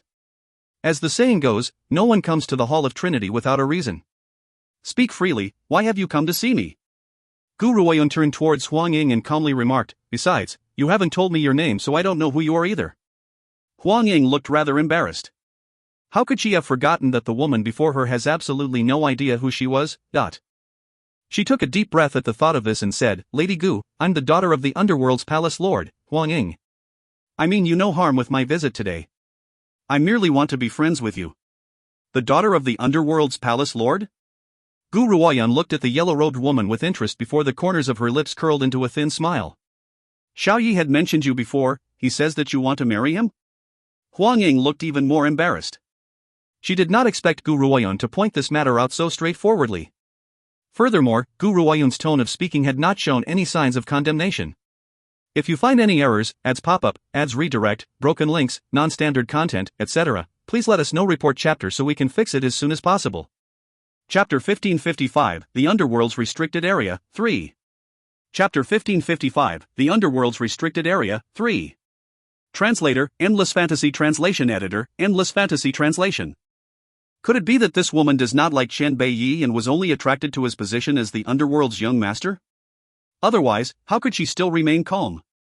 Instead, she was looking at me with interest? If that's truly the case, doesn't this make things much easier? Lady Gu, it's not that I want to marry the young master, this matter had been decided by my father and the elders. The young master and I have no alternative. Huang Ying's eyes flickered as she replied Gu Ruoyun with a grin. What she had meant was that be it her or Qian Beiyi, both of them must adhere to the palace lord and the palace elders' wishes and get married. They have no choice in the matter. No, Gu Ruoyun shook her head, but the smile on her face did not change. If you say that you have no choice but to follow orders, I believe you. However, if you're talking about Xiao Yi, I don't believe you. He won't marry you. Huang Ying was not angered by Gu Ruoyun's words as she continued to smile lightly. Lady Gu, it's my sincere wish to befriend you. I don't have feelings for the young master, but I'll be forced to marry him. Besides, he also needs to take the granddaughters of the clan elders as his concubines. This is what is required of the underworld's young master. However, you can rest assured. Since I've become your friend, I won't allow any of the concubines to abuse you. Huang Ying swept her gaze towards the dagger on the table as she spoke. Since this high-class spiritual weapon is a gift to you, it now belongs to you and you can also use it to defend yourself. As we're friends, I'll watch over your safety from now on. Otherwise, things will truly be difficult for you in the underworld. Huang Ying's words sounded very sincere, as if she was genuinely looking out for Gu Ruoyun. Her friendship was indeed sincere. As long as Gu Ruoyun accepts the dagger, she would protect her from then on. To Huang Ying, Gu Ruoyun has no power or right, so she was unafraid of her having ulterior motives. To her, a woman from the outside world does not have enough clout for her to fear. At the end of the day, this was a better situation instead than Qian Beiyi favoring other women from the palace. Huang Ying's ideas were not bad. Unfortunately, her plans would not come to fruition. Just as she was waiting for Gu Ruoyun to accept the dagger, a vicious voice rang out from behind her. Her body froze as if an endless amount of icy water had just filled her up from the tips of her toes to her heart. Who gave you permission to come here? Aside from a cold, gloomy air, the man's voice was filled with a thick, murderous intent. Huang Ying's expression drained of color as she turned towards the crimson-robed man who appeared from out of nowhere behind her. She bit her lips as she answered, "Young master, I've heard that you've brought Lady Gu back here, so I came forward to pay her a visit." I have no evil intentions. That man did not seem to hear Huang Ying's explanation as he retorted gloomily, "This is the third time. Do you choose to scram, or die?" Huang Ying believes that if she continues to stay here, this man would certainly kill without mercy. Why? She was the palace lord's daughter after all. Why does this man have so much audacity to murder her? Since you've issued the order, I will leave now, young master. Huang Ying quickly regained her composure. However, the thoughts within her flickering eyes were shrouded in mystery. There will not be a fourth time. Qian Beiyi eyed Huang Ying as he continued, "If you dare to hang around in front of me a fourth time, I will have you drenched in blood on the spot. I don't wish to see anyone but Yuner. Leave." Even though this was the longest sentence Qian Beiyi has ever spoken to Huang Ying, his words made her heart tremble ceaselessly. However, Huang Ying had a solid upbringing. If she had been any other woman who had been insulted in such a way, they would have been enraged from this humiliation. However, she maintained a faint smile on her face the entire time as she slowly bowed and said, "Young master, I will take my leave now. I won't bother you and Lady Gu, young master. If you find any errors, ads pop up, ads redirect, broken links, non-standard content, etc., please let us know. Report chapter so we can fix it as soon as possible." Chapter 1556, The Underworld's Restricted Area, 4. Chapter 1556, The Underworld's Restricted Area, 4. Translator, Endless Fantasy Translation Editor, Endless Fantasy Translation. Initially, Huang Ying had jumped in fright when Qian Beiyi had suddenly appeared. However, based on her temperament, she soon regained her usual composure. "Take your things and leave." Qian Beiyi had not spared Huang Ying a single glance from the beginning. It was as if looking at her would be an insult to his eyes. Huang Ying's chest rose up and down, but, in the end, she stepped forward to pick up her dagger and slowly walked out the door. Wham! Just as Huang Ying left the room, Qian Beiyi waved his hand and slammed the bedroom door shut. He then turned his gaze towards Gu Ruoyun. His eyes no longer carried his previously vicious and bloodthirsty air but were instead enveloped with a gentle light. "Yuner, did that woman frighten you?" Gu Ruoyun shook her head and replied in exasperation, "She's not even scary, how could she frighten me?" "Really?" Qian Beiyi stepped forward and pulled Gu Ruoyun into his arms. "I was afraid that she was too ugly and would scare you." Huang Ying, who was as beautiful as a fairy to everyone else in the underworld, had been reduced to an ugly person who has such a horrifying face that one would die from shock. Would Huang Ying still be able to retain her calm demeanor after hearing this? If I had not decided to gift the underworld to you, I would really have had her killed. Qian Beiyi furrowed his brows, clearly reaching the end of his patience with Huang Ying.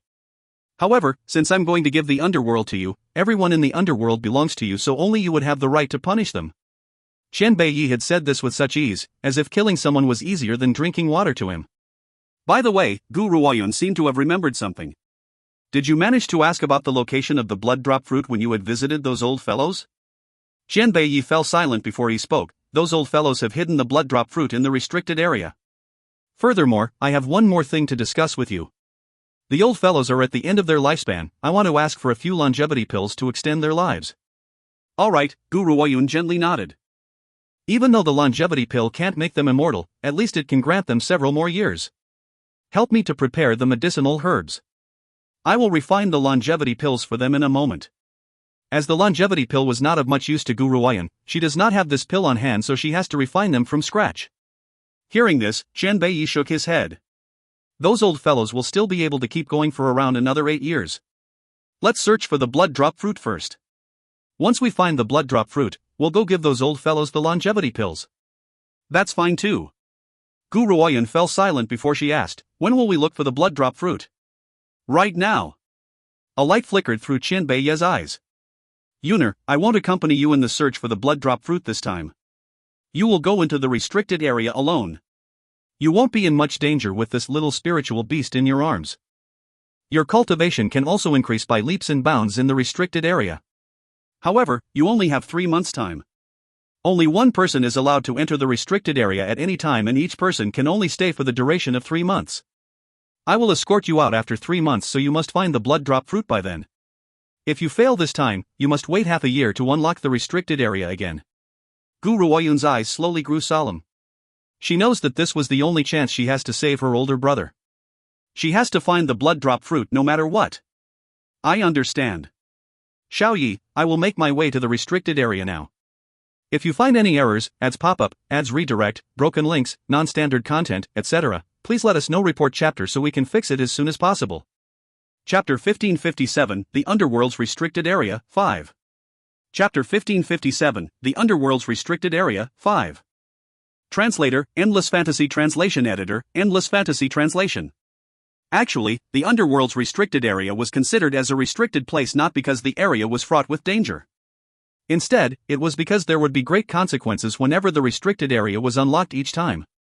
Under most circumstances, no one would ever unlock the restricted area.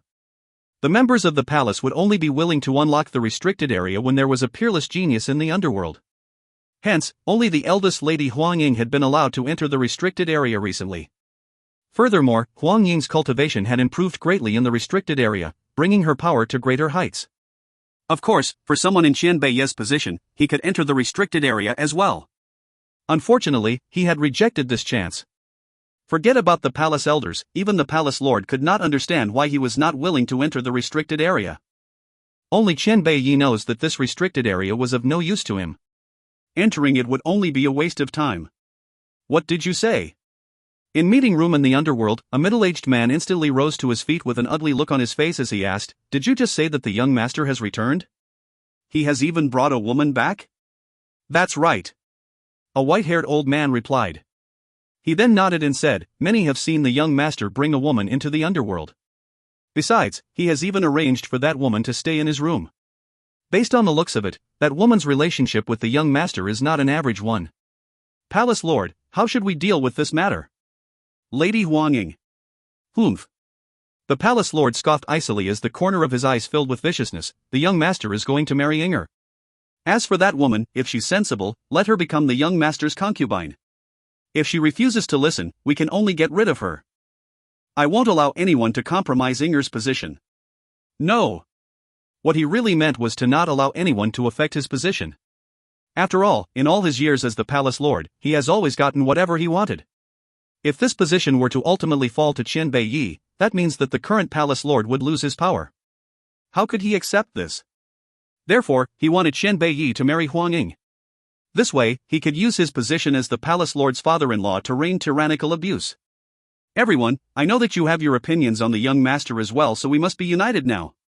If Inger becomes the mistress, at least you would allow your daughters to become the young master's concubines. However, if this foreign woman obtains this position, I'm afraid that there will be many changes. The palace lord's voice was deep and slowly rang out throughout the meeting room. The elders fell silent for a moment as they looked at one another. In the end, the white-haired old man spoke up again, but he's the young master after all. How can we force him? You've said it yourself, he's the young master. The palace lord looked at the white-haired old man and spoke indifferently. Since he's the young master, he has to listen to the palace lord's orders. As long as I'm palace lord, I make the decisions in the underworld. The white-haired elder was just about to speak when he was cut off by the other elders. Elder Tiani, you have no granddaughters in your household, so it doesn't matter so much to you who the young master marries. However, I have a granddaughter who wants to become the palace lord's woman. Therefore, no one's opinion holds more weight than ours. Besides, who knows where this woman the young master likes has come from? What if she has bad intentions towards the underworld? Lady Huang Ying is the palace lord's daughter after all, so she's most suited to become the young madam. At least she would never do anything to harm the underworld. Hearing this, Elder Tiani sighed and his eyes filled with anxiety. The young master had been selected by those old fellows. What if we anger those old fellows by treating him this way? It was true what the others had said, Elder Tiani does not have a granddaughter of age in his household. Hence, he was not blinded by greed and was the one who saw things clearer than anyone else in the group. Unfortunately, he could not reverse the heavens and earth alone. When faced with the lure of benefits, who would give it up? You need not overanalyze this matter, Elder Tiani. We had listened to the ancestral elder's orders and made him the young master of the underworld. At least the selection of the young madam should be left to us. The ancestral elders do no care about the affairs in the underworld, so some matters should still be left for the palace lord to decide. The palace lord furrowed his brows, clearly unsatisfied with Elder Tiani's words. He's the young master and I'm the palace lord. You should know very well whose words hold more weight. As he spoke, that palace lord made his tone a little gentler as the space between his brow filled with confidence. Besides, when it comes to men, no one knows how they work better than me. We aren't stopping him from being with his beloved. We only want to make that woman his concubine. As long as he can have that woman, what's the difference between making her the young madam or a concubine? It's normal for a man to have 3 wives and 4 concubines. I believe that the young master will not refuse the chance to have numerous concubines. If you find any errors, ads pop-up, ads redirect, broken links, non-standard content, etc., please let us know. Report chapter so we can fix it as soon as possible. Chapter 1558, Another Power Upgrade, 1. Chapter 1558, Another Power Upgrade, 1. Translator, Endless Fantasy Translation Editor, Endless Fantasy Translation.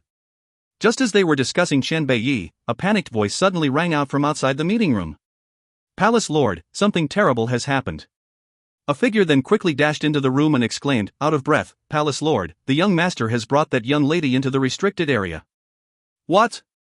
The Palace Lord rose to his feet with a whoosh. There was a particularly ugly look on his face and his eyes were filled with a cold and grim look. What did you just say? The young master has allowed a foreign lady into the restricted area?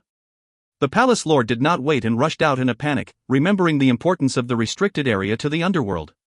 The other elders could not keep calm either and quickly followed the palace lord out of the meeting room. Even Elder Tiani, who had previously stood up for Chen Beiyi, was frightened out of his mind. His elderly features were filled with anxiety. A man was standing outside the restricted area as his crimson robes and silver hair fluttered in the wind. He looked exceptionally peerless and magnificent. Even though he sensed footsteps approaching him, he did not turn around and only continued to stare silently and indifferently at the slowly closing door of the restricted area. As he arrived, the palace lord only saw Chen Beiyi's figure alone. He did not see the woman the young master had brought and panicked as he asked, "Young master, where's that young lady?" The palace lord's attitude at the moment was still acceptable. There was no sign of anger, though he had not addressed Gu Ruoyan by name. Instead, he looked at Chen Beiyi anxiously. Oh no, the entrance to the restricted area has been opened and that woman had gone in. The young master hasn't been in the underworld for very long though. How had he discovered the way to unlock the restricted area? After all, only the palace lord and the elders knew how to unlock the underworld's restricted area. Not even Huang Ying would know how to do so. Hence, they could not understand how Chen Beiyi had been able to send that woman into the restricted area. However, they obviously did not take the time to understand this problem and began to place the blame instead. Young master, as the underworld's young master, you should know that unlocking the restricted area comes with a great price. Forget about the price, a great opportunity like this should only be given to the other talents of the underworld. Why have you allowed a foreign woman to enter the restricted area? That's right.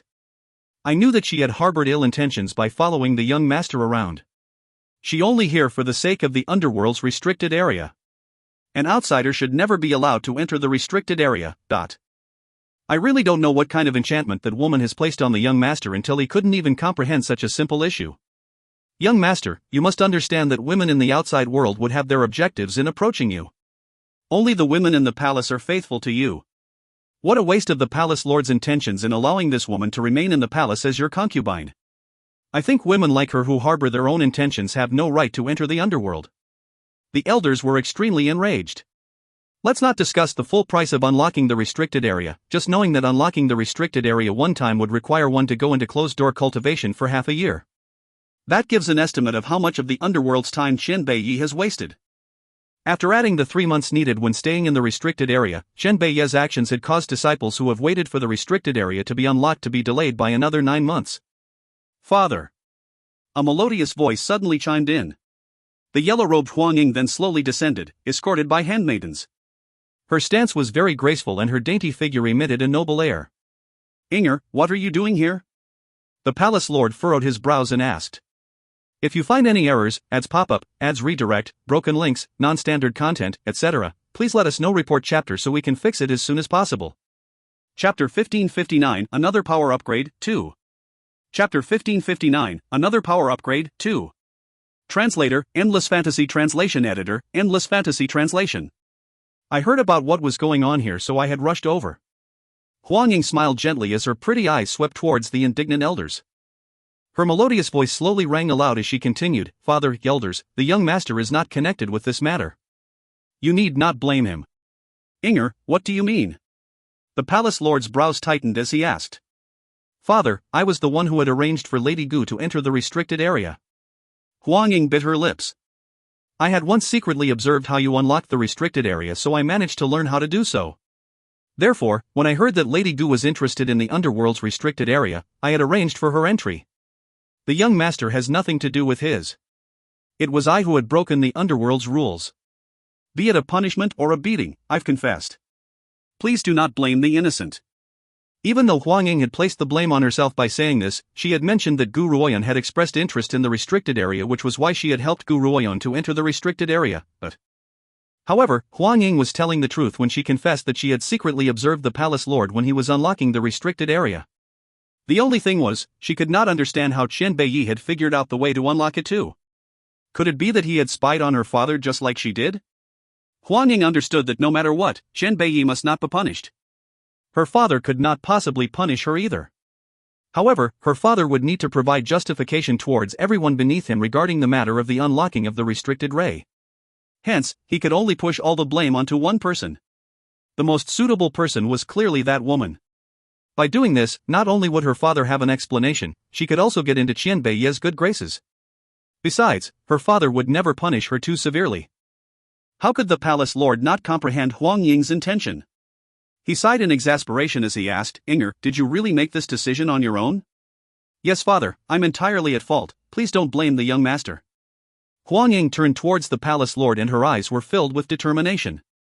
Besides, Lady Gu will become a member of the underworld sooner or later, so I had granted her this opportunity. What she meant was that Gu Ruoyan would be Chen Beiyi's concubine sooner or later and would, therefore, be considered as a member of the underworld. Doing so would not be breaching the rules too severely. Of course, Chen Beiyi has to be grateful for her favor first.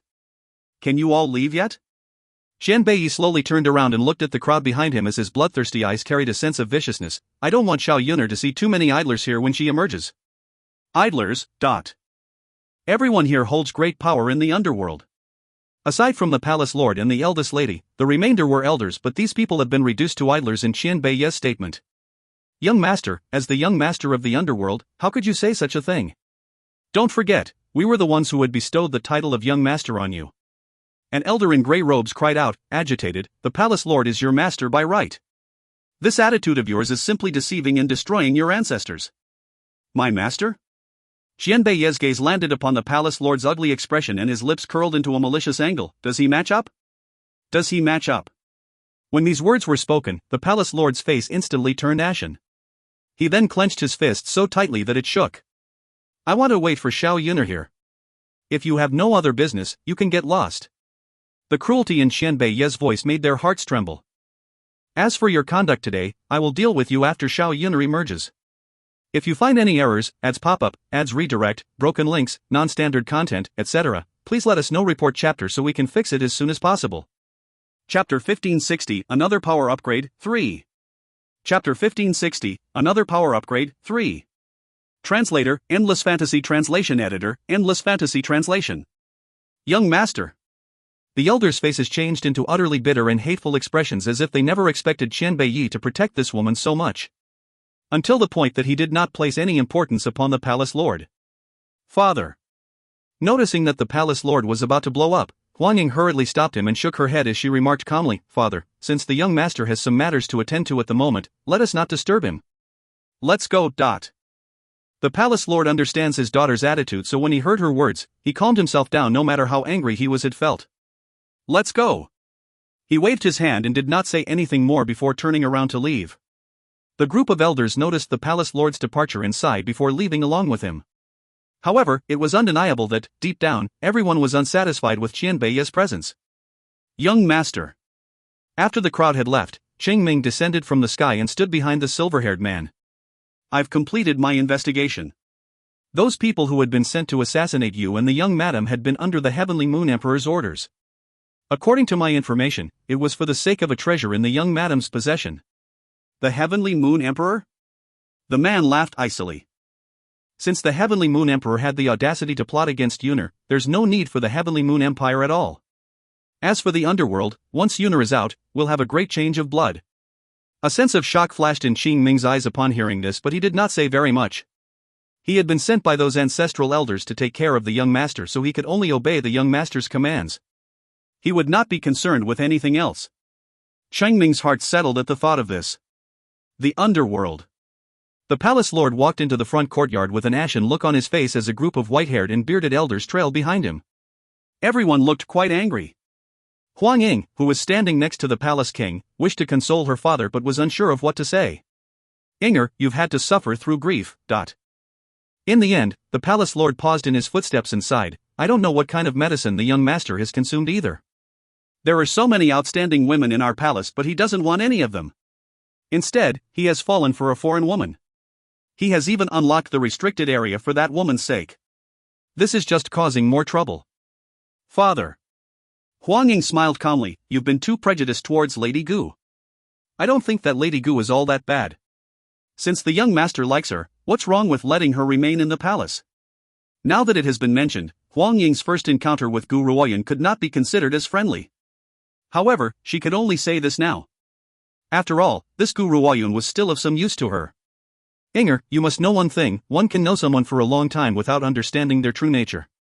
Who knows whether that woman harbors good intentions. The palace lord furrowed his brows as he looked at Huang Ying and said, leave the decision on this matter to me. The young master must marry you.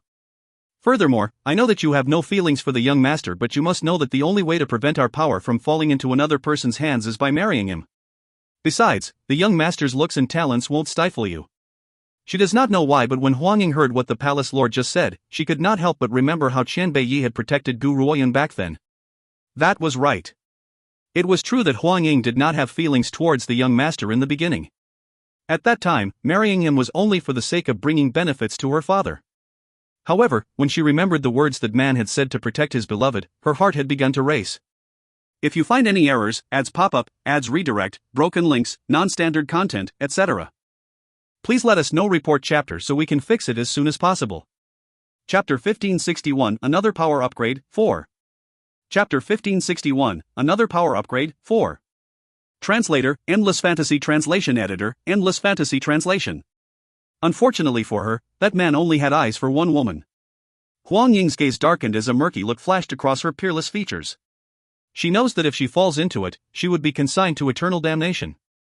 Hence, Huang Ying quickly reorganized her emotions and smiled gently, I understand, father. I'll never ever let you down. Ha ha. The palace lord's hazy expression finally lifted. He then burst into a bright and clear laugh. That's my good, obedient daughter. Come, I'm going to make arrangements regardless of what Qian Beiyi thinks. The members of the palace must address you as young madam from now on. Huang Ying gently lowered her eyelids. Father, the ancestral elders. I will clarify things with the ancestral elders, so don't worry. The ancestral elders shouldn't care about who the young master marries. The ancestral elders were locked away in closed-door cultivation at the back mountains of the underworld. Even the underworld's palace lord was not allowed to disturb their cultivation whenever he wished. The only person who was allowed to see the ancestral elders at any time was the young master, Qian Beiyi. At this moment, two women dressed in white robes were standing upright with swords in their hands outside a bronze stone room, silently guarding the door behind them. Their duty was to stand guard and prevent anyone from disturbing the ancestral elders' cultivation. Emissaries, the palace lord requests an audience with the ancestral elders. A disciple had rushed forward to give the report and spoke with reverence. The two emissaries served as the ancestral elders' representatives most of the time. Therefore, the members of the underworld could never treat the emissaries without respect. The palace lord? The woman on the right furrowed her brows and spoke indifferently. The ancestral elders are in the middle of closed-door cultivation, they will see no one. Lord emissaries, the palace lord has an important matter to discuss with the ancestral elders. This matter concerns the young master's marriage. Please inform the ancestral elders. The disciple had refused to leave. The two women looked rather impatient and the space between their brows showed a sense of anxiety. The ancestral elders' health has been deteriorating and they were not even talking much now. Otherwise, every word would waste a bit of life energy. How could they see anyone under these circumstances? If the ancestral elders' poor conditions were exposed, the entire underworld would plunge into chaos. You say that the palace lord is here to discuss the young master's marriage? The left emissary raised her willowy brow while her eyes carried a sense of confusion. Can you tell us who he's marrying? Yes. The underworld disciple joined his fists and replied respectfully, he's marrying the palace lord's daughter, Huang Ying, whose skill is beyond compare while her features are peerless. The palace lord has come to visit the ancestral elders for the sake of their marriage. May I ask if you can inform the ancestral elders? Alright, there's no need for the ancestral elders to see you. The right emissary waved her hand and spoke with cold indifference. Inform the palace lord that he can make the decisions himself. There's no need to trouble the ancestral elders over these trivial matters. Yes. Hearing this, the disciple quickly retreated. He wants to inform the palace lord of this good news. The underworld's emissaries were the ancestral elders' representatives. The ancestral elders does not want anybody to disturb them throughout the years of their closed-door cultivation. Therefore, they had chosen two women with outstanding gifts as their emissaries. Even though these emissaries had rather good positions in the underworld due to their right to stay close to the ancestral elders only needed them to pass on their instructions most of the time. This was putting the situation in a good way. To put this in a bad way, they were only tasked with guarding the door. As guards, they would naturally have no way of understanding the situation very much, nor do they have a clear idea of the relationship between Qian Beiyi and the underworld. If you find any errors, ads pop up, ads redirect, broken links, non-standard content, etc., please let us know. Report chapter so we can fix it as soon as possible. Chapter 1562, Another Power Upgrade, 5. Chapter 1562, Another Power Upgrade, 5. Translator, Endless Fantasy Translation Editor, Endless Fantasy Translation. At the end of the day, out of everyone in the underworld, only the ancestral elders knows about Qian Beiyi's true identity. Humans have no way of becoming immortal. Having great power would only increase one's lifespan, while weaker humans would still experience birth, age, illness, and death. Besides, the underworld was no longer the way it was 10,000 years ago. The people of the underworld today were no longer the same group of people during Qian Beiyi's time. The palace lord had been waiting anxiously at the foot of the back mountains. Suddenly, he noticed the disciple who had gone to make the report rushing towards him. He quickly reverted to his calm and steady exterior and asked coldly, "How was it? Will the ancestral elders see me?" Reporting to the palace lord, the ancestral elders are in the middle of cultivation and cannot be disturbed. However, the emissaries have stated that this matter will be left to your decision. Hearing this, the palace lord felt much more at ease and burst into laughter. I can relax with the emissary's response. Even though the ancestral elders can't meet me, the two emissaries are the ancestral elders' representatives. Therefore, you can issue the order immediately. The members of the underworld must address her as young madam whenever they see her. It does not matter if they don't get married yet. As long as the rice is cooked, the young master can't go back on his word. Based on the members of the underworld's point of view, because the emissaries were the closest point to the ancestral elders, they would understand all matters concerning the ancestral elders. Their words would represent the ancestral elders' decisions. If the ancestral elders really do give Qian Bei special treatment, the two emissaries would never have allowed the palace lord to make the final decision. But unfortunately, they were completely unaware of the actual situation. Though the ancestral elders did not keep the emissaries in the dark over some matters, when it comes to important issues, the emissaries would have no idea. Qian Bei's true identity was one such example. Each time the ancestral elders had a meeting with Qian Bei, they had never allowed the emissaries to remain in the room. Therefore, how could the emissaries possibly be aware of the contents of their conversation? They would not know about Gu Ruoyun's existence either. Otherwise, they would never have committed such a lowly mistake. 3 months passed in the blink of an eye. Qian Bei had been waiting for 3 months before the door to the restricted area finally opened again. A flash of green robes slowly came into view and softened Qian Bei's crimson eyes. His gaze, full of gentleness, stared at the woman who had just emerged from the restricted area as he gently curled his lips. "Did you find the blood drop fruit?" Gu Ruoyun nodded gently and opened her palm. A brilliant red fruit, looking as if it had been painted with blood, was lying in the palm of her hand. The fruit's red color was extremely magnificent. "That's right, this is the blood drop fruit." Qian Bei took a glance at the blood drop fruit before looking at Gu Ruoyun again. The smile in his eyes deepened as he said, "Looks like after staying in the restricted area for 3 months, you've had a breakthrough in your cultivation again. The spiritual energy in the restricted area is much too thick and I've been in cultivation after finding the blood drop fruit. Unfortunately, I can only remain in there for 3 months." Gu Ruoyun smiled. "By the way, Xiao Yi, have you been waiting for me over these past 3 months? Qian Bei nodded earnestly, "I'm closest to you here." A sense of warmth washed over Gu Ruoyun's heart upon hearing those words. She had known that Qian Bei had been waiting outside for her as she ventured into the restricted area for 3 months. He had not moved a single step. "Xiao Yi, I've found the blood drop fruit. Now please get someone to look for the herbs needed for the longevity pill. I will refine the pill for those old fogies immediately." Gu Ruoyun then spoke after a bit of thought, "How about this? I see that this area is rather quiet, so I will refine the pills here. Once they have been refined, you can send them to the ancestral elders immediately." Of course this place was quiet. Ever since the palace lord had led some men here to cause trouble 3 months ago, Qian Bei had ordered Qingming to stand guard outside and not allow anyone to come near. Otherwise, this place would not be this quiet. If you find any errors, ads pop-up, ads redirect, broken links, non-standard content, etc., please let us know. Report chapter so we can fix it as soon as possible. Chapter 1563, Qian Bei, a good and peerless man, 1. Chapter 1563, Qian Bei, a good and peerless man, 1. Translator, Endless Fantasy Translation Editor, Endless Fantasy Translation. When Qingming, who had been standing guard outside, heard that Gu Ruoyun has exited the restricted area, he had immediately rushed towards them before exclaiming with reverence, "Greetings, young master, young madam. Qingming, I want you to bring these medicinal herbs over." Qian Bei waved his large hand and placed the list of medicinal herbs that Gu Ruoyun had just written down into Qingming's hand. He then ordered coldly, "You are given a quarter of an hour to complete this task." Understood. After accepting the list, Qingming slowly rose to his feet and looked as if he wanted to say something else but had stopped himself. "Is there anything else?" Qian Bei furrowed his brows and his voice was as gloomy as ever. "Young master," Qingming paused for a moment to gather his courage. "Something has happened in the underworld over this period of time." Qian Bei's expression grew even colder. He was not angry about the matters concerning the underworld but was blaming Qingming over his lack of judgment. He had only just reunited with Gu Ruoyun and they had been separated for 3 months. Yet Qingming was still hanging around after receiving the order and was disturbing their privacy. If this was not a lack of judgment, then what is? Clearly, Qingming sensed Qian Bei's dissatisfaction and his heart rate began to rise on caution. Cold sweat also began to drip down his forehead. Just as Qingming was beginning to lose the ability to withstand Qian Bei's coercion, the man's gloomy voice slowly rang out again, "I'm not interested in knowing what's going on in the underworld, one. I don't want anyone to disturb us now. Do you understand?" Even though Qian Bei had built the underworld, not even the underworld was more important than his private time with Gu Ruoyun.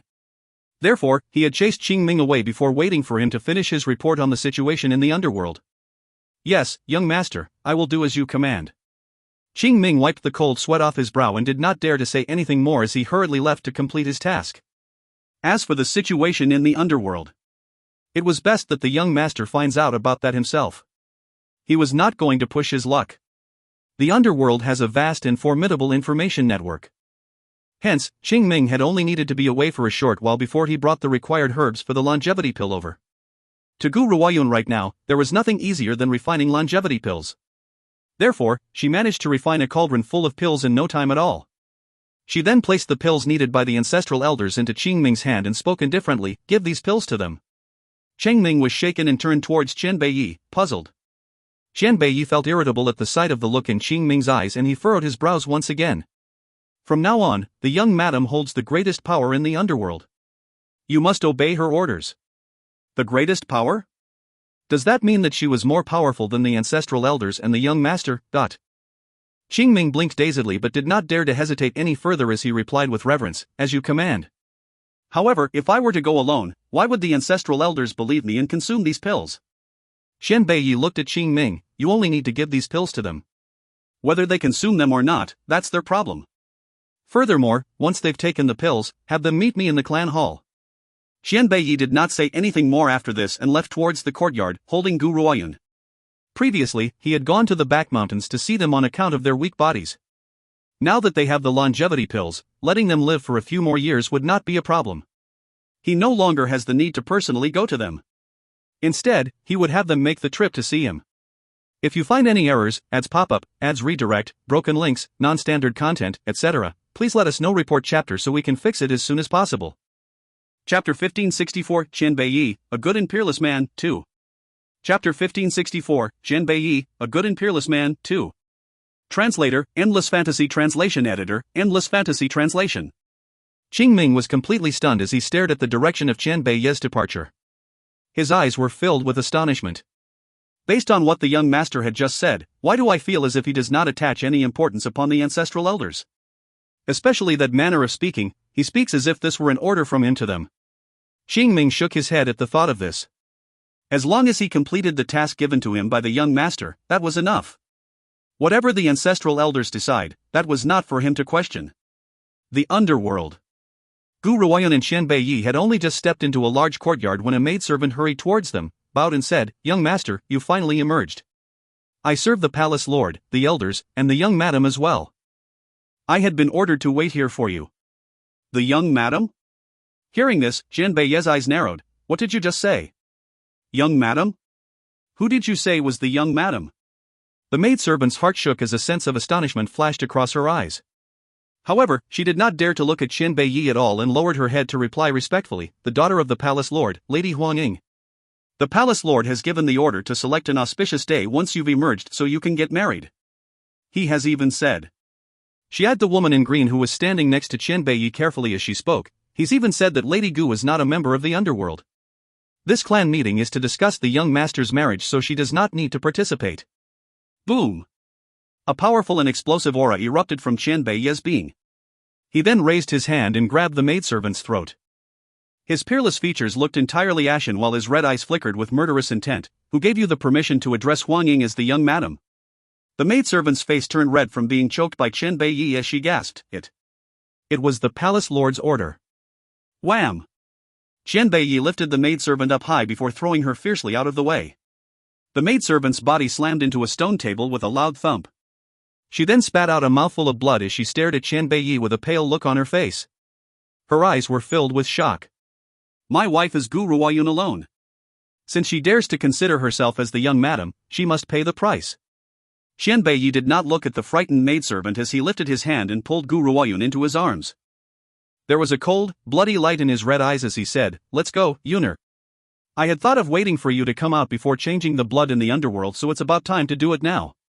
Gu Ruoyun gently raised the corners of her lips and her clear and cold features were shrouded in an icy light. It was obvious that she felt murderous towards these people as well. However, she believes that Xiaoyi could take care of this matter very well. In the noisy clan hall, a voice suddenly rang out, interrupting the bustling noise and sending the hall back into silence. "Palace lord, elders, the young master has arrived." Young master? Hearing this, the crowd rose to their feet and turned their eyes toward the crimson-robed man who had entered the room. A woman in green was standing next to the man as well. This woman was delicate and beautiful as her long hair cascaded down her back like a waterfall. Her chilly eyes carried a cold light, but she only scanned the clan hall once before turning away. Young master, I've already said that this is an internal matter of the underworld. Outsiders are not allowed to participate. The palace lord furrowed his brows as his voice filled with obvious annoyance. Qianbei's gaze darkened. Yunar is my wife. That means that she was no mere outsider. If you find any errors, ads pop up, ads redirect, broken links, non-standard content, etc., please let us know. Report chapter so we can fix it as soon as possible. Chapter 1565, Qianbei, a good and peerless man, 3. Chapter 1565, Qianbei, a good and peerless man, 3. Translator, Endless Fantasy Translation Editor, Endless Fantasy Translation. Young master, you have seriously been captivated by this woman. She clearly harbors horrible intentions. She's two-faced. The palace lord was getting increasingly angry. Besides, I'm putting my foot down. You must marry Inger or your position as the young master will come to an end. Qianbei slowly turned his gaze towards the palace lord with a sinister smile on his red lips. I really want to know who has given you the audacity to speak in this manner. My wife will forever be Gu Ruoyun alone. As for the underworld, it is not yet your turn to make the decisions. You? The palace lord's face has turned even more ashen. That was right. In the beginning, he had not dared to force Qianbei's hand too much. After all, he had not known how the ancestral elders really felt about this matter. However, when he had received the ancestral elders' approval for what he wanted to do, he had let all his worries go. He slammed the table and rose to his feet at the thought of this and roared angrily, I'm the underworld's palace lord and I make the decisions in the underworld. As the underworld's palace lord, only I can make the decisions on your marriage. You will marry whoever I choose. Qianbei chuckled. However, his smile was not as warm as the one he had when he looks at Gu Ruoyun. Instead, it carried a sinister air. The palace lord trembled at the sight of the man curling his lips and he does not know why. He felt as if he had overlooked something. Whoosh! Without waiting for the palace lord to return to his senses, Qianbei suddenly disappeared into thin air. When he reappeared, he was right in front of the palace lord. His large hand grabbed his neck while a sinister air filled his blood-red eyes. From now on, you are no longer the underworld's palace lord. The man spoke very slowly and his voice was deep and gloomy. It shocked the palace lord completely. The palace lord simply could not understand how Qianbei had managed to subdue him before he could even react. After all, the palace lord had always believed that Qianbei's power was only at the refined state at the very most. As it turns out, this kid had unknowingly broken through to the 9th transformation state. Huang Ying stared at Qianbei as her eyes filled with complicated emotions. Previously, she had no idea of this man's power either. Now, after witnessing the powers he had displayed, her heart gradually fell for him. Especially since Qianbei's attitude was far too domineering. This was the type of dominance that no woman could resist. However, when she remembered the woman in green who was standing by Qianbei's side, a sense of jealousy and a hint of envy grew within Huang Ying's heart. Qianbei, if you do this, the ancestral elders won't ever let you get away with it. The palace lord was temporarily dazed before he cried out in rage. I'll tell you this, it was the ancestral elders who had given the order for you to marry Inger. Are you going to disobey the ancestral elders' order too? Besides, my powers are not much weaker than yours since we're both in the early stage of the 9th transformation state. If you had not attacked so suddenly, you would not be able to subdue me. So what if Qianbei has great talents? As long as he's in the underworld, he has to listen to the ancestral elders' commands. Therefore, the only person he can marry is Inger. Boom!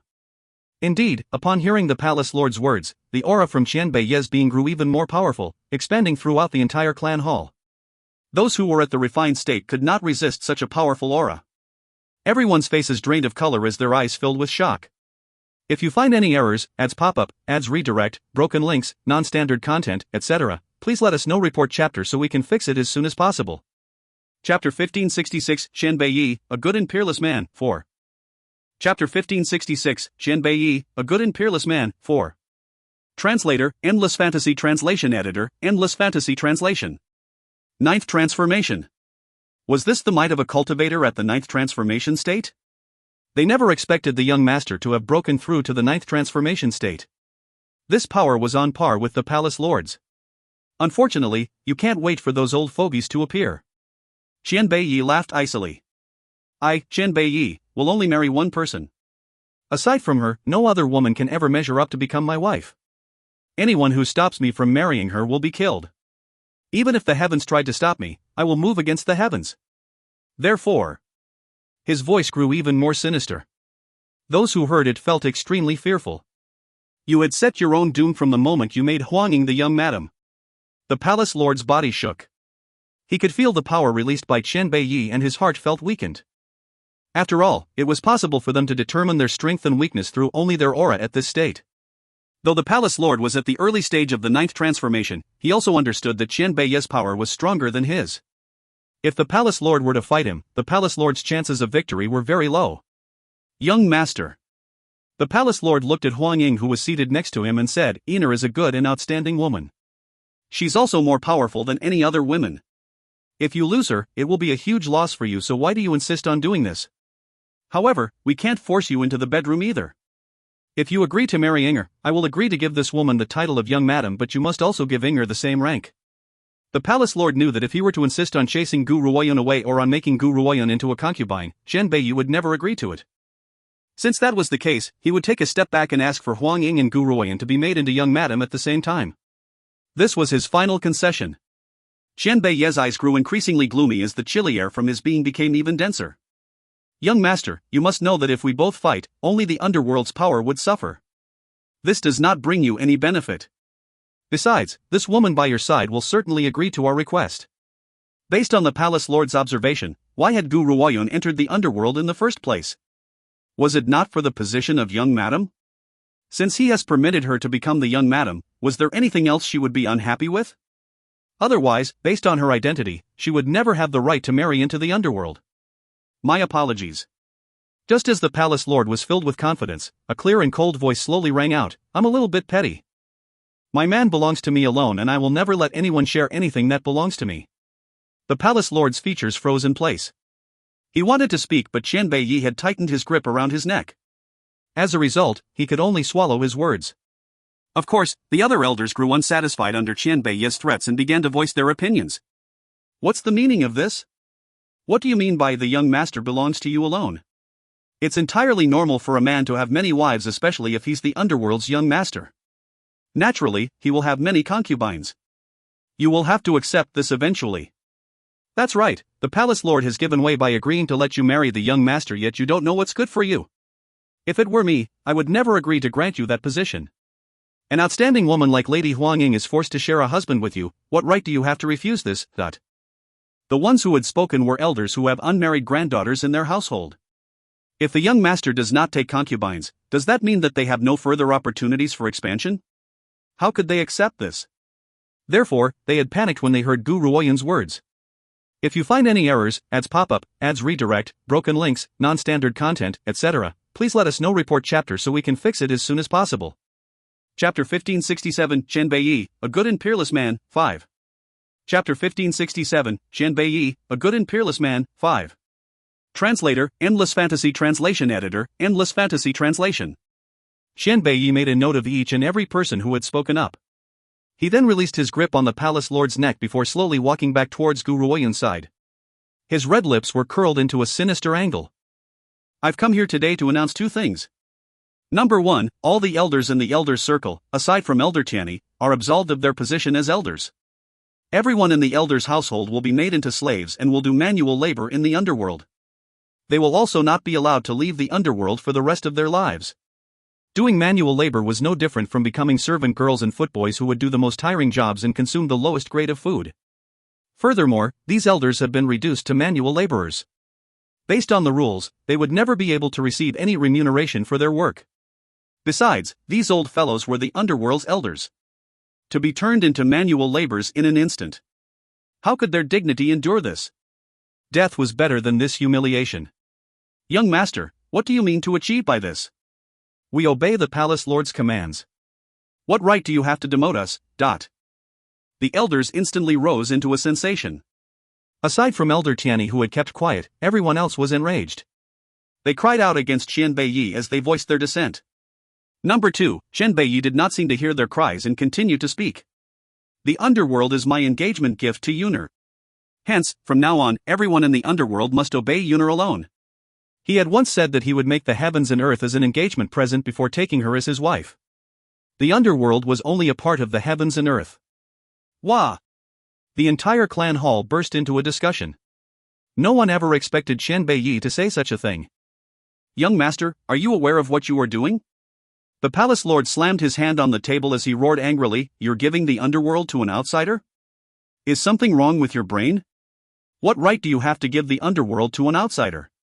Don't forget that I'm the underworld's palace lord while you are only the young master. If I wish it, your position as young master can be changed. Even to this very moment, the palace lord still could not fully comprehend the situation. How could Qian Beiyi make such a decision unless he was the one who had originally built the underworld? Besides, his final goal in building the underworld in the first place had been for the sake of proposing to her. Of course, you can choose to reject this. Qian Beiyi curled his lips. The consequences of rejecting this is to have your soul completely destroyed. Not death, but to have their souls destroyed. If they had their souls, they could still reincarnate. However, once their souls were destroyed, they would have nothing. They simply could not understand it. What kind of bewildering medicine had Gu Ruoyan given Qian Beiyi to cause him to back her so much? Young master, you're overstepping your limit. Huang Ying could not sit still any longer and quickly rose to her feet. She knitted her brows and said, I know that your powers are similar to my father's, but if you plan on usurping the throne, I'm afraid that it won't be that easy. Besides, if the ancestral elders finds out about your actions, they will never allow you to remain as the young master. Apologize to my father now and I will speak up for you. Her eyes were filled with anxiety. She really was worried about Qian Beiyi. I've told you before, there will not be a fourth time. Qian Beiyi had not looked at Huang Ying at all. He waved his large hand and a powerful force slammed into Huang Ying's chest with a bang. Huang Ying's body was sent flying out of the way before landing violently on the floor. Blood splattered continuously out of her mouth as she stared sorrowfully at Qian Beiyi. If you find any errors, ads pop up, ads redirect, broken links, non-standard content, etc., please let us know. Report chapter so we can fix it as soon as possible. Chapter 1568, The Consequences of Presumption, 1. Chapter 1568, The Consequences of Presumption, 1. Translator, Endless Fantasy Translation Editor, Endless Fantasy Translation. Inger. The palace lord's expression changed as he quickly rushed to Huang Ying's side. His eyes, filled with a fiery rage, then shot towards Qian Beiyi. Young master, Inger has always had your best interests at heart, yet you've treated her so horribly. The ancestral elders are clearly blind to have chosen someone like you as the young master. As soon as the palace lord had spoken, an elderly voice slowly rang out. It was filled with a powerful aura and landed heavily into everyone's hearts. Who are you calling blind? The voice was so familiar that the palace lord could not help but fall into a daze. Two sage-like elders stepped into the clan hall as he watched in astonishment. One of the elders was dressed in grey robes while the other wore white like an immortal. They had the bearings of immortals, and based on their aura, one could immediately tell that they could not be compared to the other elders in the hall. Two women dressed in white robes followed closely behind the two elders. Even those who have not seen the ancestral elders could guess their identities simply based on the two women in white. Ancestral elders. The palace lord stared at the two elders shakily and suddenly remembered what he had just said. He instantly shivered. Heavens, what did I just say? I had actually accused the ancestral elders of being blind. Of all things, the ancestral elders had to overhear that? Huang Yun, what did you old baby, just say? The grey-robed elder glared at the palace lord as his elderly features filled with a cold and distant air. Did you just say that we're blind? Is that true?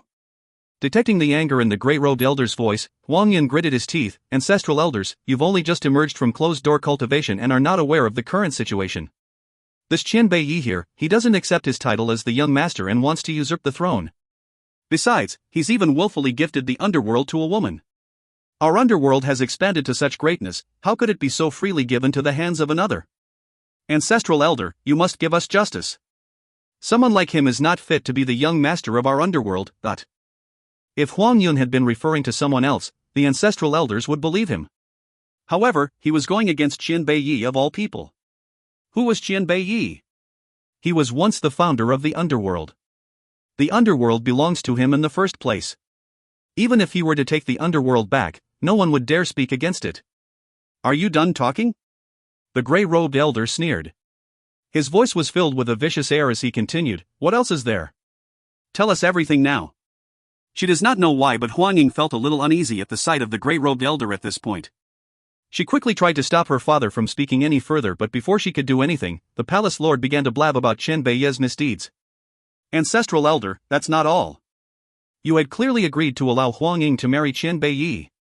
I had only done according to your wishes, but Qian Beiyi went against your orders. Furthermore, he's insisting on making this woman his wife. As he spoke, the palace lord lifted his head towards Gu Ruoyun as his face carried a cold smile. With the ancestral elders in the picture, this woman could forget about entering the underworld. Gu Ruoyun had simply grinned the entire time in the face of the palace lord's accusations. It was as if she never took his words to heart. Just as the palace lord was waiting for the ancestral elders to grant justice, a hand landed violently upon his cheek, the asterisk starred. When have I ever said such a thing? It's not enough that you've slandered the young master, you've even had the audacity to slander me. At this moment, the ancestral elder did not care about anything else. He anxiously walked towards Qian Beiyi and hurriedly explained, "This matter has nothing to do with me. This damned brat was slandering me. I never agreed to make you marry Huang Ying." If you find any errors, ads pop up, ads redirect, broken links, non-standard content, etc., please let us know. Report chapter so we can fix it as soon as possible. Chapter 1569, The Consequences of Presumption, 2. Chapter 1569, The Consequences of Presumption, 2. Translator, Endless Fantasy Translation Editor, Endless Fantasy Translation. The palace lord's expression froze in place as he continued to stare at Qian Beiyi with a face full of shock. He looked dumbfounded.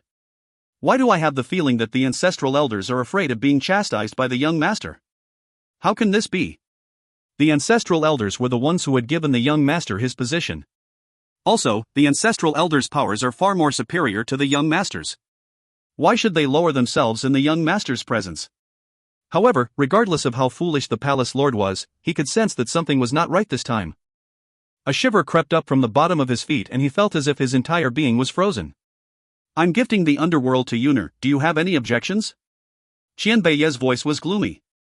Even though he was speaking to the underworld's ancestral elders, he had spoken with finality as if there was no further room for discussion. It may have seemed like he was consulting the ancestral elders' opinion, but, in reality, he was issuing an order. This realization stunned the other elders in the hall. Not one person had dared to say a single word when faced with this situation, and the once noisy clan hall had turned absolutely silent. No objection.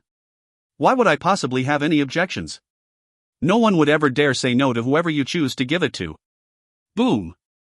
The ancestral elders' words crashed like a stroke of lightning over their heads. Those who had previously caused a ruckus were now completely stunned. In the beginning, they might have speculated on the reasons why the ancestral elders would give Qian Beiyi special treatment. Now, after hearing what the ancestral elder had just said, they finally understood that the real decision-maker in the underworld was not the ancestral elders but the man standing in front of them. The regret in the palace lord's heart increased even more. He probably never expected for things to end this way. Ancestral elders, the palace lord gulped fiercely and asked in a trembling voice, "This? What's the meaning of this? Who is the young master and why would you treat him with such reverence? Besides, I had indeed received your approval in regards to Huang Ying's marriage to the young master." The expression on the grey-robed ancestral elder's elderly face changed drastically. A powerful force from the ancestral elder's palm then landed on the palace lord's chest. The palace lord's body was instantly flung out of the way. Blood splattered from his mouth as his face drained of color.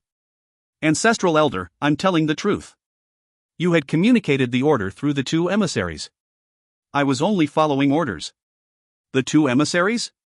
Upon hearing the palace lord's claims, the two ancestral elders' eyes turned towards the two emissaries. Thump! The emissaries, whose faces were already filled with anxiety, immediately threw themselves kneeling on the ground as soon as the ancestral elders had glared at them. Their delicate bodies were trembling incessantly. "Ancestral elders, please forgive our crimes, we had not known the truth behind the matter. The palace lord had sent someone over to ask about your decision on Huang Ying and the young master's wedding. We did not know that the young master already has someone that he loves, so we had allowed the palace lord to make the decision." The two ancestral elders looked at each other and saw a sense of exasperation mirrored in each other's eyes. "Huang Ying, do you have feelings for the young master?" The grey-robed elder looked at Huang Ying as he asked coldly. Huang Ying shook. She immediately knew that the ancestral elders would not stand up for her based on what she had just witnessed. Therefore, she cleverly remained silent and did not say a word. "Do you believe that you are the only one who is enough for the young master in this world?" Even though the grey-robed elder had not heard a reply from her, he noticed the sense of pride in her eyes and laughed icily. "Don't you think that you have an exaggerated opinion of your own abilities? Is someone like you really a good match for a person like the young master? If you find any errors, ads pop up, ads redirect, broken links, non-standard content, etc., please let us know. Report chapter so we can fix it as soon as possible. Chapter 1570, The Consequences of Presumption, 3. Chapter 1570, The Consequences of Presumption, 3. Translator, Endless Fantasy Translation Editor, Endless Fantasy Translation. Qian Beiyi was the first person who had said that Huang Ying does not deserve him. This time, the same words had come from the ancestral elder's mouth instead. She could not help but tremble a little when the ancestral elder had spoken. However, she only bit her lip and did not make a sound. Ancestral elders. In the end, the palace lord gathered his courage for the sake of his daughter's happiness and interrupted, "If Inger isn't good enough for the young master, why is this woman good enough for him instead? I simply cannot understand how this could be. Inger is such an outstanding woman of noble rank, yet the young master ignores her. Instead, he insists on falling for a woman who's nothing like Inger." Ha ha. The grey-robed elder burst into laughter as if he had heard a funny joke. "How about this? You've angered the young master, so I should grant you a contented death." The ancestral elder laughed icily. "Do you know why I've been in closed-door cultivation all these years without emerging at all? That's because I was withering away. When you had sent someone over to ask me concerning Huang Ying's marriage, I had been unable to speak. It was Gu Ruoyun who had used a pill to lengthen my life. Otherwise, I would never have been able to stand before you now. The underworld may have our own pill masters, but which pill master is capable of refining a longevity pill?" The palace lord was shaken and he could only stare at the tranquil-looking Gu Ruoyun in disbelief. This woman is a pill master? Even so, how does this prove that she's more outstanding than Inger? The grey-robed elder laughed icily while his eyes glowed with an icy aura. Huang Ying is at the mid-stage of the refined state and she has the right to be proud of that. It's true that only a few people have managed to reach the mid-stage of the refined state at her age. However, Gu Ruoyun has also reached the mid-stage of the refined state as well.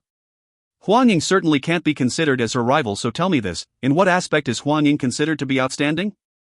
Gu Ruoyun has had another breakthrough in the restricted area and had reached the mid-stage of the refined state. Based on the ancestral elder's power, naturally, he would be able to point out her level at first glance. However, his statement was like a bolt of lightning on a clear day as it crashed through everyone's heart. This green-robed woman is also at the mid-stage of the refined state? Furthermore, even Huang Ying, who was also at the mid-stage of the refined state, could not be considered as her rival? Huang Ying did not say a word. Instead, her large eyes were filled with dissatisfaction. She simply does not believe that she was inferior to Gu Ruoyun, but since they were both at the mid-stage of the refined state, they should be equally matched at the most. How could she possibly not rival Gu Ruoyun? But Inger is my daughter, the eldest lady of the underworld. This woman doesn't even have any powerful backing. The palace lord was still making his final justification and did not seem to notice the increasingly ugly look on both the ancestral elder's face. Eldest lady of the underworld? This time, the one who had spoken was the white-robed ancestral elder. He smiled in spite of his anger and said, "Without the young master, she could never have become the eldest lady of the underworld. Old Hui, we can live for a few more years longer now.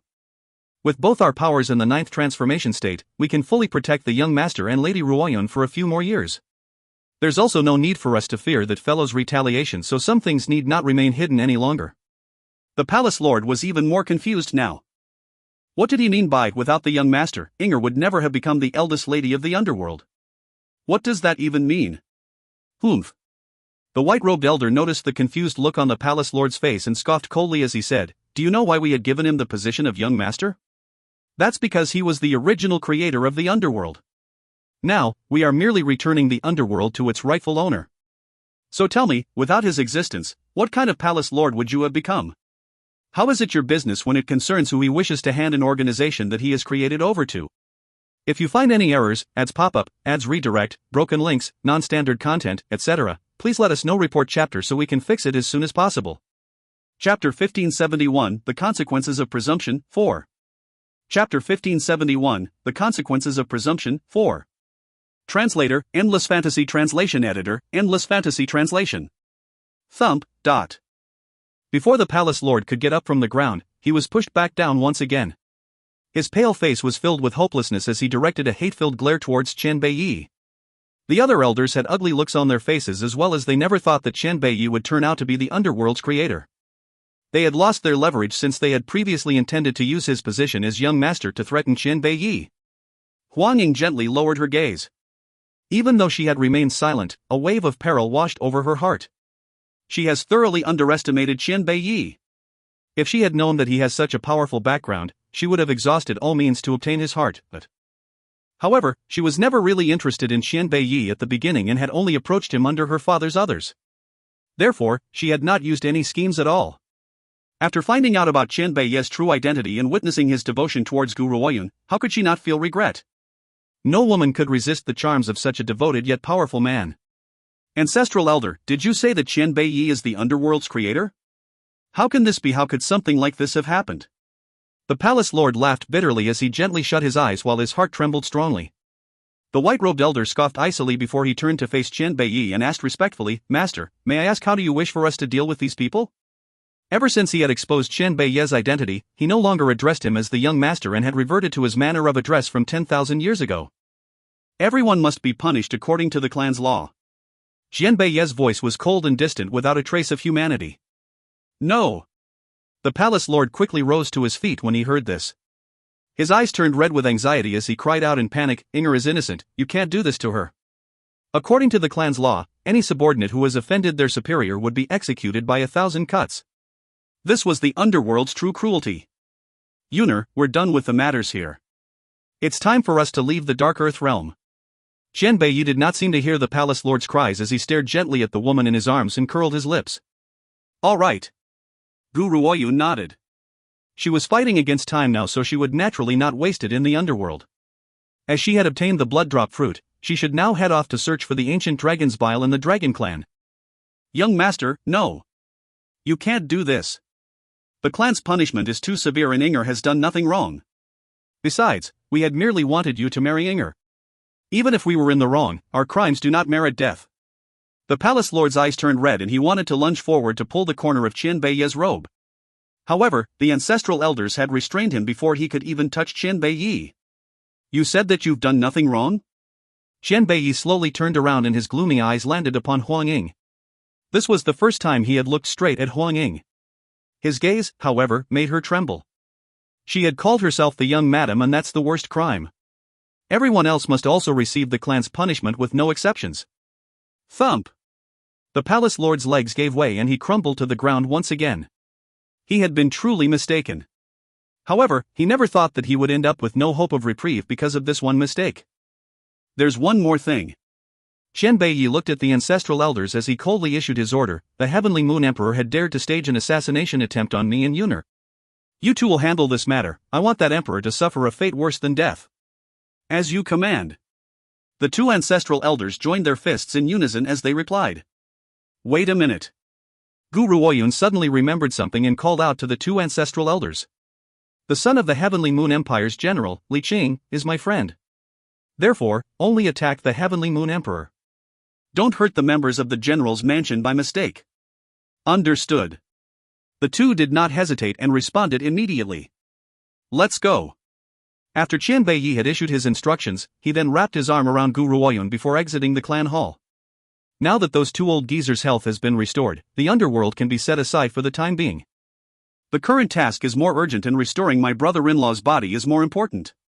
If you find any errors, ads pop up, ads redirect, broken links, non-standard content, etc., please let us know. Report chapter so we can fix it as soon as possible. Chapter 1572, Meeting Lan Gu Again, 1. Chapter 1572, Meeting Lan Gu Again, 1. Translator, Endless Fantasy Translation Editor, Endless Fantasy Translation. At the Dark Earth Realm's gate. Gu Ruoyun could hear the three-headed hell dragon roaring from a far distance away. Its devastating roars carries an aura which could shatter bamboo. What's going on? Gu Ruoyun gently furrowed her brows as she looked towards the direction of the roaring. She then calmly asked, could it be that the three-headed hell dragon is fighting someone? Qian Beiyi fell silent for a moment as a bloodthirsty light flashed in his eyes. Come, let's go investigate. He then wrapped his arms around Gu Ruoyun's waist as they hurried into the distance. The three-headed hell dragon was looming furiously over a black-robed man under a red sky which looked like it was filled with magnificent raging flames. The expression on all three of its heads was full of fearsome malice. Damned kid, I should never have allowed you to escape on that day. I didn't think that you would gain so much power after a short absence. However, it's unfortunate that you're now a puppet, fated to become someone's slave for the rest of your life. Ha ha ha. The black-robed man did not say a word and he seemed to have forgotten how to speak. He only behaved like a machine as he attached the three-headed hell dragon without pause. His behavior was almost obsessive and his blows became more fearsome until he was soon drenched in blood. He does not know why he wants to fight the three-headed hell dragon, but all he knew was that the three-headed hell dragon has to die here. He would only feel at peace when it dies. Big brother? Suddenly, a voice full of surprise rang out from behind the black-robed man and caused him to freeze on the spot. He slowly raised his head. At that moment, a delicate and pretty face entered his line of sight. Big brother, so you're the one who was fighting the three-headed hell dragon. Gu Ruoyan slowly descended from the sky as her clear and limpid eyes stared at Gu Xingxiao's grim and aloof features. Not too long ago, you had run off just like that and I had been unable to tell you many things. Now, I only wish to tell you to not worry. I will save you no matter what. Gu Xingxiao's expression showed signs of a struggle. He stared at the woman who was now standing nearby and clutched his head in agony as if he wants to go to her but was unable to reach her side. He could not help but cry out from the agony. After letting out that cry, he immediately left without turning back and quickly disappeared beneath the blood-colored sky. Cough, cough. The three-headed hell dragon spat out a mouthful of blood as it stared at Gu Shengxiao, who was heading off into the distance with malevolent eyes. It then slowly turned its gaze towards Qian Beiyi and exclaimed in mild surprise, "You're still alive." Qian Beiyi laughed icily. "Do you really think those pieces of trash could actually hurt me? Even though I'm not as powerful as I was 10,000 years ago, those good-for-nothings are still no match for me. Three-headed hell dragon, you've been heavily injured by Gu Xingxiao's attack. Therefore, you won't be able to stop my departure. Besides," Qian Beiyi paused as his eyes filled with malice, "isn't it time for us to clear your debt of betrayal from that time?" But the three-headed hell dragon's expression displayed an obvious change and a cold light flashed across its eyes. "Qian Beiyi, you seem to have forgotten that I am indestructible at the gates of the Dark Earth realm. This is why no one has been able to pass through these gates despite the countless number of powerful cultivators in the Dark Earth realm. That's true, you are indeed indestructible here. Otherwise, I would not have placed you to guard the gates to the Dark Earth realm back then." Qian Beiyi chuckled softly, but his smile was filled with a gloomy murderous intent. "However, I can confine you within a circle and have you imprisoned within that circle to suffer endless torment forever right here. If you find any errors, ads pop up, ads redirect, broken links, non-standard content, etc., please let us know. Report chapter so we can fix it as soon as possible." Chapter 1573, Meeting Lan Gu Again, 2. Chapter 1573, Meeting Lan Gu Again, 2. Translator, Endless Fantasy Translation Editor, Endless Fantasy Translation. Whoosh. After Qian Beiyi had spoken, a bright crimson flame immediately rose to encircle the three-headed hell dragon. His scorching temperature caused its soul to tremble and a sense of fright finally showed in its gaze. That was right, it was indestructible. However, based on Qian Beiyi's current extent of power, he could certainly be able to create a prison from the ground and imprison it here forever. Of course, even though this was not enough to bring terror upon the three-headed hell dragon, the most important thing was the bright flames. In these flames, its soul would be tortured as well. This way, its indestructible quality was not an asset but a liability which harmed it. "Yuner, let's go." As Qian Beiyi turned to look at the woman in his arms, he noticed that she was staring hopelessly at the direction of Gu Xingxiao's departure in a daze. He sighed as he spoke. The way a human puppet is created will cause that person to slowly lose their memories and they would eventually forget their own kin. Gu Shengxiao must have escaped right after being turned into a puppet. Otherwise, the members of the Wen family would never have let him get away. Gu Ruoyan lowered her eyelids and shielded the emotion in her eyes. She knows that no matter what becomes of her big brother, he would never hurt her. However, this does not mean that she would willingly watch her brother become someone else's slave. "Xiao Yi, let's go. Let's make our way to the Dragon Clan. We need the ancient dragon's bile to refine the pill." On the East Peak mainland, a mysterious empire had risen almost overnight and swept across the entire mainland. It was said that the general of that empire was a peerless man with blue eyes whose powers were rather formidable. Initially, when this mysterious empire had emerged, countless forces had tried to cause them trouble. However, after those forces had returned, their words of this mysterious empire's reputation changed.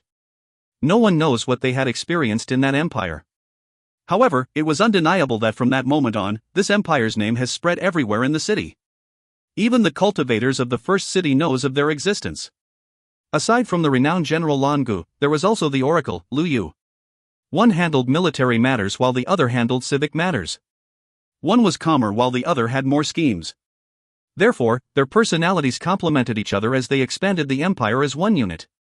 All the matters in the empire were managed by General Lan Gu and the Oracle Lu Yu, while the mysterious emperor has never shown their face.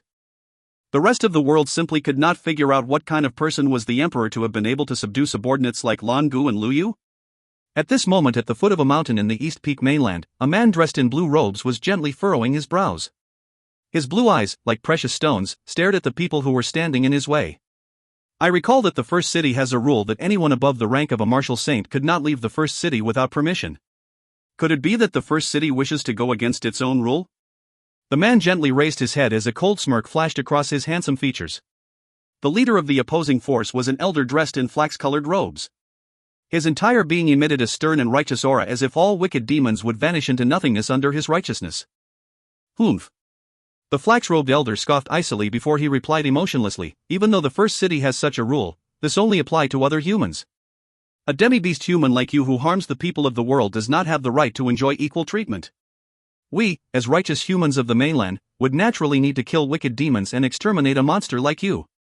The corners of Lan Ji's lips lifted into a disdainful smile. Then may I ask, what great sin have I committed to cause all of you to rush to from the first city just to hunt me down and intercept me? If you find any errors, ads pop up, ads redirect, broken links, non-standard content, etc., please let us know. Report chapter so we can fix it as soon as possible. Chapter 1574, Meeting Lan Gu Again, 3.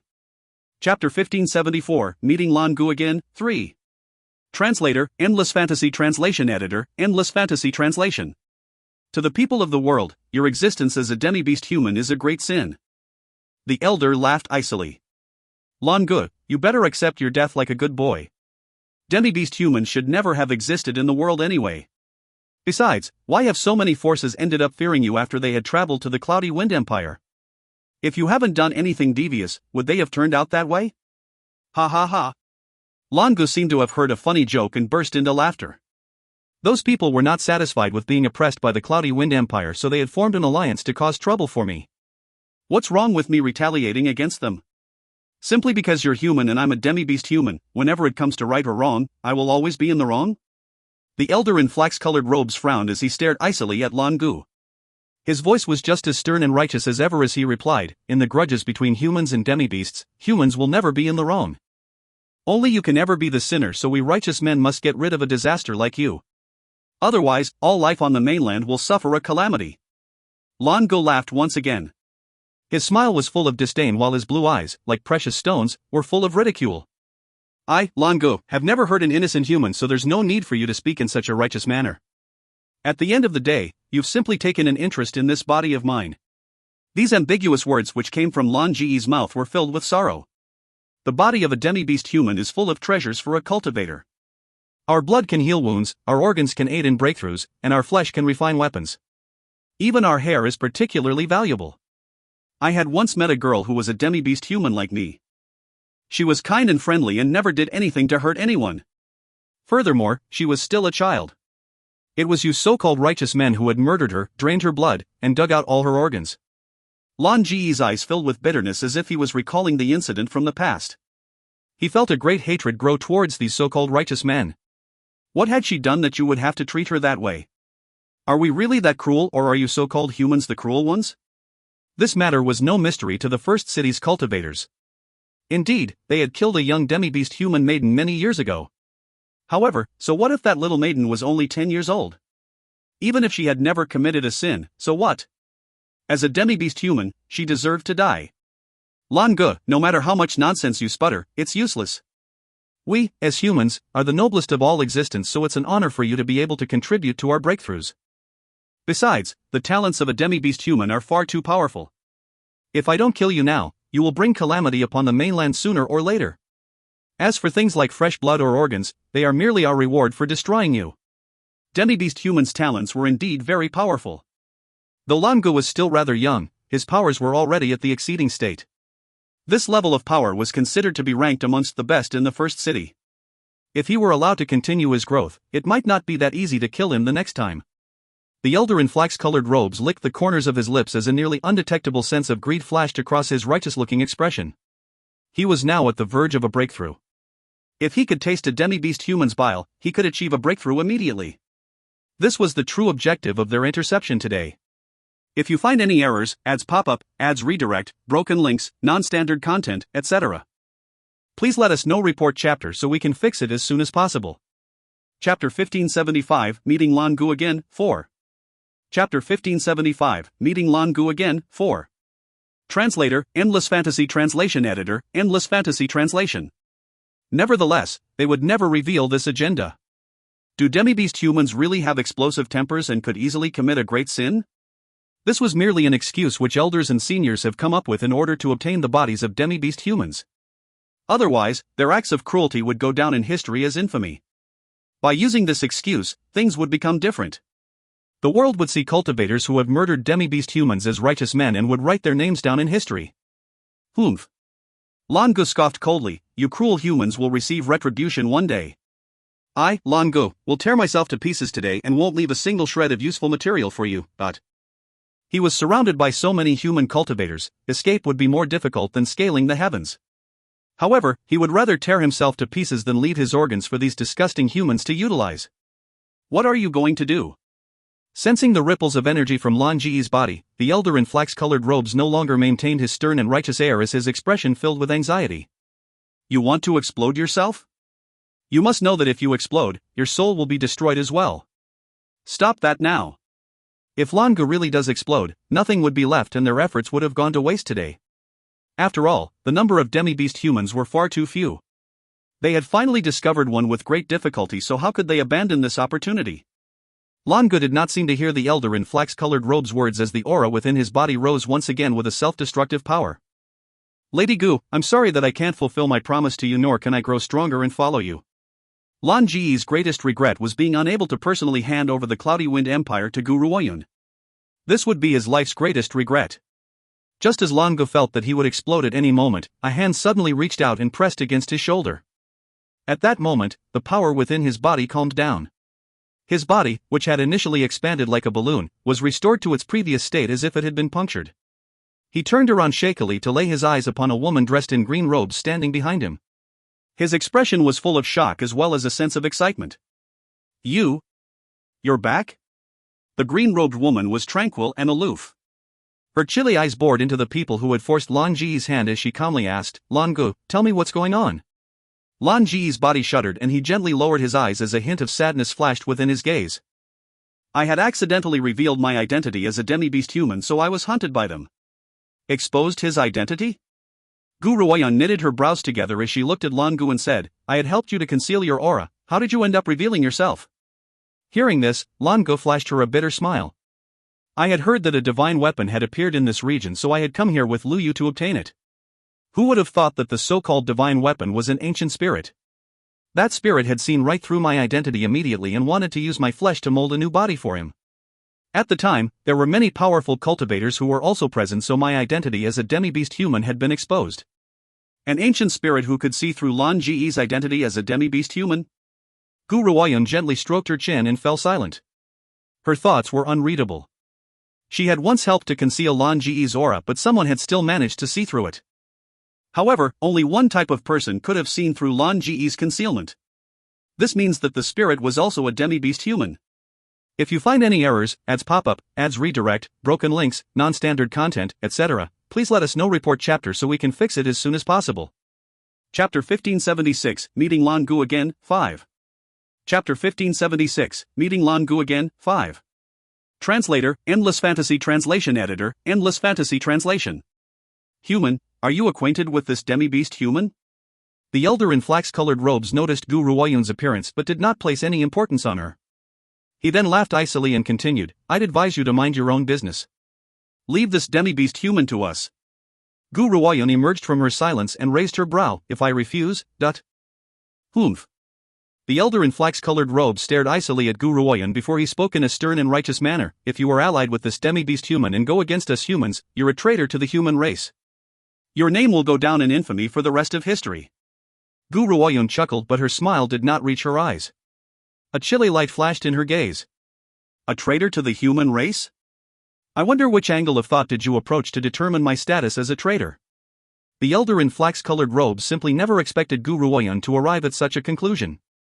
He promptly gritted his teeth and ordered icily, this woman is in cahoots with this demi-beast human and is a wicked person who's playing the jackal to the tiger. For the sake of peace on the mainland, we must destroy the both of them today. Hearing this, Lan Gu became greatly angered. His eyes, which were like sapphire stones, flashed with an icy chill as he glared coldly at the so-called righteous men before him.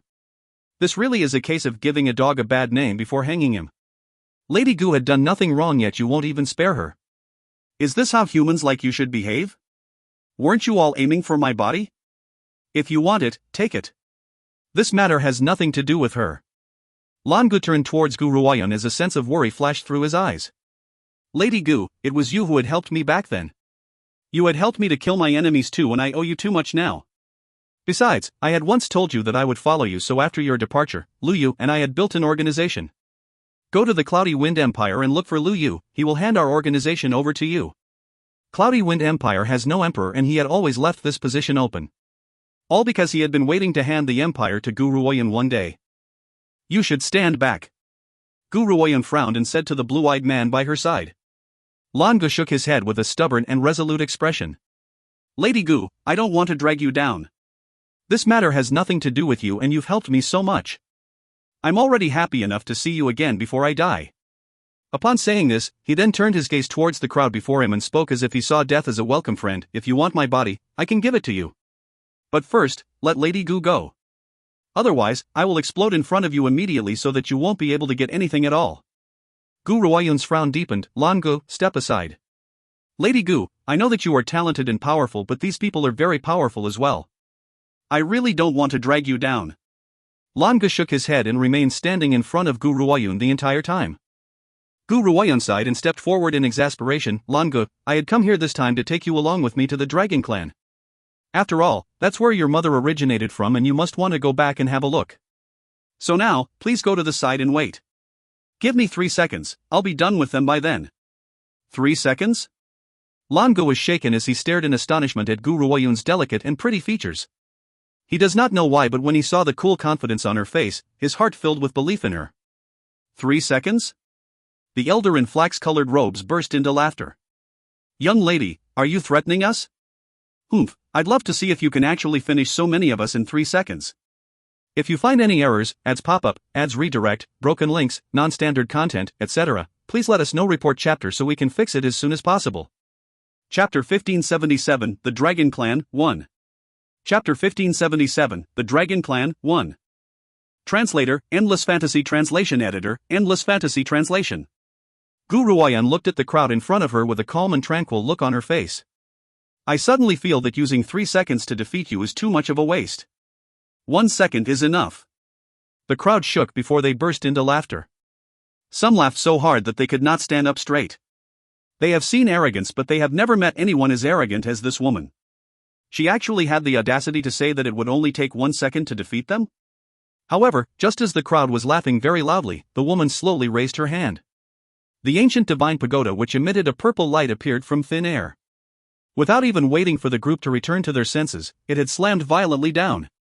Wham! The loud noise shook the entire mountain range. The crowd beneath the gigantic pagoda had been flattened into meat patties before they could even react. Let's go. Gu Ruoyun turned to look at the still-dazed Lan Gu and spoke as she furrowed her brows. Lan Gu blinked dazedly and stared in astonishment at the woman's delicate and pristine features. He wanted to speak but did not know how to start. Just as Lan Ji's heart was shaking, a peerless figure appeared before his eyes. That man has silver hair and crimson robes with a small smile curved on his face. His smile would only be filled with this much tenderness and warmth whenever he saw the green-robed woman. Is it done? Gu Ruoyun nodded lightly. Xiao Yi, this fellow is my old friend and is also a demi-beast human. His mother was a princess from the Dragon Clan and his father was a human. I've promised him back then that if I were to journey to the Dragon Clan, I would bring him along. Xian Yi nodded calmly and looked at Gu Ruoyun with a smile on his lips. Yuner, let's be on our way then. As he stared at the silver-haired man who had pulled Gu Ruoyun into his arms, Lan Gu felt a sense of disappointment and he did not know why. Soon, however, he quickly recovered his emotions. It was likely that such an outstanding woman like Gu Ruoyun would probably need a man like this who was good enough for her. Lan Gu. Suddenly, Gu Ruoyun seemed to have remembered something. She turned around to look at Lan Gu and raised her brow. By the way, Lan Gu, is the spirit you had previously run into still around? Lan Gu was in a daze and he could not fully comprehend the meaning in Gu Ruoyun's words. He nodded gently after remaining silent for a moment. At the time, that spirit was too powerful. So many cultivators who had tried to destroy him had died by his hand. We barely escaped with our lives ourselves. That day, the spirit had purposely created a miracle to mislead people into thinking that a divine weapon had appeared. This caused many powerful cultivators to fight each other as they approached him. Who would have thought that what had awaited the victors was not a legendary divine weapon but a spirit who was seeking to reconstruct his flesh? Initially, he had only wanted to snatch their human bodies, but when he saw Lan Gu, his objectives became focused solely on Lan Ji's body. As a result, the others simply were not in his sights at all. Take me there. Gu Ruoyun fell silent for a moment before she slowly spoke. Despite the astonishment in his heart, Lan Gu did not show it on his face as he nodded, all right. A faint yet powerful coercion was emitting from a nearby mountain range. If one were to carefully observe the situation here, they would notice that though numerous spiritual beasts roamed this mountain, none of them had approached the area around the cave. Furthermore, one could not even sense the presence of spiritual beasts. At this moment, a group of 3 paused in their footsteps just as they reached the cave. Out of the 3, the most remarkable was a pair of lovers. The man had a head of silver hair and was dressed in crimson robes. His peerless features carried a gloomy air, and only when he gazed upon his beloved would a smile appear. If you find any errors, ads pop up, ads redirect, broken links, non-standard content, etc., please let us know. Report chapter so we can fix it as soon as possible. Chapter 1578, The Dragon Clan, 2. Chapter 1578, The Dragon Clan, 2. Translator, Endless Fantasy Translation Editor, Endless Fantasy Translation. What was most shocking about the man was his blood-red eyes. The expression in them was as if he looked down upon the world with disdain. The woman standing next to the man was dressed in green robes. Even though she does not have a peerless aura, she was delicately pretty and pristine. She also did not give one the impression that she was just a regular person. Her eyes were clear and cool like water as she looked into the cave dwelling in front of them. No one could tell what she was thinking. The last man was also handsome and beautiful.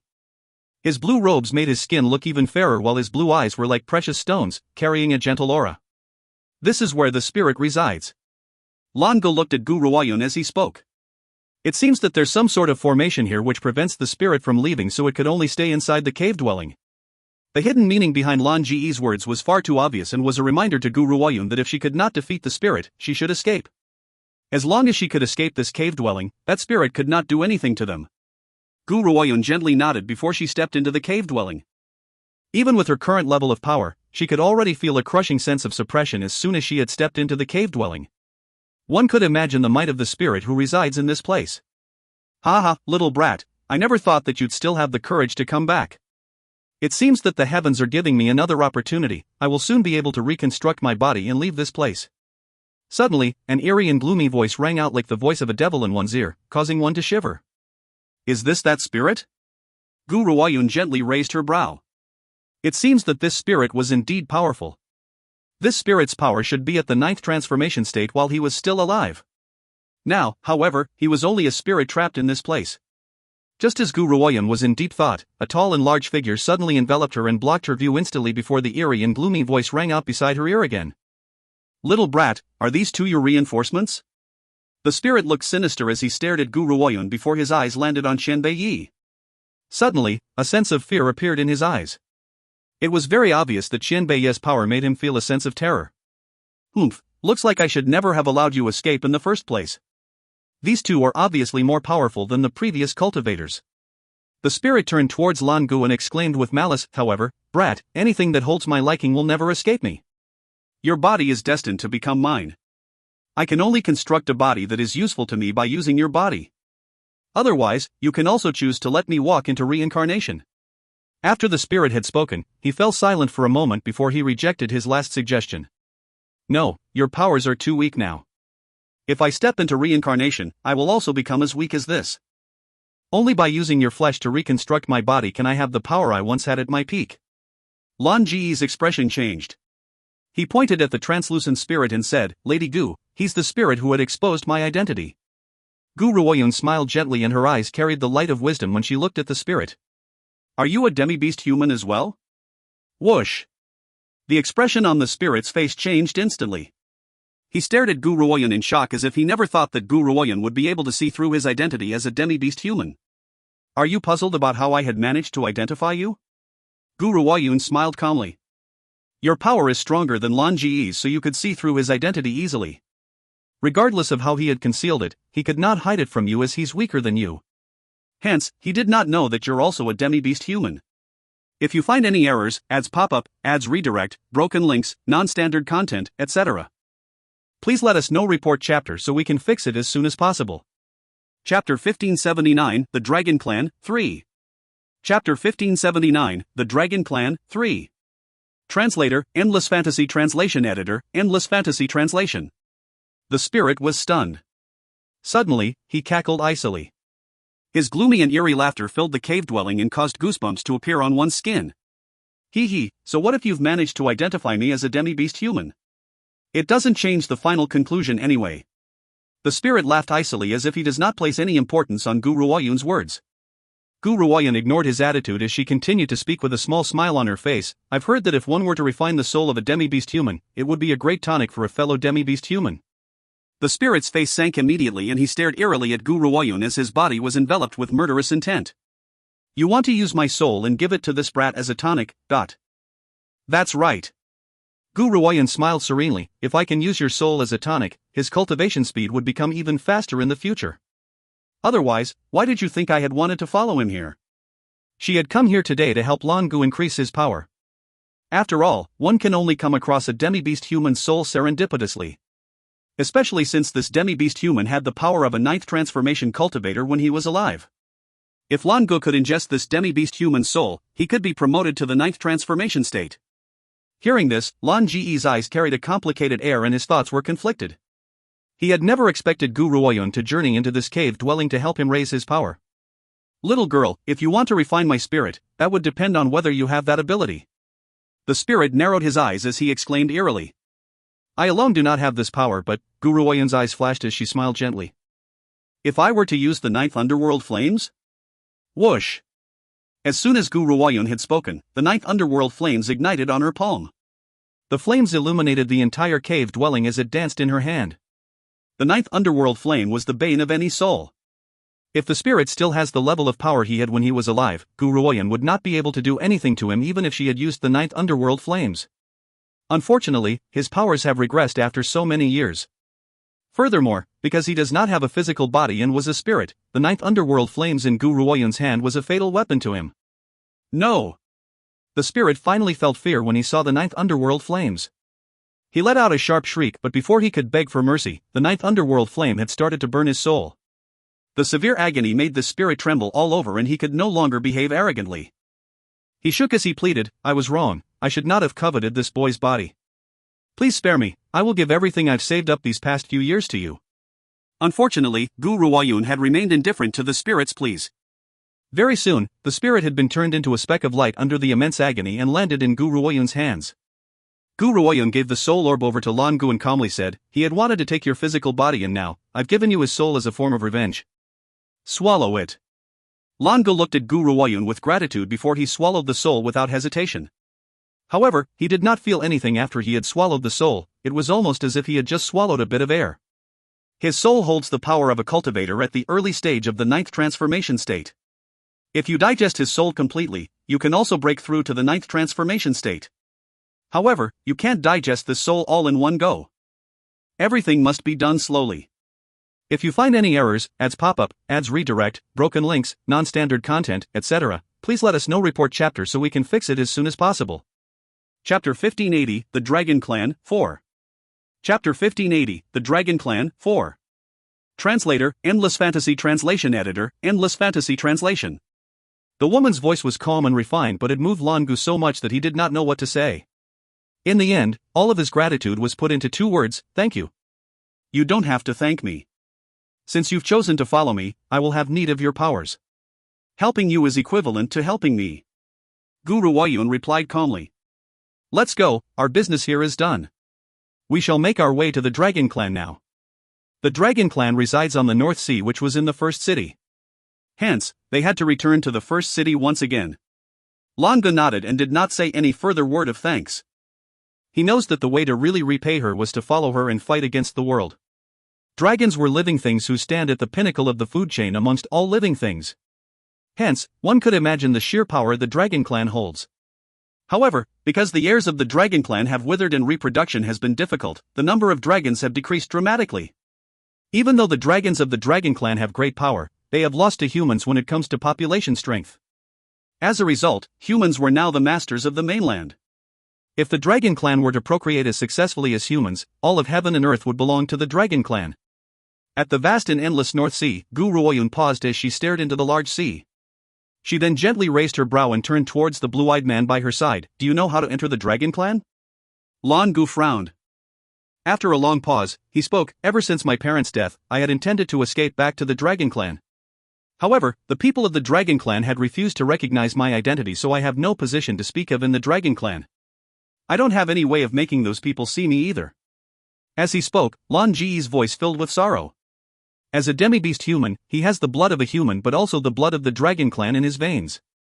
However, be it humans or Dragon Clan, neither accepted his existence. How could he not feel agonized by this? However, I have another way. Lan Ji's eyes flickered as he exclaimed. I remember that there's a place by the name of North Sea Village not too far from the North Sea. Some members of the Dragon Clan would occasionally visit that village. If we can find a member of the Dragon Clan there, we could ask them to bring us to the Dragon Clan. Even though the Dragon Clan is very powerful, they are small in numbers and many had been slain by humans over the years. Therefore, to prevent humans from infiltrating and attacking the Dragon Clan, there's no way for us to enter that place unless a dragon guides us in. Gu Ruoyun gently raised her brow.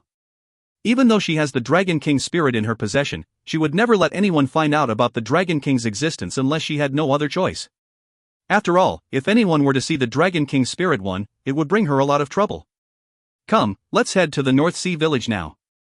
Gu Ruoyun lowered her eyelids as her lips curled into an angle. For my big brother, I must have the ancient dragon's bile no matter what. The North Sea Village was located near the North Sea. As it was near to the North Sea, there were countless geniuses and treasures as well as powerful cultivators in the North Sea Village. Perhaps it was due to luck, but just as Gu Ruoyun's group had arrived in the North Sea Village, someone called out with a voice filled with surprise. Lan Gu, are you really Lan Gu? The princess' son, Lan Gu? A tender and pretty figure quickly ran towards the group. There was a surprised grin on her delicate features. She raised her hand to hold Lan Ji's hand as a sense of excitement increased on her face. If you find any errors, ads pop-up, ads redirect, broken links, non-standard content, etc., please let us know. Report chapter so we can fix it as soon as possible.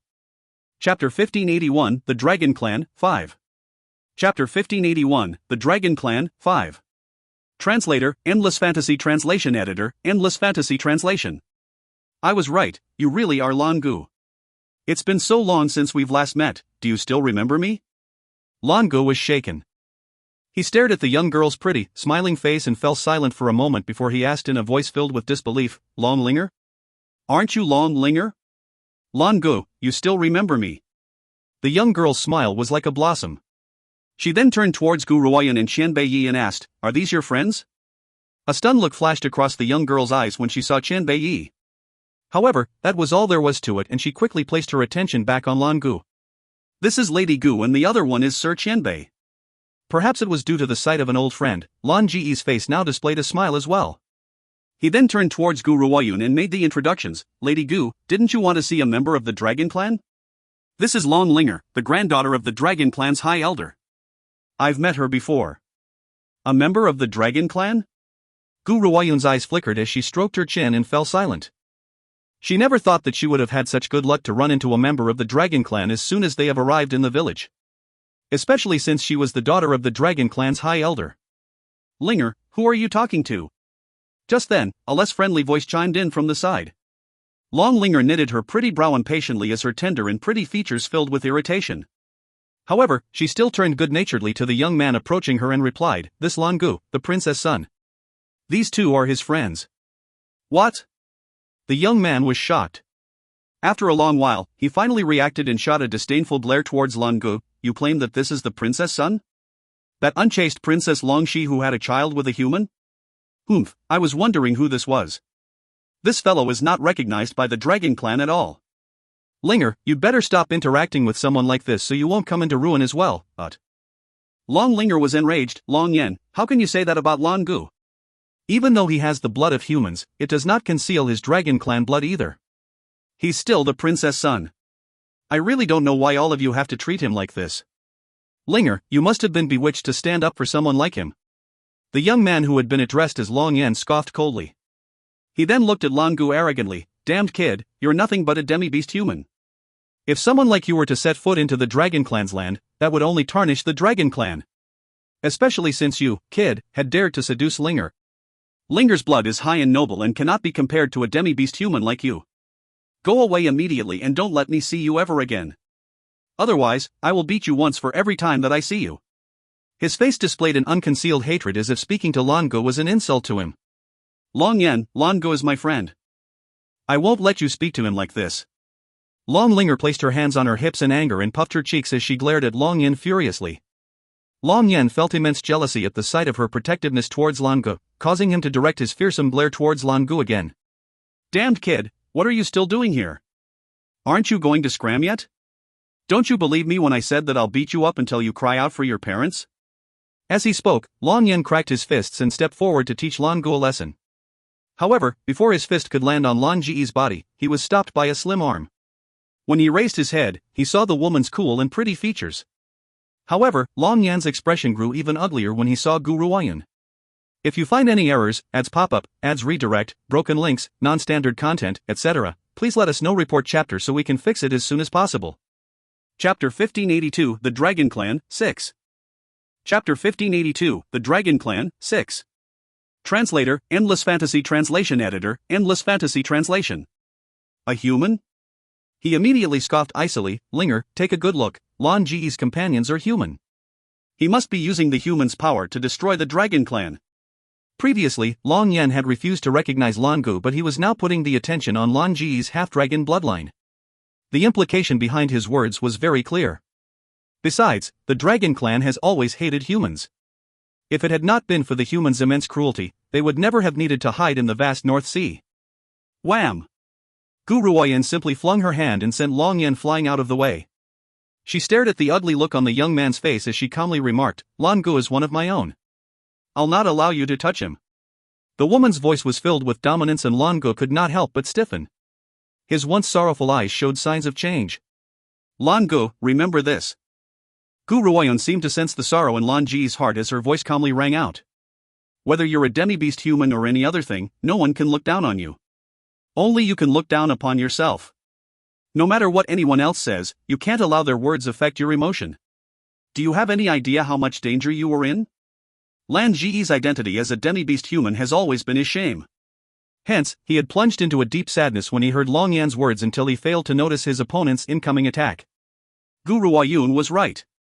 The earlier situation was indeed very dangerous for Lan Gu. If Long Yan had intended to kill Lan Gu, he would be in danger if Gu Ruoyun had not been with him. I understand. He lifted his head as a sense of resolution appeared on his fair features. Not only does he need to protect himself now, he also need to protect Gu Ruoyun. Hence, no matter what happened, he could not let anyone affect him this way again. Long Yan, so what if I'm a demi-beast human? Lan Gu laughed icily as he turned his gaze upon Long Yan. Even though I'm a demi-beast human, it doesn't change the fact that I'm the son of the Dragon Clan's princess. Lady Gu may be a human, but she has helped me far too many times. She's my benefactor and is the person that I wish to follow for the rest of my life. I won't let anyone sully her reputation. All these years, I've met cruel humans and I've also met kind humans. Of course, there are also humans like Lady Gu who are neither good nor evil.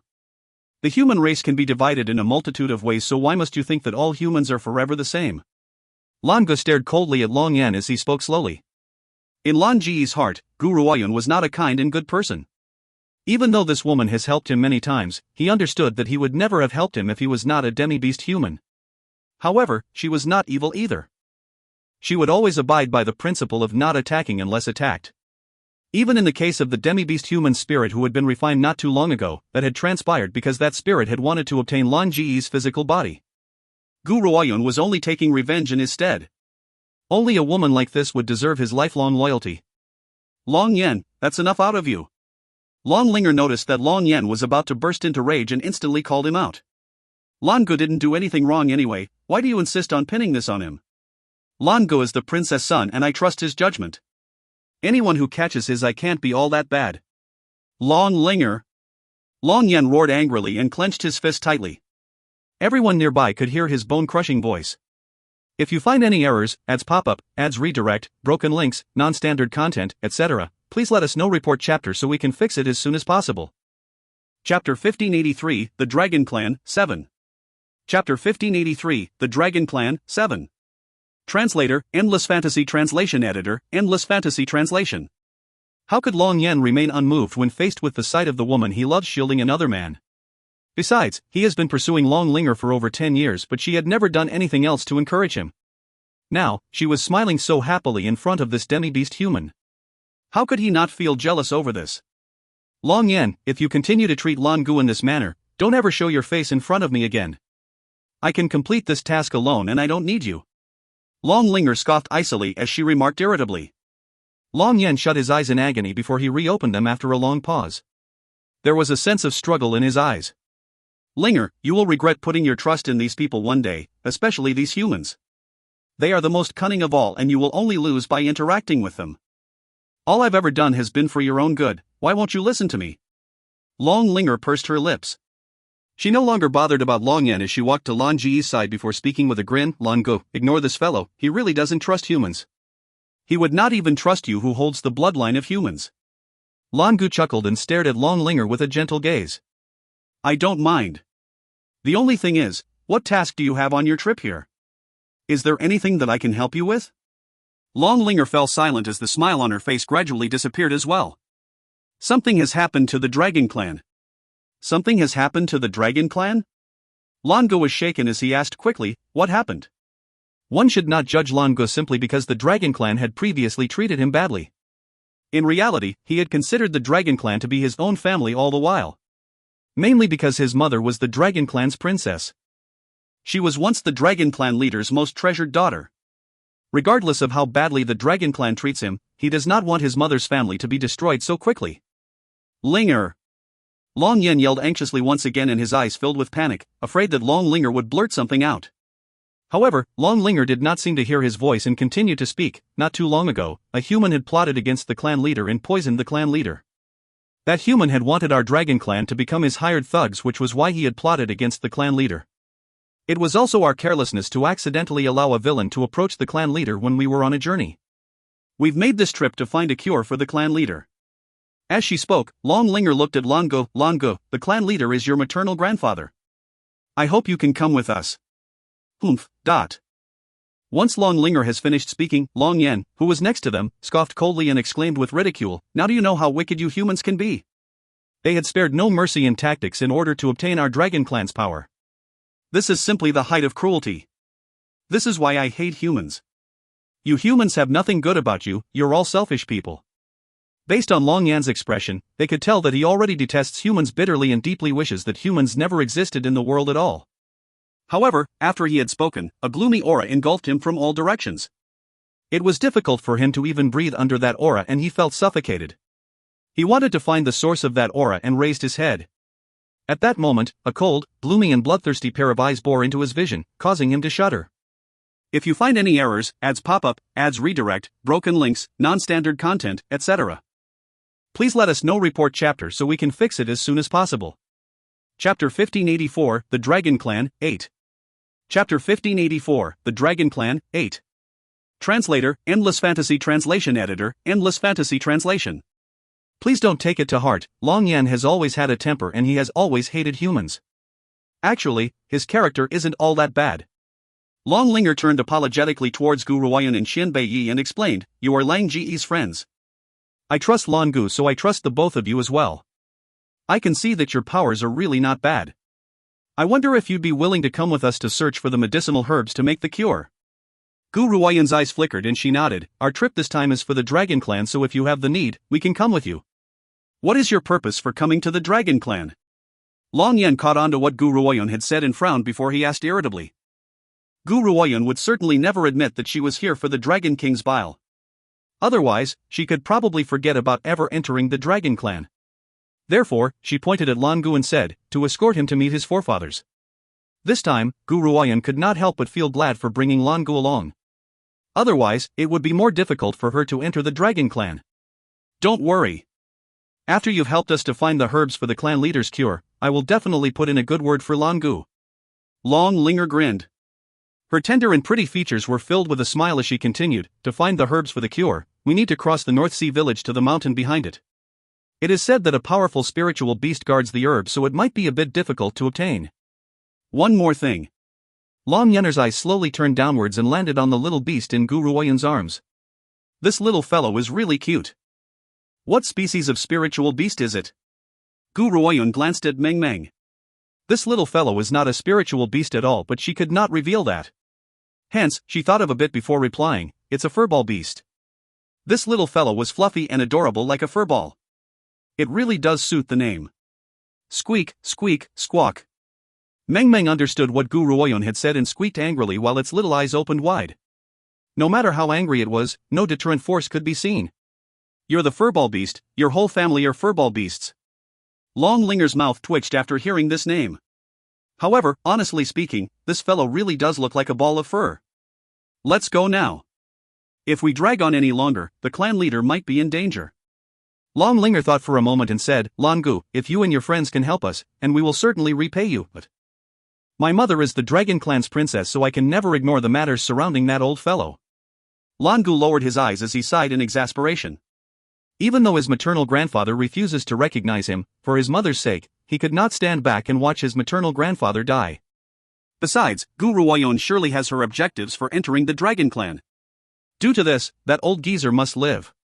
Only by helping them find the herb for the cure could they enter the Dragon Clan. Linger, do you really want to trust these people? Long Yan was very unsatisfied with Long Linger's decision. If they tamper with the curing herb and harm the clan leader, what do we do? Who is going to take that responsibility? Long Linger frowned. Long Yan, if you aren't happy with my decision, we can go our separate ways. I'm not going to abandon Lan Gu here anyway. If any problems arise with the herb for the cure, I will take that responsibility, but... She then turned away from Long Yan and looked at Lan Gu as she said, Lan Gu, let's ignore him and go. How annoying, I can find that herb for the cure alone, yet he had insisted on tagging along. If you find any errors, ads pop-up, ads redirect, broken links, non-standard content, etc., please let us know. Report chapter so we can fix it as soon as possible. Chapter 1585, The Dragon Clan, 9. Chapter 1585, The Dragon Clan, 9. Translator, Endless Fantasy Translation Editor, Endless Fantasy Translation. Long Yan was so furious until his face turned ashen.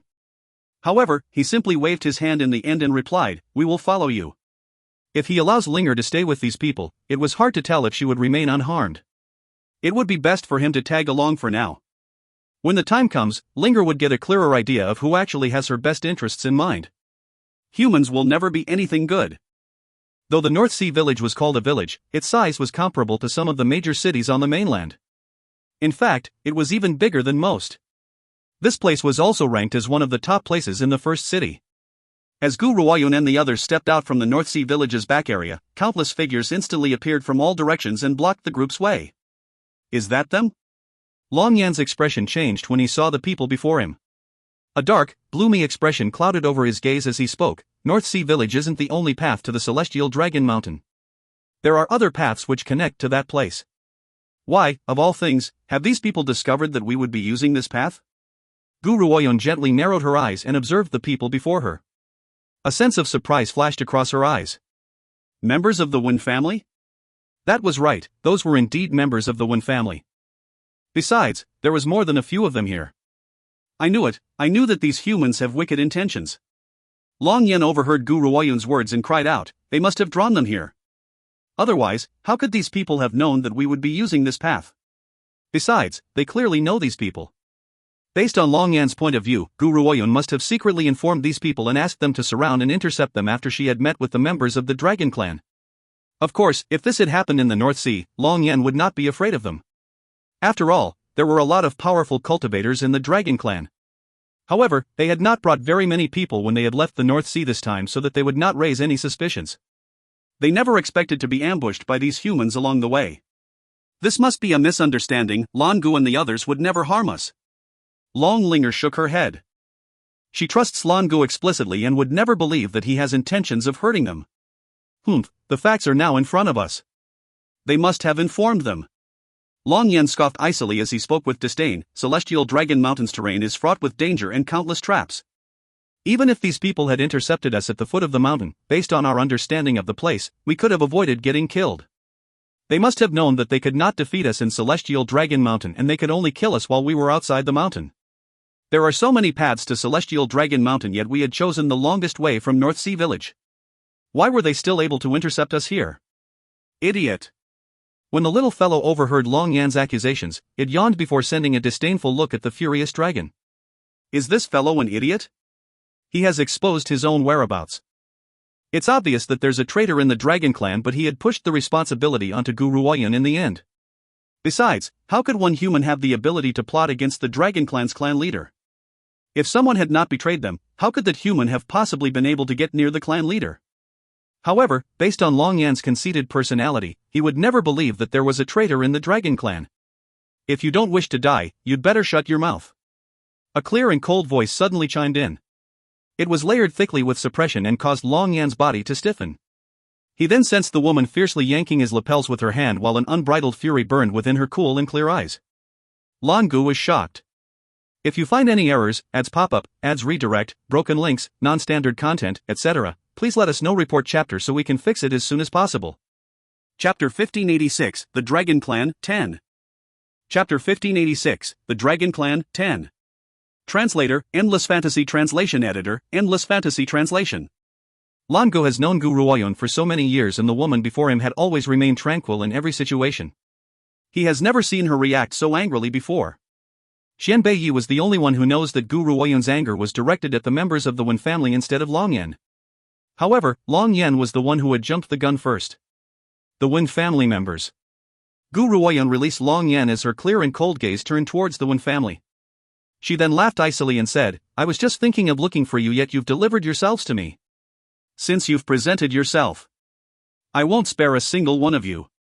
Long Yan was shocked to the point of dumbness as he stared in astonishment at the woman's delicate face. What does she mean? Could it be that she's not allied with these people but harbors a deep, dark hatred towards them instead? Meng Meng. Guru Oyen gently stroked Meng Meng's soft fur as she leaned against Qian Beiyi.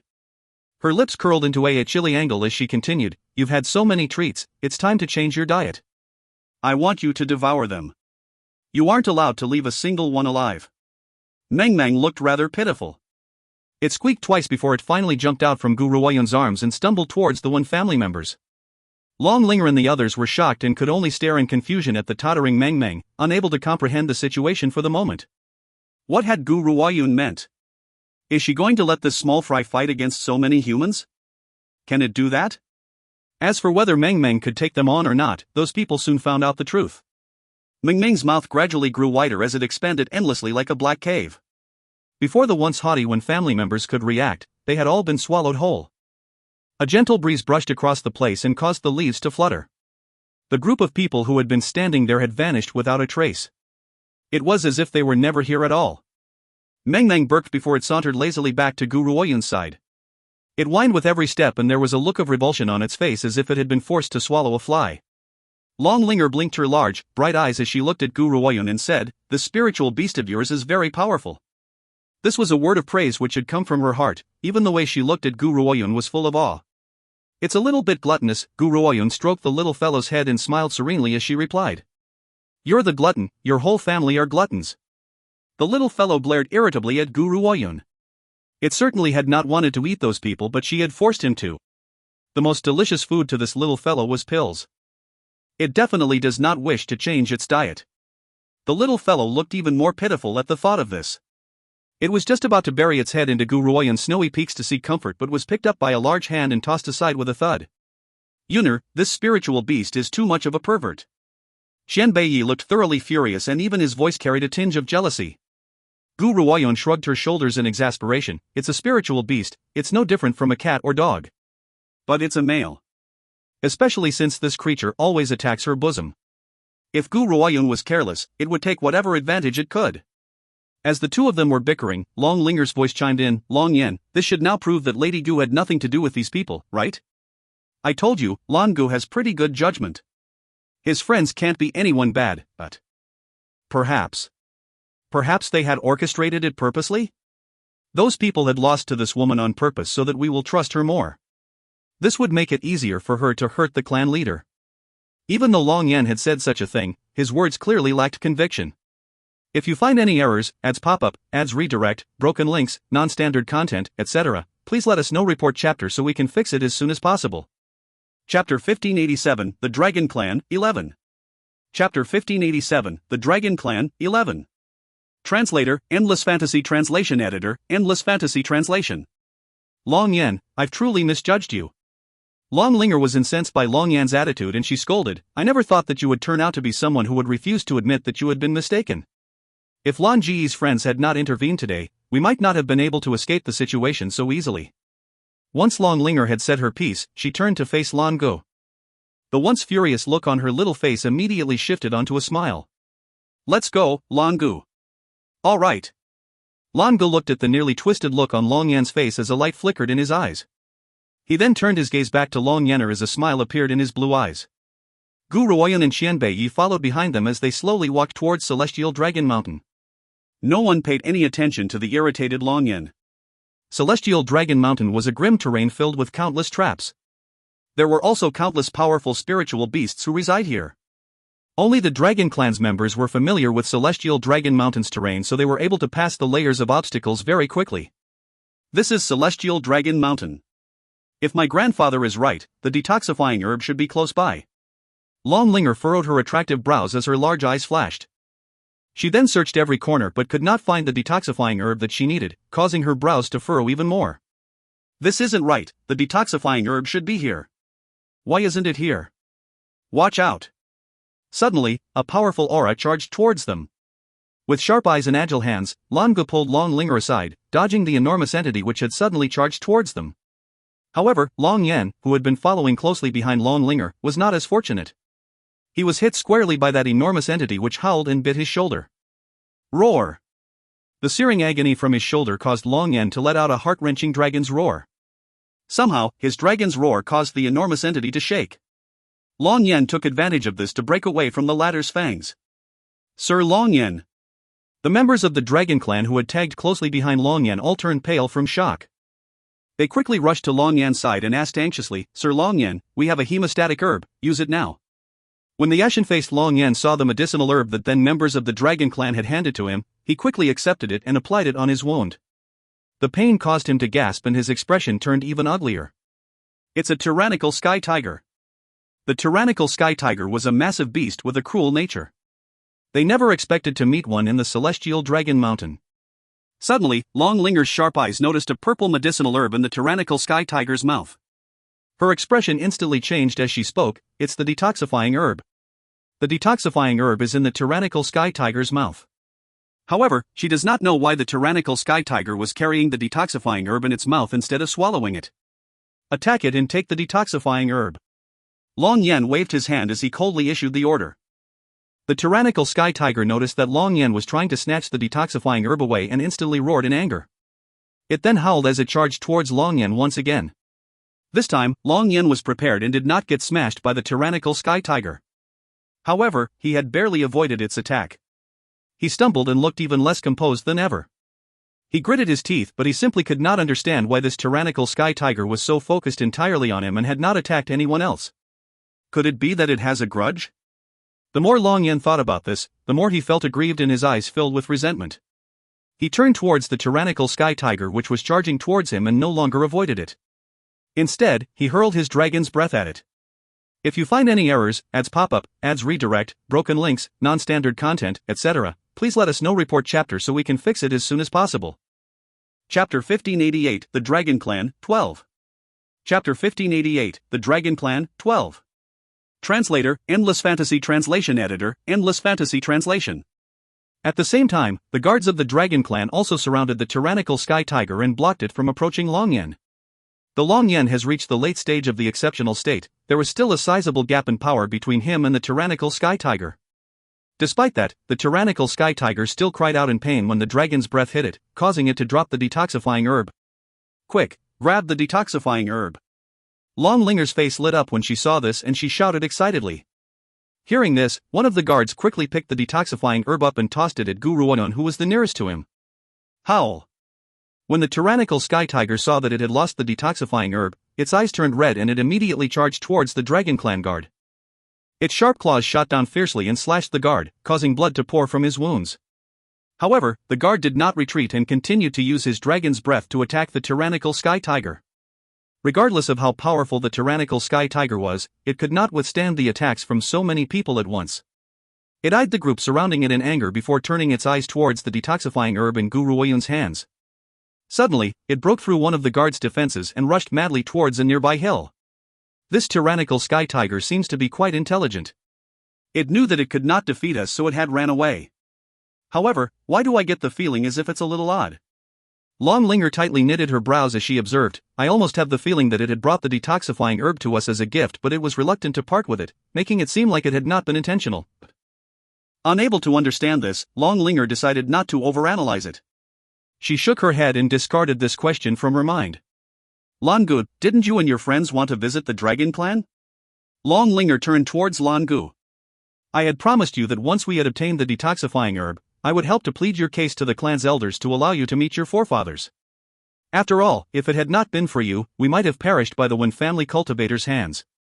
Lan Gu hesitated and looked at Gu Ruoyun. She nodded at him and he turned away, smiling gently. Linger, may we go to the Dragon Clan now? Long Linger nodded, the clan leader is sick, you should meet him. Linger. Long Yen furrowed his brows in dissatisfaction, do you really want to do this? Don't forget, our Dragon Clan has never welcomed humans, especially since we are still at a critical moment. What if these humans are scheming against the clan leader and end up causing the clan leader's death? Long Yen, do you still not understand the situation? Long Linger lifted her head and looked at Long Yen. Lan Gu is the prince's son and the clan leader is his maternal grandfather. How could he possibly want to hurt the clan leader? These two humans are also his friends, so they certainly can't be bad people. Linger, you are too naive. Are you unaware of how wicked the human heart can be? I can't trust these humans even if they've killed the Wen family members. Long Yen scoffed as he swept his hate-filled eyes across Gu Ruoyun and Qian Beiyi. The distaste in his eyes thickened. Long Yen.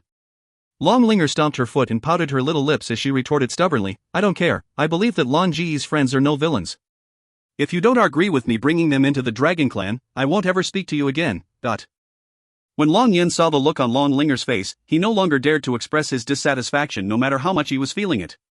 He then sighed and said, if you insist on doing so, I can't say anything else. However, you will one day regret placing your trust in humans. If you find any errors, ads pop-up, ads redirect, broken links, non-standard content, etc., please let us know. Report chapter so we can fix it as soon as possible. Chapter 1589, The Dragon Clan, 13. Chapter 1589, The Dragon Clan, 13. Translator, Endless Fantasy Translation Editor, Endless Fantasy Translation.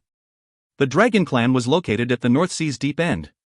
Without a guide from the Dragon Clan, humans would never be able to successfully enter the bottom of the ocean. Gu Ruoyun saw a city in the depths of the North Sea as soon as she reached the bottom of the ocean. We're here. Long Linger stopped pulling as she turned to look at the people behind her and said, Lan Gu, you and your friends can wait in the guest room for now. Long Yan and I will inform the elders. If the clan leader is willing to see you after his recovery, I will come for you. Lan Gu nodded. Based on the situation now, it was best to take this route. Long Yen had followed quietly behind the group the entire time, but his eyes never lost their vigilance, fearful that Gu Ruoyun and the others would do something against the Dragon Clan. After following the group into the Dragon Clan, Gu Ruoyun and the others were arranged to stay in a guest room at the clan leader's mansion. Long Linger and Long Yen quickly left once their guests were in the room. Since they have obtained the detoxifying herb, their priority was now to save the clan leader. However, Long Yen did not feel assured to leave Gu Ruoyun and the rest alone.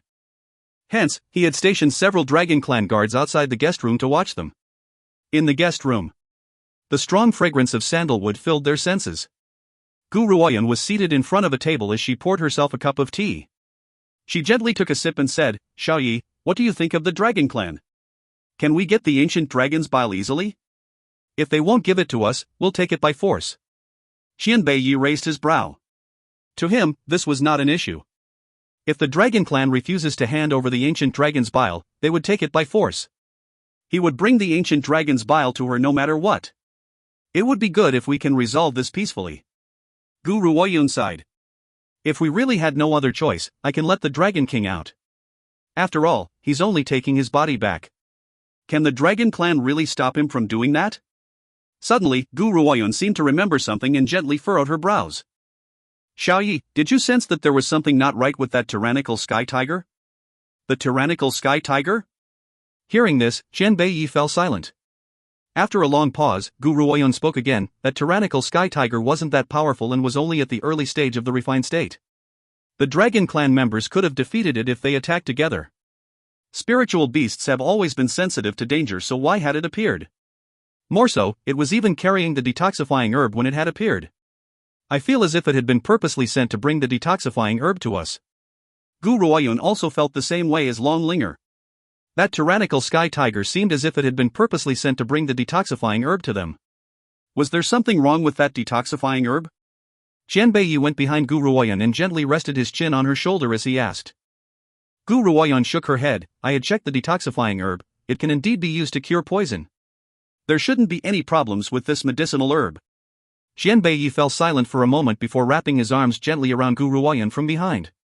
Yuner, regardless of that tyrannical sky tiger's purpose, our goal is to get the ancient dragon's bile. Gu Ruoyun smiled gently. Qian Beiyi was right. Regardless of the tyrannical sky tiger's motives, their objective was the ancient dragon's bile alone. So how was it their business if the tyrannical sky tiger had other motives? She relaxed at the thought of this and slowly turned around to look at the man before her. Xiao Yi. Qian Beiyi placed his finger on his lips and made a shushing motion. He then lowered his head and gently kissed the woman's lips. The woman's lips carried a light fragrance akin to pure and fresh spring water. He could get enough of this taste. If you find any errors, ads pop up, ads redirect, broken links, non-standard content, etc., please let us know. Report chapter so we can fix it as soon as possible. Chapter 1590, The Dragon Clan, 14. Chapter 1590, The Dragon Clan, 14. Translator, Endless Fantasy Translation Editor, Endless Fantasy Translation. Their kiss grew longer with the passage of time and gradually intensified. Qian Beiyi pressed Gu Ruoyun's body against the wall and his large hand grabbed the back of her head. His kiss grew from its initial tenderness to become more forceful as a gentle smile appeared in his red eyes. Thud. Just as the two had grown deeply affectionate, the room's door suddenly burst open. Qian Beiyi's expression turned black in an instant and a cold, gloomy aura was released from his body. That's them, they're the ones who wanted to hurt the clan leader. Take them away. A team of guards then rushed forward and charged towards Gu Ruoyun and Qian Beiyi. Qian Beiyi's aura grew even colder and eerier as a murderous intent gradually rose from his body. Just as he was about to make the move to kill those people, Gu Ruoyun suddenly reached out and grabbed his hand tightly before saying, "Don't be hasty. Let's ask them what's going on first." Perhaps it was the effectiveness in the woman's words, but the murderous intent slowly dispersed from Qian Beiyi's being. He then looked at the crowd who had rushed into the room before turning his gaze back to Gu Ruoyun. If you want to imprison us, you should have a reason as well. Gu Ruoyun smiled icily as her clear and cold gaze stared straight at the group. A reason? The reason is that you've hurt the clan leader. The lead guard clearly did not pay much attention to Gu Ruoyun as he spoke wickedly. Apologies, but I've never met the Dragon Clan leader. How am I supposed to have hurt him as you've said? Gu Ruoyun looked at the guards in front of her as she replied nonchalantly. You still have the audacity to quibble now. If you had not secretly substituted the clan leader's detoxifying herb, how could the clan leader's ailment have gotten worse? The guard glared coldly at Gu Ruoyun and said, "You've harmed the clan leader. Now, you will come with us." The detoxifying herb had caused the clan leader's situation to worsen? Gu Ruoyun was shaken. That detoxifying herb does indeed have the ability to cure poison, so it should not have made the clan leader any worse. Where had that problem actually originated from? Alright, I'll come with you. There's one more thing, I'd like to meet your clan leader. Gu Ruoyun fell silent before she slowly replied. Qian Beiyi furrowed his brows. Even though he was unhappy about what the members of the Dragon Clan have done, he would only support Gu Ruoyun in her decisions. Hence, he did not say much but followed by Gu Ruoyun's side. When the two stepped out of the room, they saw Lan Gu, who had also been yanked out. Lan Gu opened his mouth and wanted to say something but could only smile exasperatedly in the end. Lady Gu, I've troubled you. Even though they had come to the Dragon Clan for the sake of the ancient dragon's bile, the clan leader was Lan Ji's maternal grandfather after all. As the members of the Dragon Clan were treating Gu Ruoyun in this manner because of the clan leader's situation, Lan Gu could not help but feel very apologetic. You've got nothing to do with this matter. Gu Ruoyun shook her head. If my guess is correct, someone is scheming against the Dragon Clan. Lan Gu was shaken for a moment. After a long while, he slowly replied, Lady Gu, even though I'm not a member of the Dragon Clan now, the clan leader is my blood relative. Can I ask you to help me save him? If this is too troubling for you, it's fine. As soon as he had said those words, Lan Gu immediately regretted it. The Dragon Clan's members have treated Gu Ruoyun with discourtesy over and over again. Anyone would be angry about it, so how could he have asked her to save the clan leader's life? When Gu Ruoyun heard Lan Ji's words, she fell silent for a moment before replying, I followed them out because I want to see the clan leader. She wants to save the clan leader not because she was overflowing with sympathy. After all, to someone like her, there was no such thing as sympathy. She was only willing to take action as the dragon clan was still of some use to her. Therefore, the clan leader must not die. If you find any errors, ads pop-up, ads redirect, broken links, non-standard content, etc., please let us know. Report chapter so we can fix it as soon as possible. Chapter 1591, The Dragon Clan, 15. Chapter 1591, The Dragon Clan, 15. Translator, Endless Fantasy Translation Editor, Endless Fantasy Translation. The Dragon Clan. The atmosphere was tense in the clan hall. The crowd was seated in a circle but no one said a word. Long Linger was feeling fidgety under such tense circumstances, but she still wanted to make her last defense. Grandfather, elders. Lan Gu and the others could never have hurt the clan leader. There must have been a misunderstanding somewhere. Linger, I've said it before, you'll regret not listening to my words. Long Yen rose to his feet angrily and snarled, yet now? You're still protecting those people. Humans will never be anything good. Lan Gu carries the blood of a human, so similarly, he's no good either. They've hurt the clan leader and the evidence is conclusive, but you still want to help them. What kind of bewitching medicine has Lan Gu given you? Long Linger did not dare to talk back when faced with the elders. However, when it comes to Long Yen, she lifted her chin and snapped furiously, Long Yen, what do you mean by the evidence is conclusive? Just because the detoxifying herb had once passed through Lady Gu's hand, you've concluded that she had substituted the medicinal herb? Had you seen it with your own eyes? If you did not see it with your own eyes, what right do you have to frame others? Linger, aside from her substituting the detoxifying herb, who else would do such a thing? Long Yen stared at Long Linger in disappointment as if he never thought that she would shield these people even at a time like this. Is this the woman that I've been in love with for so many years? She would cast the dragon clan aside for the sake of those humans. Enough! When one of the elders saw that the two would not stop squabbling, he slammed his hand on a table in the clan hall and rose to his feet. He then chided with a cold look on his face, both of you stop talking. Everything will be determined once those humans arrive. Linger, you've been too neglectful this time. You should understand the deceit and treachery of mankind. Grandfather. Long Linger felt aggrieved and tears began to well up in her eyes. It's fine if no one else believes in what I just said, but why is my own grandfather refusing to believe me? Lan Gu is a good person, so his friends can't possibly be villains. Her belief in this was steadfast. Elders. Just then, a guard's report chimed in from outside the door, the humans have arrived. Let them in. Long Linger's grandfather, Elder Long Yuan, replied indifferently. Gu Ruoyun and Xian Bei Yi then stepped into the clan hall together. They did not look anxious or worried. Instead, they looked abnormally calm as if they were only here to sip tea and chit-chat. Lan Gu had also followed suit behind the two and entered the room.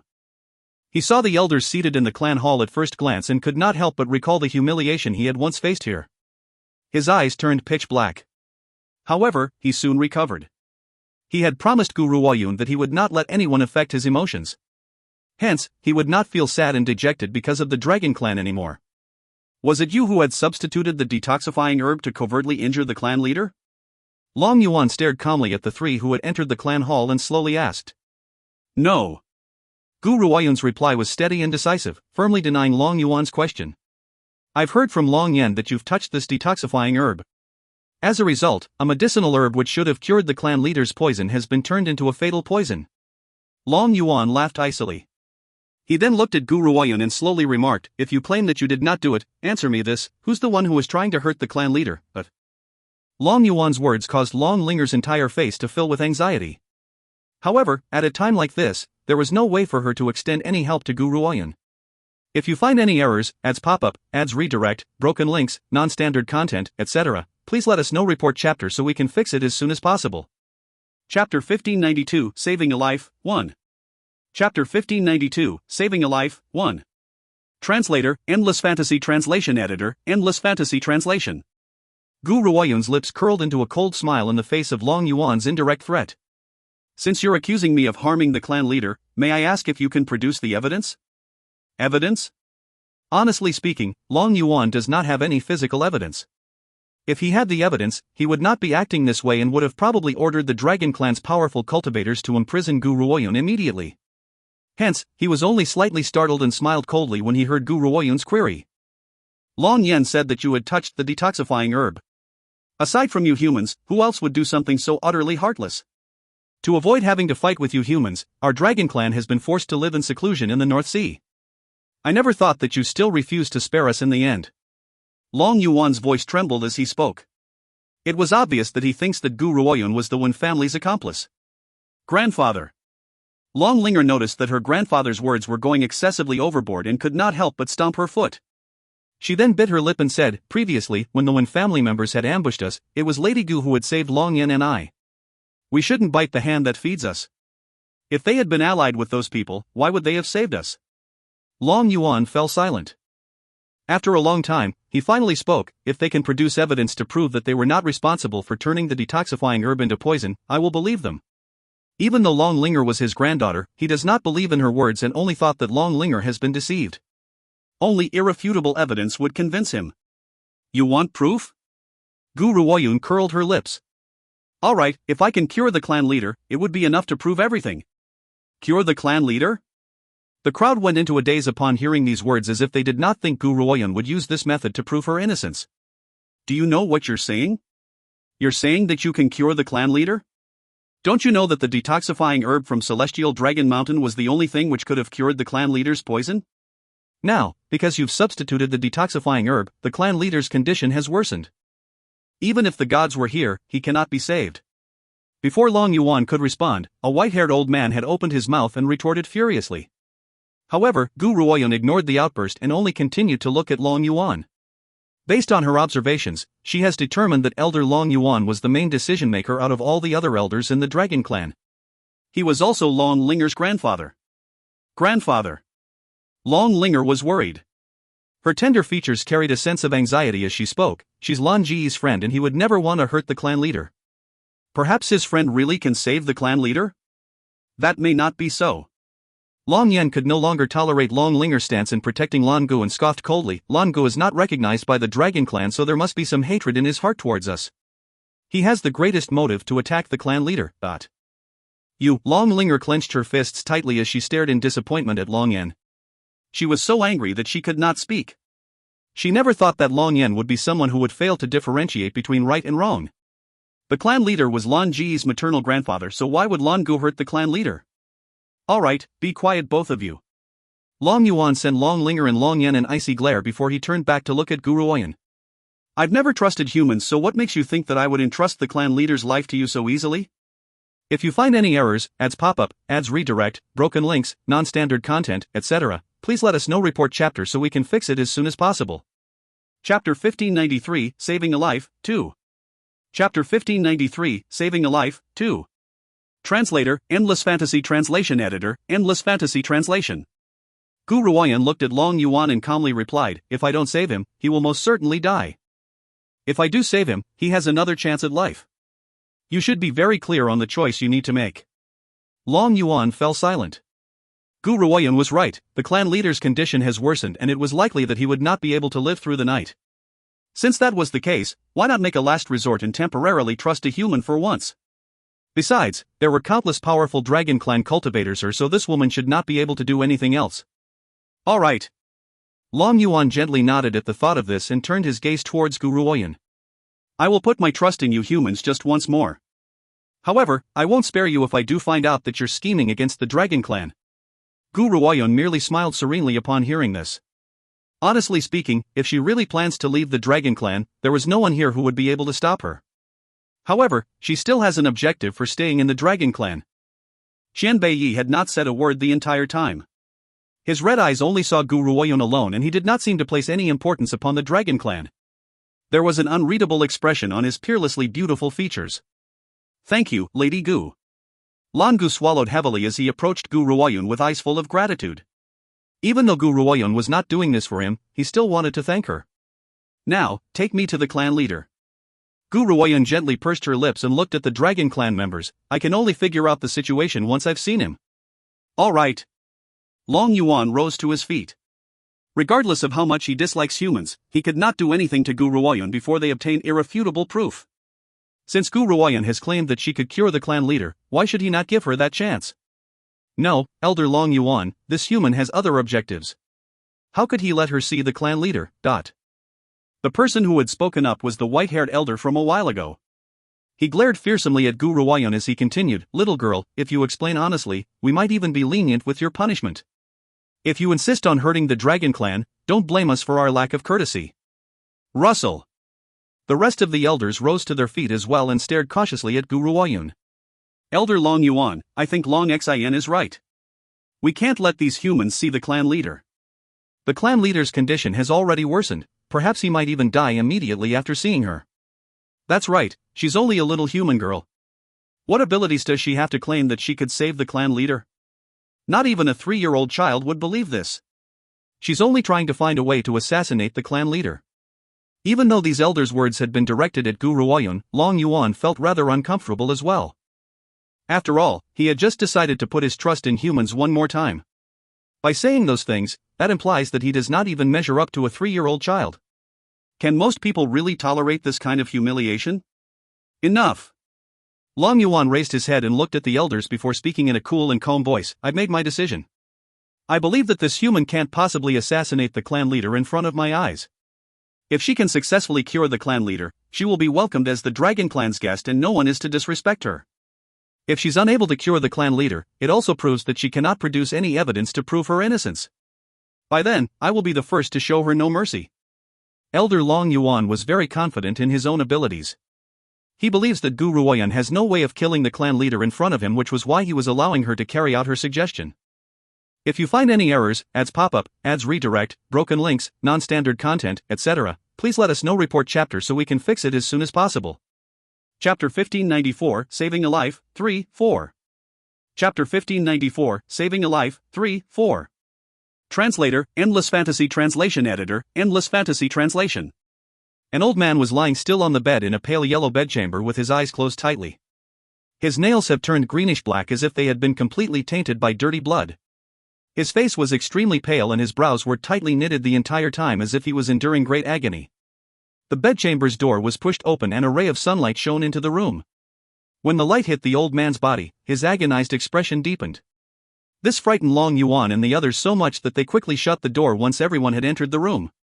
A hint of emotion flashed across Lan Ji's eyes when he saw the agony on the old man's face. Regardless of how badly the Dragon Clan had treated him, the old man in front of him was still his maternal grandfather. He has indeed been poisoned. Gu Ruoyun arrived at an understanding after seeing the old man's condition. She then asked, "May I ask who it was who had sent you off to search for that detoxifying herb?" She slowly turned around and looked at the Dragon Clan elders as she asked. "We had seen it on an ancient scroll in the Dragon Clan." Long Linger did not wait for anyone else to speak and quickly explained. "According to that ancient scroll, the poison inflicting our clan leader should be a spirit snake's venom. The spirit snake's venom is formulated from a spirit snake's spit, hence the name. Therefore, only the detoxifying herb named the Purple Moon Herb can cure the clan leader of this poison, but..." Gu Ruoyun looked at Long Linger before she slowly spoke. That detoxifying herb was not the Purple Moon Herb but the 6-leaf herb. This 6-leaf herb is also a type of detoxifying herb and is very similar to the Purple Moon Herb. The only difference is that there's a decorative pattern on the Purple Moon Herb's root. Aside from that, it's difficult for outsiders to differentiate between these two antidote herbs. She paused at this point and continued to speak as Long Linger watched in shock. Because the 6-leaf herb had been snatched from the tyrannical sky tiger's mouth, we did not have a chance to observe its roots. Hence, you had misidentified it. If you had allowed me to examine the clan leader's situation a little earlier, perhaps he would not have mistakenly ingested the 6-leaf herb. Every poison has a corresponding antidote herb, so if one were to mistakenly ingest a different antidote herb, it would make their condition even worse. Just like the clan leader right now. Long Linger returned to her senses and anxiously asked, "Lady Gu, can you save the clan leader?" "As long as you can save the clan leader, you will be treated as an honored guest in the Dragon Clan. The Dragon Clan will fulfill anything you wish." Her words were truly sincere and her eyes were overflowing with a deep concern for the clan leader. The elders did not say a word. If Gu Ruoyun could really save the clan leader, the Dragon Clan would certainly grant her a seat of honor. Furthermore, they would fulfill anything she wishes. After all, the clan leader was far too important to the Dragon Clan. "I can certainly save him." Gu Ruoyun raised the corners of her lips calmly. "After I save him, I need you to do 2 things for me. However, you can rest assured that these two things would not threaten the Dragon Clan, and I have no great interest in the Dragon Clan either." Upon hearing this, the elders' faces turned rather unsightly. When the humans had tried to conquer the Dragon Clan, they had been extremely angered. However, they did not feel too happy either when they heard that Gu Ruoyan was not too interested in the Dragon Clan. This was rather mean and offensive to them. If you really can save the clan leader, forget about only having 2 requests. Even if you gave us 10 requests, we will fulfill them all. Gu Ruoyan looked at Long Yuan and spoke, "My first request is very simple. I want everyone in the Dragon Clan to politely apologize to Lan Gu and recognize his existence." This time, forget about the others, even Lan Gu was stunned. He stared at Gu Ruoyan with a peculiar light in his eyes as his heart filled with gratitude. No matter what, even up to this moment, Lan Gu never thought that Gu Ruoyan would put his situation into consideration first. Number 2. Gu Ruoyan paused before she said, "I know that the Dragon Clan has hidden an ancient dragon's body away. That ancient dragon was the previous king of the Dragon Clan. My second request is that I want his body." Gu Ruoyan did not mention the ancient dragon's bile. Instead, she had requested to take the entire ancient dragon's body away. The entire room instantly turned quiet. It was so quiet that one could hear the person breathing next to them clearly. Long Yuan frowned gently. He clearly found it difficult to comply with Gu Ruoyan's second request. Amidst the crowd's silence, the woman's voice rang out once again, "Of course, you can choose to refuse. I really can't give you a direct answer on this." Long Yuan relaxed his furrowed brow. "If the clan leader awakens and is willing to let you take the ancient dragon's body away, we have nothing to say. This matter can only be decided by the clan leader." This meant that Gu Ruoyan has to cure the clan leader first. If the clan leader agrees, she could then take the ancient dragon's body away. Gu Ruoyan did not say anything else and approached the clan leader who was lying on the bed. "All of you, prepare a few silver needles for me. They must be sterilized." When Long Yuan heard Gu Ruoyan's instructions, he quickly had Long Yan prepare the silver needles. Even though Long Yan was rather unwilling, he had to obediently prepare the items for Gu Ruoyan. However, Long Yan simply does not believe that this woman could heal the clan leader. She must be taking the advantage to hurt the clan leader. He really does not know why Elder Long Yuan believes in her. Not too long after that, Long Yan brought the sterilized silver needles into the room and placed them into Gu Ruoyan's hand with an emotionless look on his face. He then scoffed icily, turned around and went to the back of the crowd. The room once again returned to silence. Gu Ruoyan controlled her breathing and slowly pierced the sterilized silver needles into the clan leader's fingertips. The crowd could see very clearly that the once shiny silver needle was gradually turning black.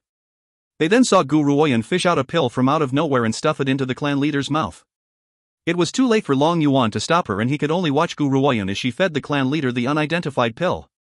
However, just as he was about to question her, Gu Ruoyan put the silver needles away and calmly remarked, "All right, let him recuperate quietly for a while and he should be able to wake up."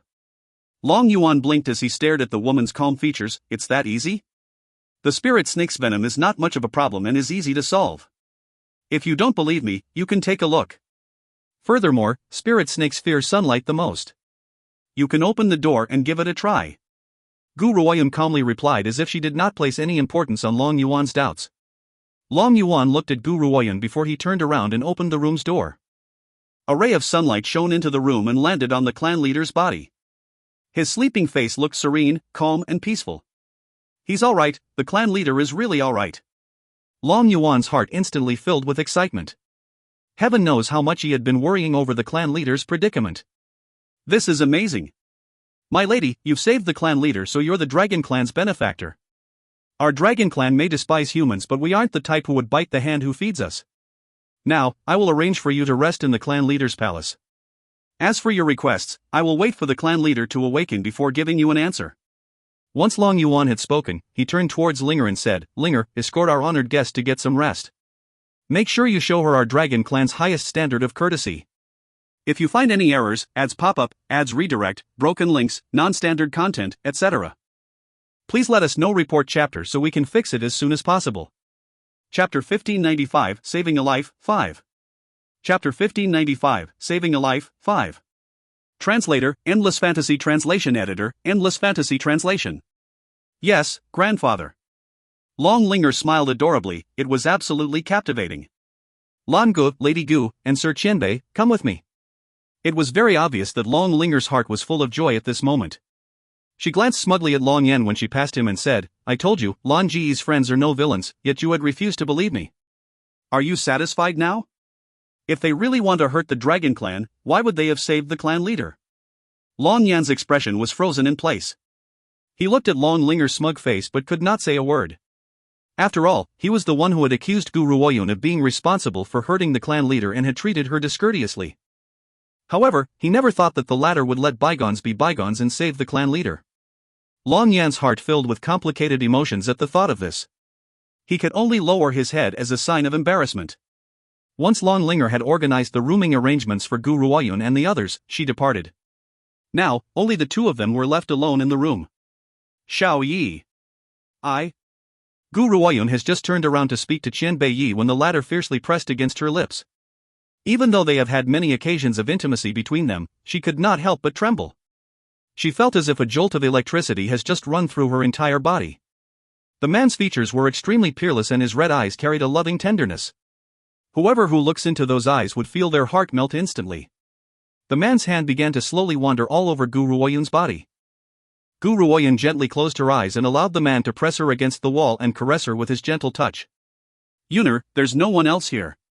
So?" His voice was slightly husky as his red eyes gradually filled with affection. Upon hearing the man's hoarse voice, Gu Ruoyun gently opened her eyes. There was a smile on her face as she said, "Xiao Yi, do you still recall that moment when we had left the Celestial Moon Empire and had run into the regional king and the others who had been hunting us? We had made a bet at the time that if I took care of those people, you would let me ravage you." Qian Beiyi blinked. Truth to be told, that action was so seductive that it was more enticing than his smile. Hence, Gu Ruoyun did not hesitate as she forcefully pushed Qian Beiyi onto the ground. The ice-cold ground did not seem to extinguish Qian Beiyi's fiery appetite and he kept smiling the entire time. He blinked again as he watched the woman who was pressing him to the ground. Rip! Gu Ruoyun tore Qian Beiyi's robes open but she then stopped. Previously, it was Qian Beiyi who had taken the initiative. This was the first time where the roles have been reversed and she does not know what to do next. "You don't know?" Qian Beiyi's smile deepened and a look of innocence appeared in his eyes as if he was trying to entice Gu Ruoyun to ravage him. "I can teach you. After this, you won't need to be gentle with me, you can ravage me violently." He looked like a small, helpless animal which was allowing itself to be ravaged.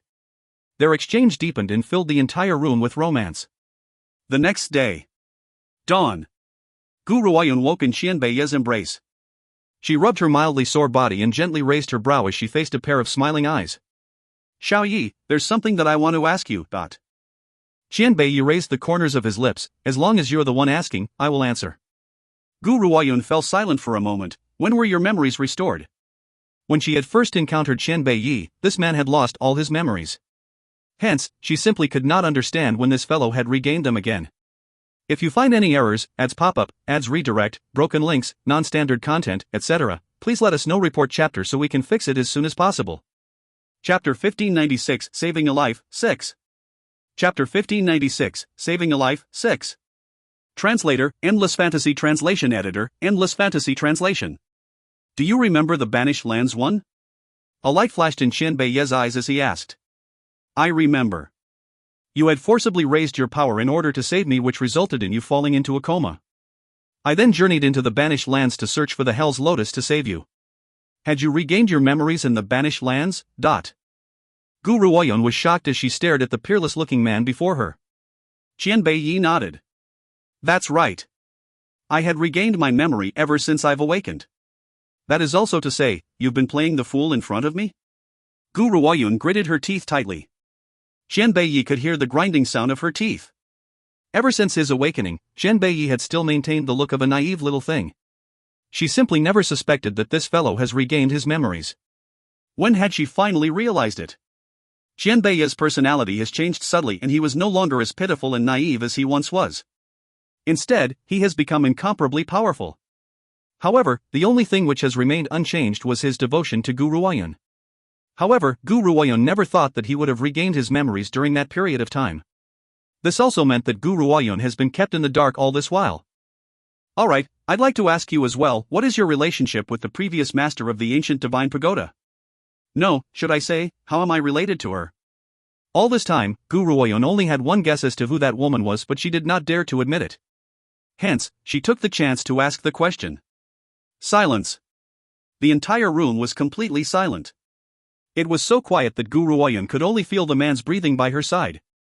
Just as she thought that Chen Beiyi was not going to answer her question, the man's hoarse voice rang out once again. After so many years, you should be able to guess that the master of the ancient divine pagoda has always been you alone.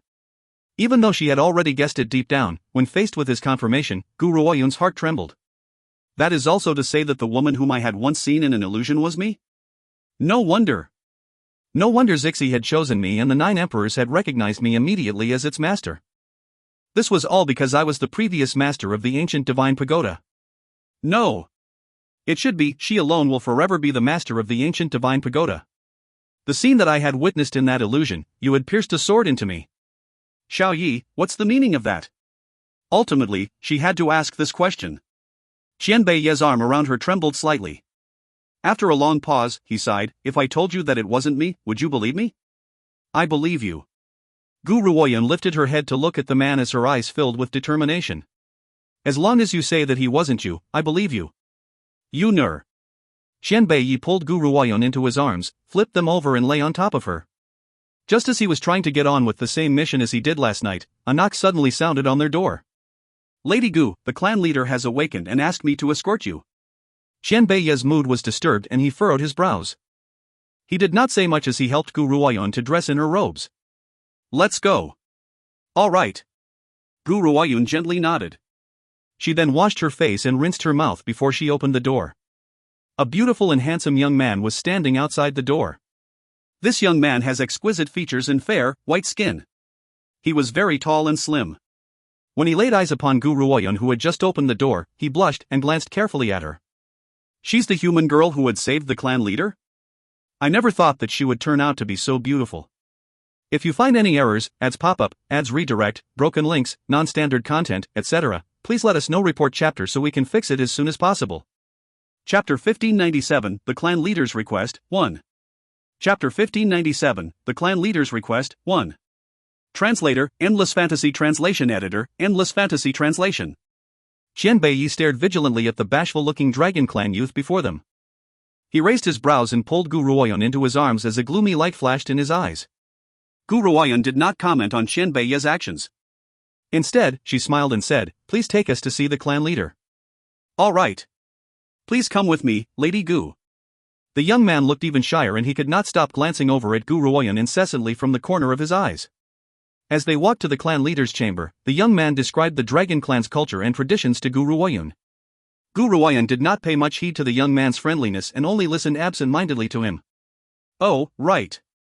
The Dragon Clan youth seemed to remember something and he paused before remarking shyly, our Dragon Clan is different from humans. In the Dragon Clan, military might reign supreme and there's no such thing as regarding men as superior to women. The powerful female dragons in the Dragon Clan can marry more than one male dragons at a time. When it comes to reproduction, the Dragon Clan's reproduction power is very weak and powerful dragons' reproductive powers are even weaker. Hence, as long as you're in the Dragon Clan, a man can have more than one wife and a woman can have many husbands. This fellow's meaning was very clear in the way he continued to look at Gu Ruoyun with admiration. Hence, he failed to notice the gloomy expression on the crimson-robed man next to Gu Ruoyun which was so cold that it could freeze water. Really? Gu Ruoyun smiled calmly in reply. This is the first time I've heard of such a thing. However, whether it's one husband with many wives or one wife with many husbands, this is not something which is acceptable to me.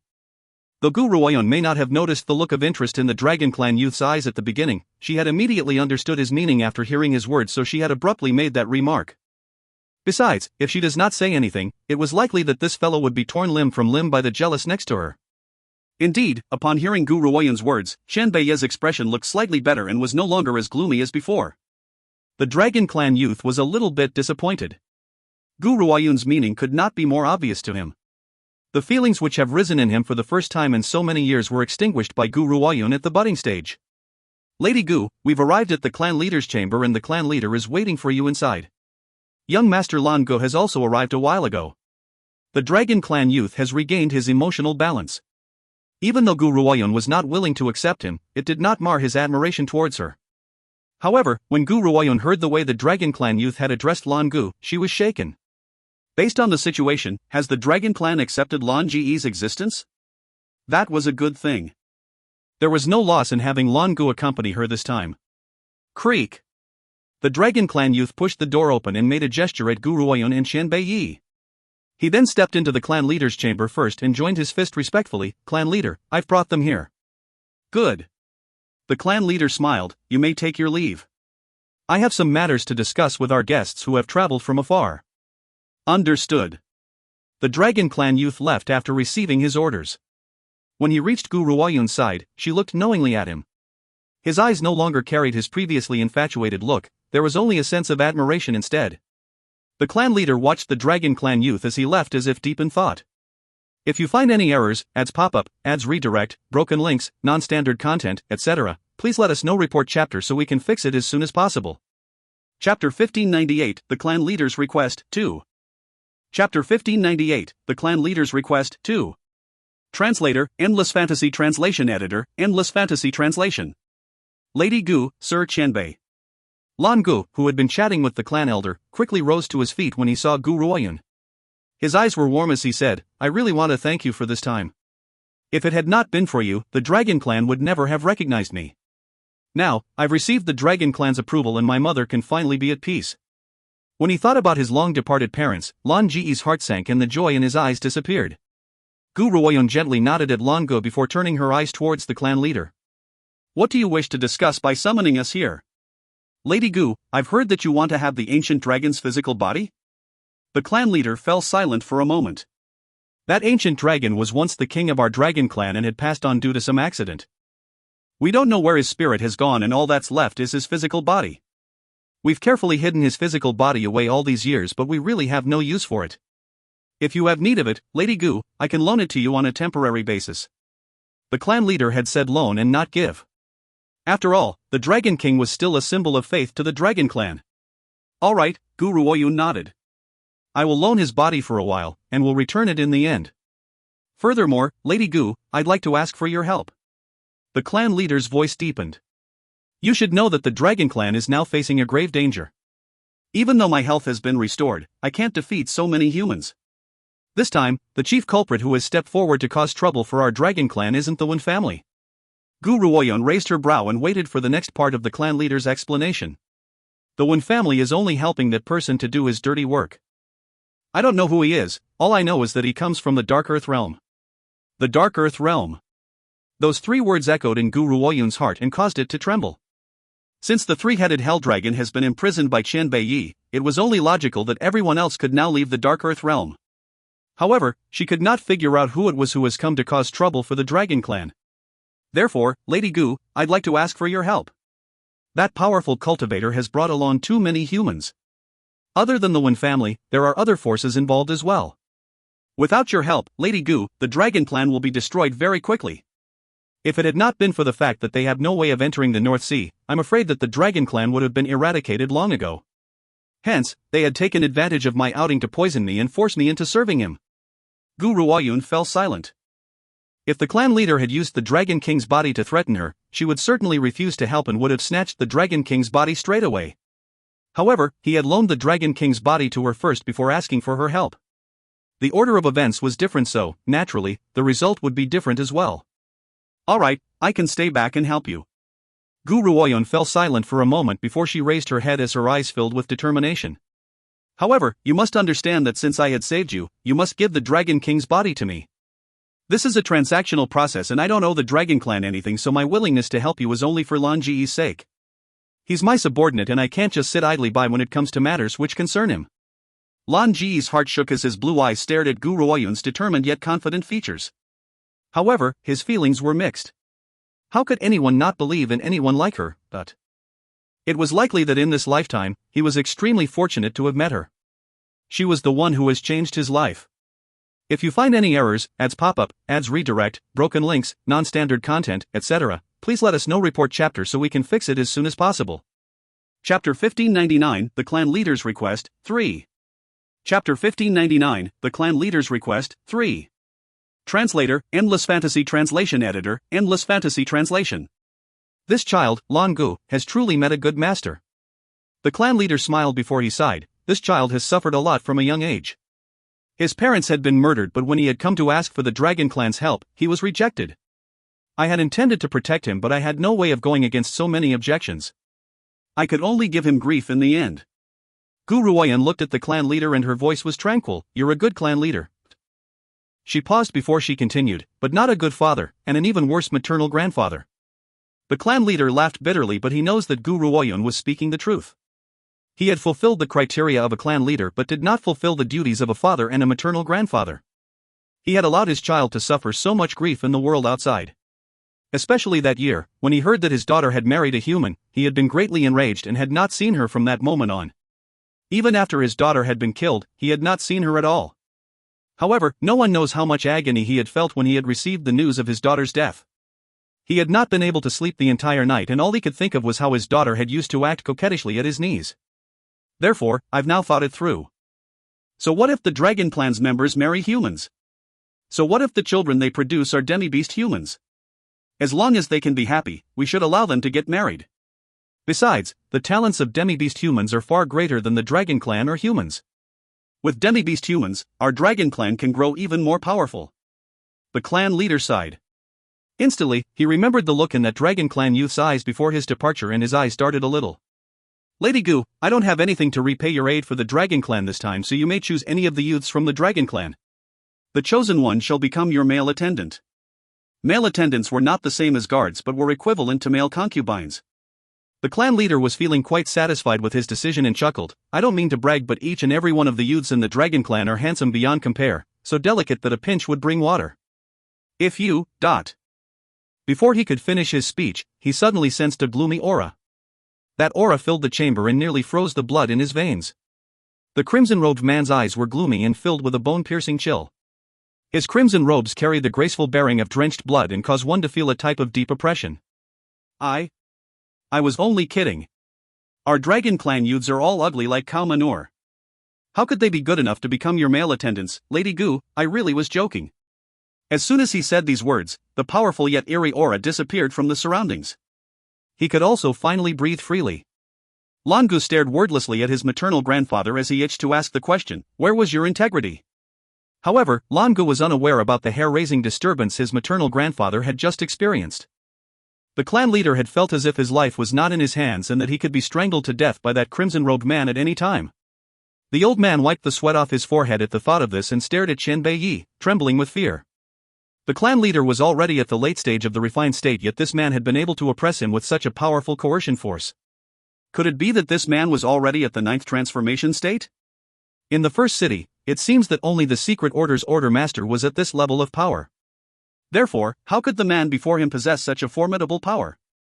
If you find any errors, ads pop-up, ads redirect, broken links, non-standard content, etc., please let us know. Report chapter so we can fix it as soon as possible. Chapter 1600, The Clan Leader's Request, 4. Chapter 1600, The Clan Leader's Request, 4. Translator, Endless Fantasy Translation Editor, Endless Fantasy Translation. Remember this, you are not allowed to think of inappropriate things next time. Qian Beiyi raised his brow and pulled Gu Ruoyan aggressively into his arms. There was an eerie and cold smile on his red lips as he continued, she's my wife and no is allowed to devise any plans towards her. If you were to spout thoughtless words again, I'm afraid that you will be crushed to pieces. The clan leader knows that this man would be able to carry out this threat. His heart trembled especially when he remembered the crushing energy released by this man. Is there anything else? Qian Beiyi raised his brows and asked. When the clan leader saw that raised brow, he assumed that the latter was unsatisfied with him. He immediately jumped in fright and rose to his feet before anxiously replying, and nothing. If there's nothing else, stop disturbing us. Otherwise, you won't need to wait for these people to destroy the Dragon Clan. I will destroy it. After Qian Beiyi had spoken, he wrapped his arm around Gu Ruoyan's waist, turned around and walked out of the clan leader's chamber. All that was left was a string of threats which caused the clan leader's entire body to tremble. Once the two had left, the clan leader was able to return to his senses. He turned towards his maternal grandson and asked, Lan Gu, do you happen to know where these friends of yours had come from? One has exceedingly peerless medical skills while the other is even more powerful than me. If my guess is correct, that silver-haired man's power must be at the 9th transformation state. Lan Gu shook his head as a complex look flashed in his eyes. I don't know where he's from either. All I know is that he's Gu Ruoyan's man. That is enough. Maternal grandfather, these two aren't people that you can offend, so it's best not to provoke them, but... The clan leader laughed in spite of his anger and glared at him. You damned brat, I'm still your maternal grandfather and yet you dare to speak to your grandfather in this manner? You may be my maternal grandfather, but should you ever end up in a quarrel with Lady Gu, I would certainly stand on Lady Gu's side. Lango lifted his head and spoke resolutely. You are disobedient. The clan leader trembled with rage. Lango glanced at him carelessly. I'm merely placing righteousness over family. These words angered the clan leader into laughter. Whatever. If I continue this debate with you, I will be angered to death. You need not overanalyze things. I'm not so idiotic to think of ever offending them. Otherwise, not even 100 of me would be able to kill that man. The clan leader was speaking the truth. Xianbei Ye's power has frightened him. For the moment, he does not have the urge to stuff the youths of the Dragon Clan into Gu Ruoyun's arms. Langu, I'm tired. Help me up to get some rest. The clan leader sighed. His elderly body was feeling a little exhausted.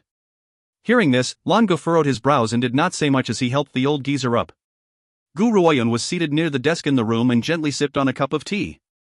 She raised the corner of her lips and said, The ancient dragon's bile is finally in our hands. Now, it all depends on when Zhou Shangchen sends over the last bit of material I need. Xianbei Yi was seated in front of Gu Ruoyun. His peerless and beautiful features lit up with a smile as he said, That fellow's power is a little mysterious, but there shouldn't be much of a problem. He will send the item you need over very soon. Once your older brother has recovered, let's get married, okay? Gu Ruoyun gently nodded as she stared at the man's peerless features. She was about to agree when a knock sounded on the door. Who is it? Gu Ruoyun furrowed her brows and asked. It's me, Long Yen. A clear and bright voice slowly rang out from outside the door. If you find any errors, ads pop-up, ads redirect, broken links, non-standard content, etc., please let us know. Report chapter so we can fix it as soon as possible.